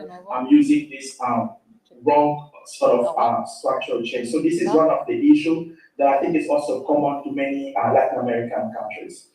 Now, one of the strategies in many African countries has been to adopt this capital-intensive industrial policy. So basically, because of the huge endowment in natural resources, developing those sectors by promoting value addition, extraction, and limited value addition of minerals would be one of the strategies, instead of using more labor-intensive technology. So here we just test the policies that were adopted by many African countries and on different components of labor productivity. Interestingly, we found that there are many challenges in terms of this optimal capital-intensive industrial policy from the aggregate perspective. If we compare, for example, to structural change, if we look at the within effect, how it affects technology, it's quite interesting to see that adopting the capital-intensive industrial policy reduces the within effect, the adoption of new technology, growth coming from the adoption of new technology. And I think this is very intuitive because it basically shows how labor-intensive sectors are losing importance in favor of more capital and technological sectors. So I think this is very intuitive. And if you look at the column 5 and 6, which shows the dynamic effect, here we see one of the expected sort of positive effects, so meaning that the capital intensive, and we can call it technology capital intensive industrial policy, could lead to a better reallocation from to high productive sectors. And I think this is very important because at least we need to adopt new kind of technological change that could lead to a better reallocation of resources, basically coming back for the industrialization. So we show in a way that working, for example, if you see countries like Ethiopia, which has been investing a lot on labor-intensive manufacturing, but at the long term, productivity in manufacturing is not increasing very fast. And the reason is that those labor-intensive sectors are using high-tech and high-skill technology, which basically have high endowment in technology and less endowment in labor, so which is affecting total labor productivity both at the end of the day. So adopting more capital-intensive or technology-intensive policy could be interesting to reallocate resources. But again, we talked about the complementary policy. We need to link those technological policy with industrial skill development policy and an active labor market policy, because I think that is very important to make sure that the mechanisms that employ workers, like wage subsidies policy and managerial training policy, could help, cushion the negative effect of the capital-intensive industrial policy and leads to better employment, especially on high skill and well-paid jobs. Now, just to finish, I want to discuss some strategy, and one of the arguments here is that Africa has to bring back productive capacity, because we need at least to find an optimum level of productive capacity that is required to reap the benefit of industrial policy. Because as we discussed earlier, industrial policy has tended to fail in many African countries. You can talk about institutions, but I think in many cases the policy were not designed and implemented in the right way. So here, the idea is to bring this productive capacity or talk about production itself as a core part of the industrial policy. And here I use data from ANCTAD, which developed a productive capacity index to compare Africa and other regions between 2000 and 2018. And what we see here is that there is a limited improvement in productive capacity in many African countries. I think they're doing quite good, but I think the pace is very low. So what we could be saying here is that Africa should accelerate investment in productive capacity so that they can catch up with the leaders like the United States and also Japan. Now, we try to do some threshold regressions to understand what would be the optimum level of productive capacity that could maximize the benefit of capital-led or capital-intensive industrial policy. I think I will skip the regression, just discuss some policy, some of the findings here. So for here, we found that if you remember the within effort, which basically developed the contribution of manufacturing level productivity to new technology, organizational structure, and also greater competition. We see that human capital and ICT are key driver or key productive capacity that could help us maximize the benefit of industrial policy. And we try to benchmark all the countries for which we have, African countries for which we have data, to see what is their current level and how they could leverage their comparative advantage to build more human capital and ICT in this case. For human capital, we see that for most of the countries, the actual value is almost above the threshold, so which seems to be quite good for them. So they're doing good. For ICT, we see the level is very low. So one of the policy implications here is that Africa should basically speed up the accumulation of ICT-related skills and knowledge, so that we can accelerate the process of building capability and enhancing the effect of industrial policy. And if we look at the static effect, yes. Just 2 more minutes. Okay, no problem. Now, if we look at the static effect, which seems to be very important here, we have many elements of productive capacity that Africa will definitely need to invest on. And for example, we need a lot investment on energy. I think Botswana is one of the few countries that is doing good, and also Rwanda and Senegal, but other countries have to invest a lot. So this framework gives us, I think, very key policy orientation for each productive capacity for each country. We're telling them basically what they should do and to which level they could have their action to accelerate the efficiency of industrial policy. Now, this is just my conclusion. is that, and something very important I would like to emphasize here is that the find this in white, like human natural capital here, it means that countries have there is no effect, so countries can redirect those investments into sector to other uninvested productive capacity. So, for example, we're talking a lot about natural capital, and many countries in Africa have huge endowments in natural capital. So, funds, for natural capital should be invested in other sectors. So, one of the key implications in terms of industrial policy is that we African countries, and I think it's not for all countries, but so many countries have to improve, invest a lot in ICT, transportation, energy, and building better institutions, especially for countries which are below the threshold, and for countries that have passed the point of saturation, redirecting investment to underinvested capacity is highly recommended. Now, just to finish, I want to bring back the conversation of productive capability as one way to enhance the efficiency of industrial policy. I think we talked about democracy by Taylor. I think I'll talk more about productive capacity as a complement to enhance the effect of industrial policy. So thank you very much. Thank you, Christian. Basically, one outcome, maybe I have time to just underline what you have said is negative or regressive, let's say, structural change in Africa.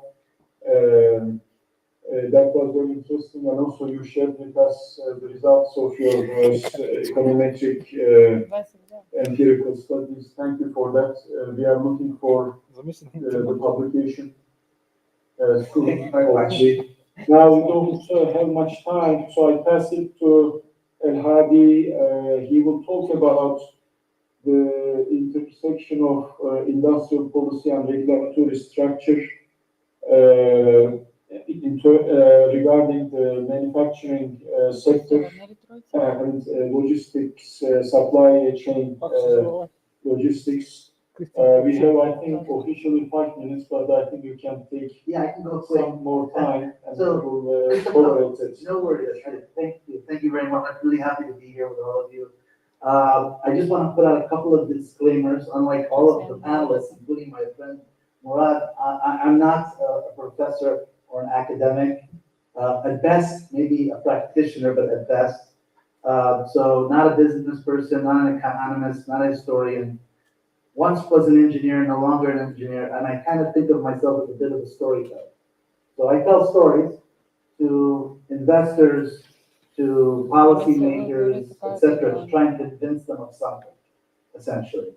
But Dr. Travis mentioned something that I had thought about starting my talk about, which is the last 40 to 50 years globally. It's hard not to talk about America when you talk about economics, but generally there's a couple of themes. One theme was the Chicago School of Economics' insistence that a company's sole purpose is to increase profit so that shareholder value goes up. That's it. That's their only goal. And so the easiest way to achieve that was to reduce cost of product and service. So if the goal, the objective was to reduce cost, you have to find a global optimum for supply of product or service at the lowest price.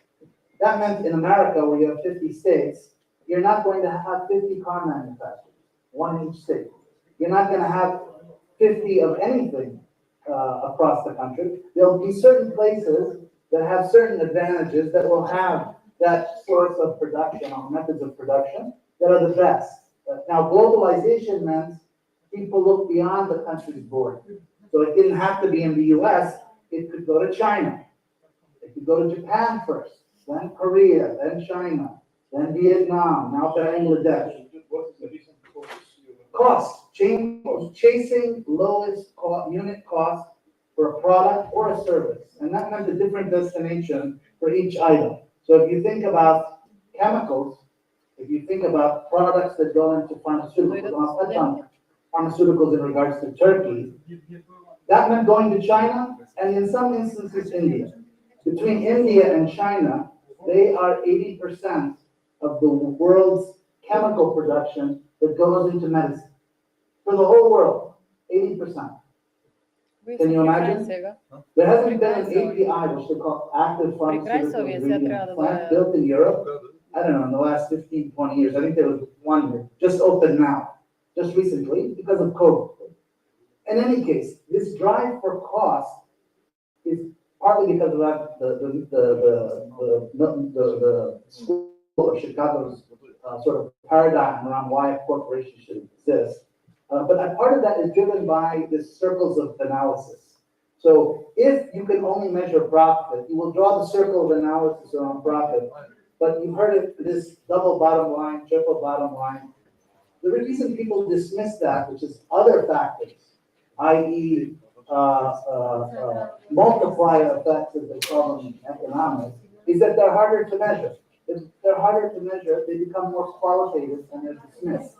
But the reality is that I think the U.S. experiment has made clear to a certain extent that the outsourcing of manufacturing to another country, right, which has no necessarily a benefit that comes back to the U.S. other than cheap product, doesn't necessarily mean good for the society and the country's economic health at large, right? So now in the U.S., if you don't have a college degree, you're likely your age before you die or expire is 10 years less, I think, according to the statistics. And I urge you to go out and look. What's the average life expectancy of a male white man without a college degree in America? And I think you'll be surprised. Easy to check. You get a longer life. Well, no, you get a shorter life in America, probably than in Turkey, without a college degree. In any case, check it. I don't know. I'm just as a hypothesis. But the truth is that I think that we've moved in the 20th century from decentralized centralization, i.e. industrial food production, energy delivery. Everything became centralized. I think technology now is a different kind of technology that will enable going back to a decentralization. What does that mean and why?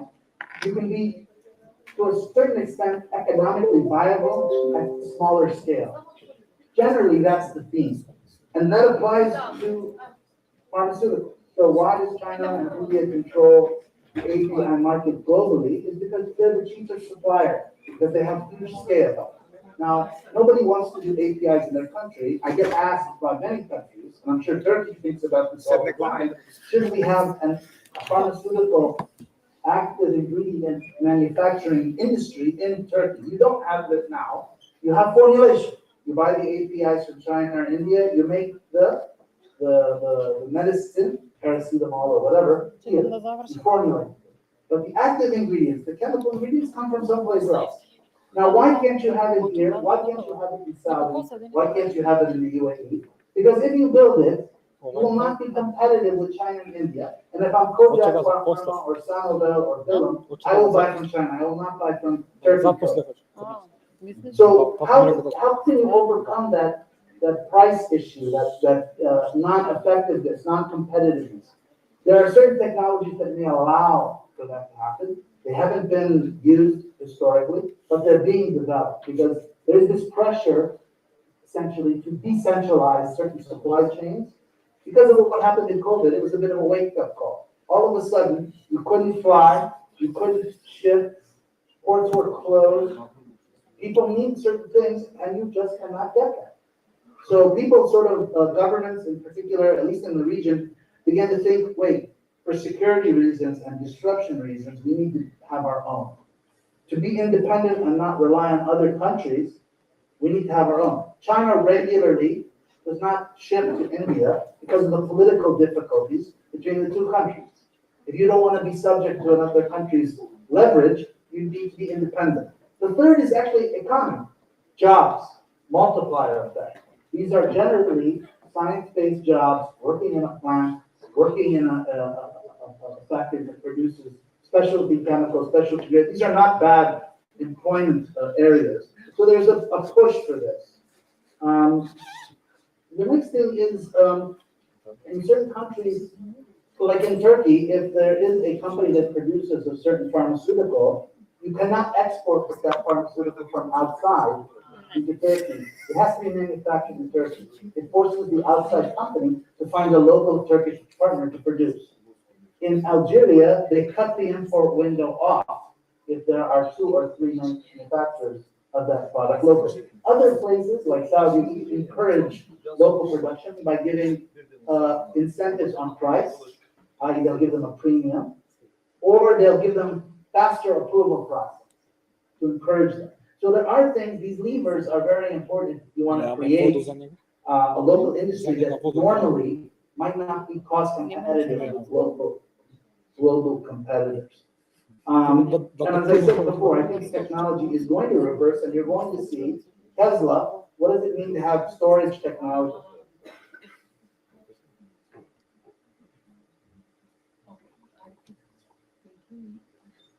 Coal-fired centralized plant. That's all about decentralization. And also food, industrial food is generally being pointed at as the cause of many problems, including environmental climate problems from methane, etc. So I think there are technologies that may improve the competitiveness of smaller scale productive activity, which will lead to a decentralization of some of these industries. And APIs is an example. Talked a little bit about that. And I think it's being driven by, and I think regulators, government policymakers, they're all thinking about this. And it's usually 3 dimensions: security, independence, economy, jobs, higher value adding jobs. Because the typical Saudi or GCC guy, or even a Turk who graduates with a PhD in chemical engineering or bioengineering, if they want to work in their home country, they're not going to be working in that area. Or they'll be a professor. They will not be working in industry because that industry doesn't exist. So I'll pause there. Now we're over time. Yes, this is very interesting because it's a practitioner's view of what they call economic geography. Why some regions, some cities, some towns, some countries have the production of something, but not the others. Actually, one of the Nobel laureates, very well known, Paul Krugman, once also started to work on this. So it's very interesting to see your point of view as a practitioner on this. And you were very humble at the beginning, which is not true. Anyway, so now I don't know how good we are doing with the time. Do we have a few minutes for question and answer, or should we close the session? I'm asking the organizers. We are here ready for the next. We are here ready for the next session. So if there are no further questions, we can start from here. We're ready. Can we just have 1 or 2 questions, if there are any, like a few minutes? Yes. Is there a question from here or from the room there in Skopje? No questions? No comments?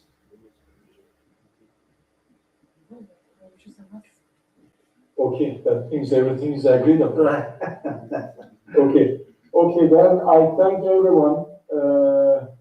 Gabriel Berzynski, Travis Taylor, Christian Ochia, and El-Walid El-Hadi El-Wazir.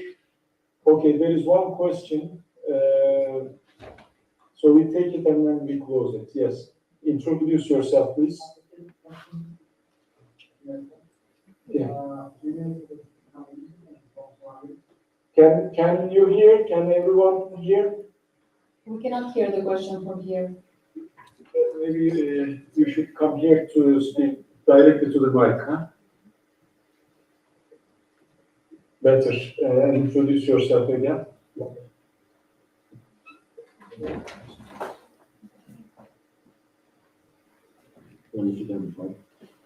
Okay. Yes. My name is Farsi. I would like to introduce myself. My name is Al-Sad Chama. I am from Somalia. I studied Master of Industrial Policy and Technology Management from OSTIM University. Also, I did MBA from OSTIM University as well. This is my second master degree. I have a question. If Christian had my question. So first question is, why sub-Saharan African countries will not industrialize? And the second one is a general question. So the second one is, in what ways are recently industrial policy addressing the potential impact of automation of workforce and labor markets? The first question is Christian, do you get my question? Yes, I can hear you. I heard your question. Okay, thank you. Oh, all right. If I may respond quickly, I think African countries have been industrializing. So if you focus specifically on the very restrictive definition of manufacturing, there are countries like Tanzania, Ghana, Kenya, which have developed a very interesting industrial base, taking advantage of the neighboring countries. So Tanzania has been developing a good agro-industrial sectors where you have like packaging food and selling to the neighboring countries. So there are a lot of industrial operations happening in the continent. But of course, most of them are not actually well linked to the entire economy. So you don't see a big spillover to the rest of the economy. I think Ethiopia is doing good in terms of industrialization, and Rwanda is also doing good. So I think there are many cases in Africa, especially in sub-Saharan Africa. If you look at Morocco, for example, they are linked in global automobile value chain. They're also producing a lot of agro-processing food and exporting to the European market. So I think Africa is industrializing, and I would say Africa has started to industrialize because we cannot talk a lot about the industrialization in Africa because the real industrialization has not started yet. So I think Africa is ongoing, and there are good opportunity, and I think this is time for Africa to start industrializing. Okay. And the second question, yeah, it's a general question. Maybe anyone can answer this question. If I repeat that question is, in what ways are recently industrial policy addressing the potential impact of automation on the workforce and labor markets? Okay. Who would like to take this?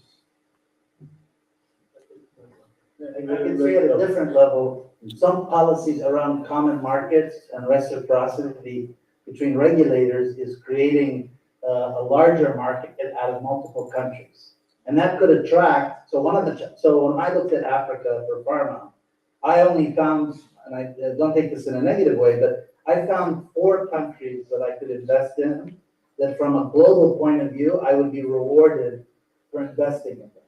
And they were Egypt, in this order, Egypt, Morocco, South Africa, followed by Algeria.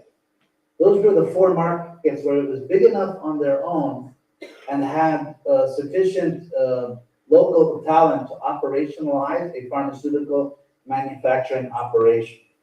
Algeria had its own issues because of its, I would call it government lack of gradualism, meaning they make policy decisions one day and can reverse them 2 weeks later, making it very difficult to predict the future there. South Africa and Egypt were challenging from a macroeconomic currency point of view. And you've seen what's happened in Egypt. We've gone from 15 pounds to the dollar to 30 and maybe 35. And now they're expecting another devaluation to 45 pounds to the dollar. So imagine the currency's lost 66% of its value in 18 months. So that's a challenge. The rand has also macroeconomic challenges. Morocco, interestingly, and Dr. Christian mentioned Morocco, has been kind of a success story. They've been able to peg their currency and manage it in a tight band because of their export profile. So they have a Renault Nissan automotive program where they produce a lot of cars to Europe, the rest of Africa. They have an agricultural export program, phosphates. Even an Airbus program. Really, in aerospace, yeah. So they've been a real sort of what I call hot point. The sub-Saharan countries, I looked at several companies. The challenge has been, for example, the size of the market. So I looked at the company that was involved in 4 or 5 countries, including Ghana, Cameroon. It was the scale that was difficult. And then the other problem from an investor point of view was, if I make money there, which I think we can, will somebody pay me a capitalized value? So I make $100 a year. Will they pay me $1,200 for the business? Or will they offer me 4 years earnings only because it's Africa or because it's uncertain? So that's part of the challenge in terms of capital formation. I know that's not your question. Yours was about automation of workforce. But I think my comments are even before you get to the automation of labor, the problem is the capital value of capital formation in certain enterprises in those countries is challenged. Now, I think, hypothesis, leveraging their agricultural sort of core advantages, whether it's, cocoa or other products. In Ethiopia, coffee has become a big business. Or agricultural industrial, like cotton. Yes, or animal husbandry regionally, meaning if they can become effective in the region, that's a first step before thinking about how can I be effective extra-regionally. So you see blocks around East Africa or English-speaking Africa. You see blocks around West Africa forming, where countries like that anchor around Morocco start to operate and have regulatory reciprocity and a more of an open market between them. And I think those are the kinds of things I would look for to put money behind an enterprise in Africa before I think about labor, right? So labor is important, but there's even more fundamental things before that have to get sorted in order to deploy capital behind an enterprise. Thank you. So this is from a business perspective. Yeah, business perspective, not a policy. Like setting the first things first. Yeah. Type of thing. Okay, I think we have to close. Again, I thank everyone, all the valuable speakers, and I thank all the participants here in Turkey and also in Skopje. And we all wish success to the rest of SEPIP. Yes. This year and the coming years. Thank you very much. Thank you. And thank you, Professor Murat Yulek. So now we will continue back in Skopje to session 6, where we have an invited speaker, Professor Dr. Marian Gushev, who will discuss developing and commercialization of the VIEW ECG software medical device. So please join me in welcoming Professor Dr. Marian Gushev, who is a university professor at Finki, the University of Cyril and Methodius, and he's a founder as well of the ECG Alert North Macedonia. He's an accomplished professor with a PhD in electrical engineering, with a strong foundation in parallel processing, computer architecture, networks, e-government, and e-medicine. With a prolific portfolio of over 500 scientific papers and numerous awards, including recognition as one of the world's top 2% scientists by Stanford University, he has demonstrated expertise as an IT expert, consultant, innovator, and entrepreneur, contributing significantly to projects in cloud computing solutions, telemedicine, e-services, and IT service delivery. So, Professor Marian, you can take the floor.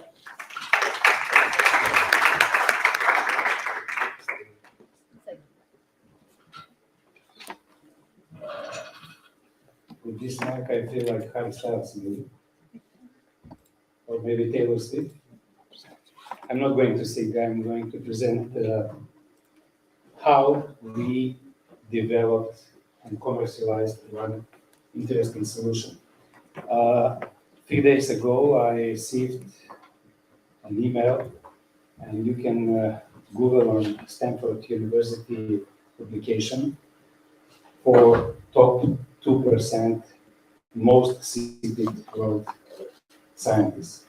I'm happy and I'm glad to tell you that I'm in 2 lists, not only for 22, but also for the whole area. So I would like to show you today what are the, can I move the Yes, slides? yes, Yeah, of okay. course. What are the challenges? So may I ask you a question before I start? Do you like to live 2 years more? Do you know that there is a technology that can provide this? Okay, this is our motivation. So cardiovascular diseases, they are the third killer in the world. Every third death in the world is due to cardiovascular diseases. But maybe you didn't know that 80% of those deaths are preventable. So you can prevent them. And this was our motivation. I read one article, scientific article, that heart attack can be detected 2 hours before the onset. And this was our motivation.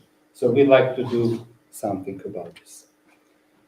And problem is not solved by iWatches like this, where you have to press the button for 30 seconds and measure your ECG, or maybe heart rate monitors like you have on your wrist or whatever.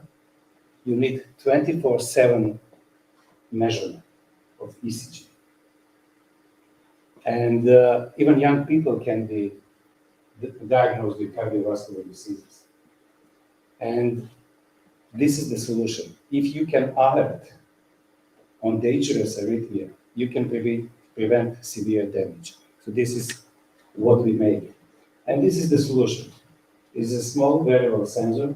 You stick it on your body where your heart is, or maybe this one, which is not open now, this one is disposable. You throw it after 7 days, and this one is rechargeable, so you can use it for 1 or 2 years. And what is the magic? Magic is to build a solution that uses this sensor. This sensor sends data to your smartphone. From smartphone, it goes to cloud, and you get the alert if something is wrong. And what were the challenges to create a new solution? So first, the solution needs to be real time. The solution needs to be continuous measurement, not like this one on iWatch. The solution needs to be remote online access, so your doctor can monitor it. And the patients can be everywhere, here, at home, office environment, whatever. And this is the solution we were looking for. And we have to tackle the heartbeat detection out from the ECG, something like which is presented there. Then classification, then rhythm detection. Technical challenges. You have to build smartphone application, you have to build cloud application, you have to build machine learning models. And they have a lot of smaller and smaller challenges. But I'm not going in deep talking about these challenges. Maybe just to mention that background performance was one of the biggest challenges. Why? Because, for example, Android or iOS do not allow third-party applications to work in background. They switch it off after half an hour, and you need to work 24/7. So there were a lot of challenges, but the biggest challenges are probably the business challenges. And it means how to certify this solution as a medical device, because there are very strong standards you have to apply when this to be approved by the national community to be a medical device. So we have to follow approximately 10 different standards, from quality management to medical performance and a lot of things, risk management and what. The next thing is marketing. How can you tell everybody that this solution exists? Social networks do not work in this area. You have to find some other channels. How to do the first sales? It's a big step. and then how to create a distributor chain. Unless you don't have this distributor chain, you cannot succeed. So the business objectives, we started in 2016. We made the first piloting with University Hospital in Skopje. And then in 2020, after 4 years, we were awarded with CE mark. And it was very difficult task to do it because nobody before can certify software as a medical device. And we did it. It was hard and difficult, but we did. Then we started commercialization in the EU in 2022. And we were looking for our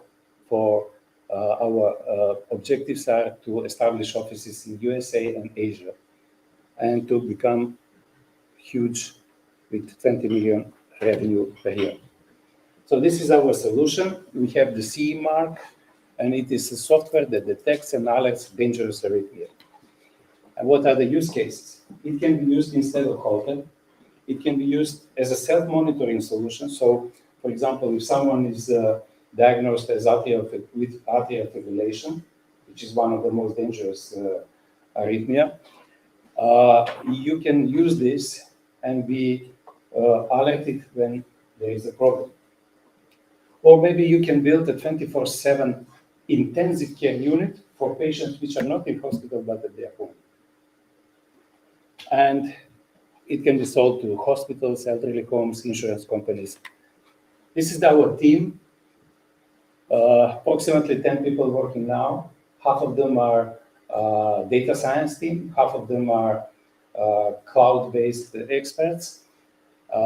We have also expert from University Hospital in cardiology. She's head of arrhythmia department. And this is BA working as CEO of the company. How we did it? I have to acknowledge that we have several projects behind. So we have also European projects and projects funded by Fund of Innovations here in Macedonia. And we have several other projects which are ongoing now and which are very interesting. We patented also how to measure glucose level from ECG, which is very new. And it is probably now very interesting because we are running a clinical study with this project. And also, we are making a LIS project, which we were awarded from 1st of October this year, which means probably you know what is GPT. GPT uses a large language model for, let's say, English or whatever language. Now we are using this large model for ECG, which is quite new. Nobody do it. Also, we have several other projects. I'm not going into it. What are the conclusions? How we did it? When you are a scientist, when you are a professor, when you are at university, you always make just a proof of concept. You have an idea, you make a demo, it works or not, this is it. And you think you hit the goal. No, this is just the start. You need 10 times more time to finish the technical challenges. Then 10 times more time to patent it, to certify it, and realize the first sales.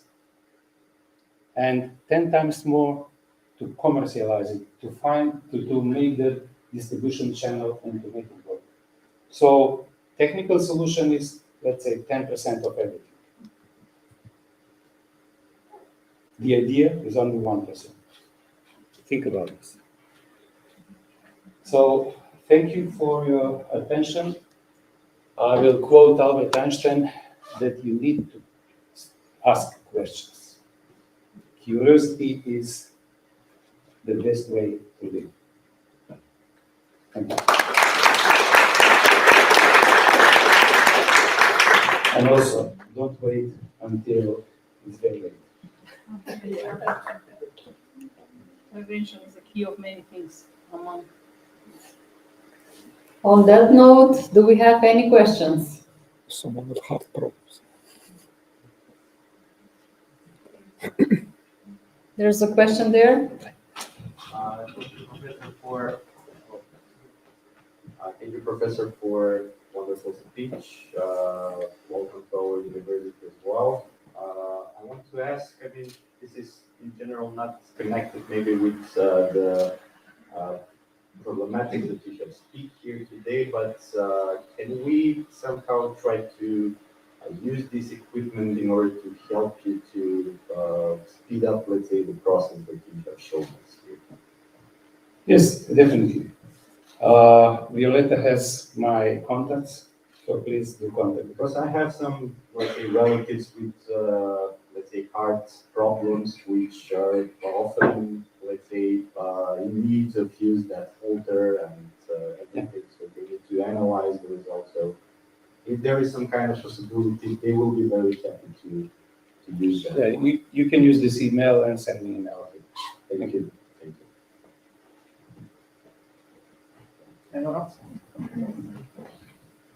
Thank you, Professor Dushan, for this wonderful presentation. It was short but very impressive one. Everyone's technology is all health. So I think that no matter what we are as a professionals, we are really very much concerned about this issue, especially as you said that this is one of the most, or the third one in row, disease that affects us all globally, in a global framework. So my question is, we have a very interesting achievement that you have made, and since your title is commercialization, I would ask how, and since I'm from the Faculty of Economics, of course, I'm asking how far did you get in commercializing this finding of yours? I mean, who and which hospitals or who use this finding? Our clients. Yes. Okay. So currently, we have 6 hospitals working at this moment. We have more previously, but at this moment, 6 hospitals. In Macedonia or? No. No one in Macedonia. So my second question will be... We sell only in Europe and the rest of the world. AstraZeneca is the Oxford University. So they are they're using these sensors and our software to test some new medicaments for COVID treatment. Then, University Hospital in Düsseldorf is running one very big project which is called 5G Hospital. Vodafone is the main sponsor of this hospital, and they are using our software. So next is Hospital Madonnina in Milan, where Professor Papone, who is well known in cardiac surgery, inventing new procedures for cardiac surgery, they are using our software. We built for them special features that they requested. Also, I have to mention the royal family in Jordan. They have been measured with this technology. They even asked to measure their horse. I'm not kidding. It was difficult to do it, but the horse ECG is quite similar to the human, but different thresholds. So we had a lot of, in Mexico also we have our hospital. So everywhere in Europe. So if you don't mind, I will continue. What except money stops our hospital to use these kind of devices or solutions for them? Well, I think the mentality, if you use something, if it is imported from abroad, is the new technology, then they will use it. Otherwise, if it's from here, it takes time, and this is. And I do not push in Macedonia. I'm just pushing the sales in Europe and everywhere else. Maybe you can create your own sales team here for pushing it in Macedonia, not yourself, but some other team. So. Yeah. Maybe in the future. So all will have a benefit of it. Thank you.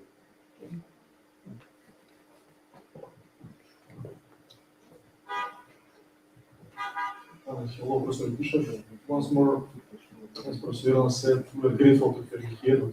It's really a pleasure to hear your lecture.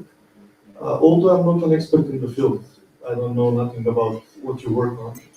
I heard you mentioning about machine learning models which you use in order to predict, let's say, the heart rate, the fatality before it happened, and so on and so forth. My projection, my ideas go the same in this direction, but in another field, in the field of civil engineering and geotechnical engineering. So I want to ask you, which machine learning algorithm do you use for such problems, if it's not something, let's say? So let me tell you, we tried almost all machine learning models, starting from decision tree, XGBoost, etc., etc., etc. We also tried neural networks and deep learning. Unfortunately, no algorithm is better than the ones we made it as humans. We are still trying. We hope we will make it, but there is limitation in artificial intelligence. Artificial intelligence is limited only to the cases which are routine, which are repeating all the time.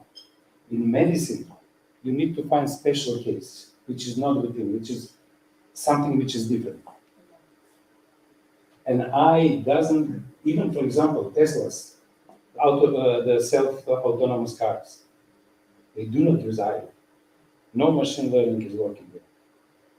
Only signal processing algorithms are working. So we also, but we are still trying, we are working, believing that we might find a better solution. Thank you very much. Okay, thank you. One more question. There is one more One more question. Thank you, Professor Gushek, for being here with us. We appreciate it very much. Actually, I wanted to ask about the challenges that we have overcoming also finding the technical problems with your device, or challenges that will lead you to introduce your product for massive usage. So I believe the challenges is bigger when you would like to introduce for massive usage. So in that regard, is your device only planned to be used just for the clinical monitoring, or it is planned to be found as a e-commerce sensors actually everywhere in the world, except in our country, can be found almost every pharmacy store. Okay, so far we are working B2B. We are working with hospitals to raise the awareness. We know that this is a breakthrough innovation. So what does it mean? It means that it will take time until everybody understands what is the technology. When we offer this to hospitals and we tell them, okay, you can monitor your patient in real time like it is in intensive care unit. They say, we do not have enough doctors for such a thing. So it will take time, but some are now experimenting. They are using our technology, and we think that it will just raise over the time. And B2C will come probably in a year or two. Thank you very much for this question. And I just need to speak for the new device for the measurement of glucose in the blood, because my husband is recently diabetic, and we had really trouble to find sensors for here. We provided it from abroad, and I'm interested in your project for the glucose. So currently we are running a clinical study. We already scanned 20 patients, but we need to scan probably 200. Clinic of endocrinology is the institution where probably your husband or anybody interested. No, he didn't approach to the public. Anyway, so we is run. there a possibility to approach you directly or no? We have to obey the rules here, which tells us only the official clinic of endocrinology can work with this clinical study. For now, just the public hospitals, not the private. For now, only this clinic of endocrinology in Scotland. If I may address you without the microphone, we already discussed with Professor Markova. So she will definitely invite Professor Bushev once again, at least once again, and she will gather representatives from several hospitals, all cardiologists, maybe broader team, not only cardiologists, and maybe that will be one step that we will help you in order to towards commonalization in our country. So probably maybe raising awareness is not on a certain level among the hospitals, so therefore they are not started to think of using these devices, but maybe and solutions in general. So therefore, why not? We can also be some of the supporters of this kind of initiative to be more accepted, at least to raise awareness among the practitioners, among the doctors, among the managers in the hospitals, so they can use our product. Okay. It's already international, it's already internationalized. Thank you. Thank you, Professor Dr. Mariam Bishop. And thank you to the audience as well.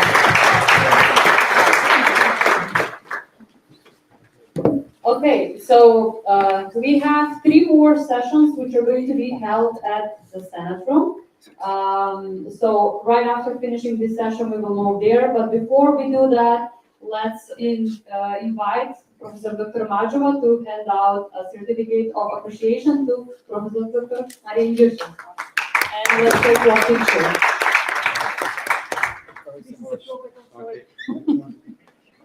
Okay. So thank you once again.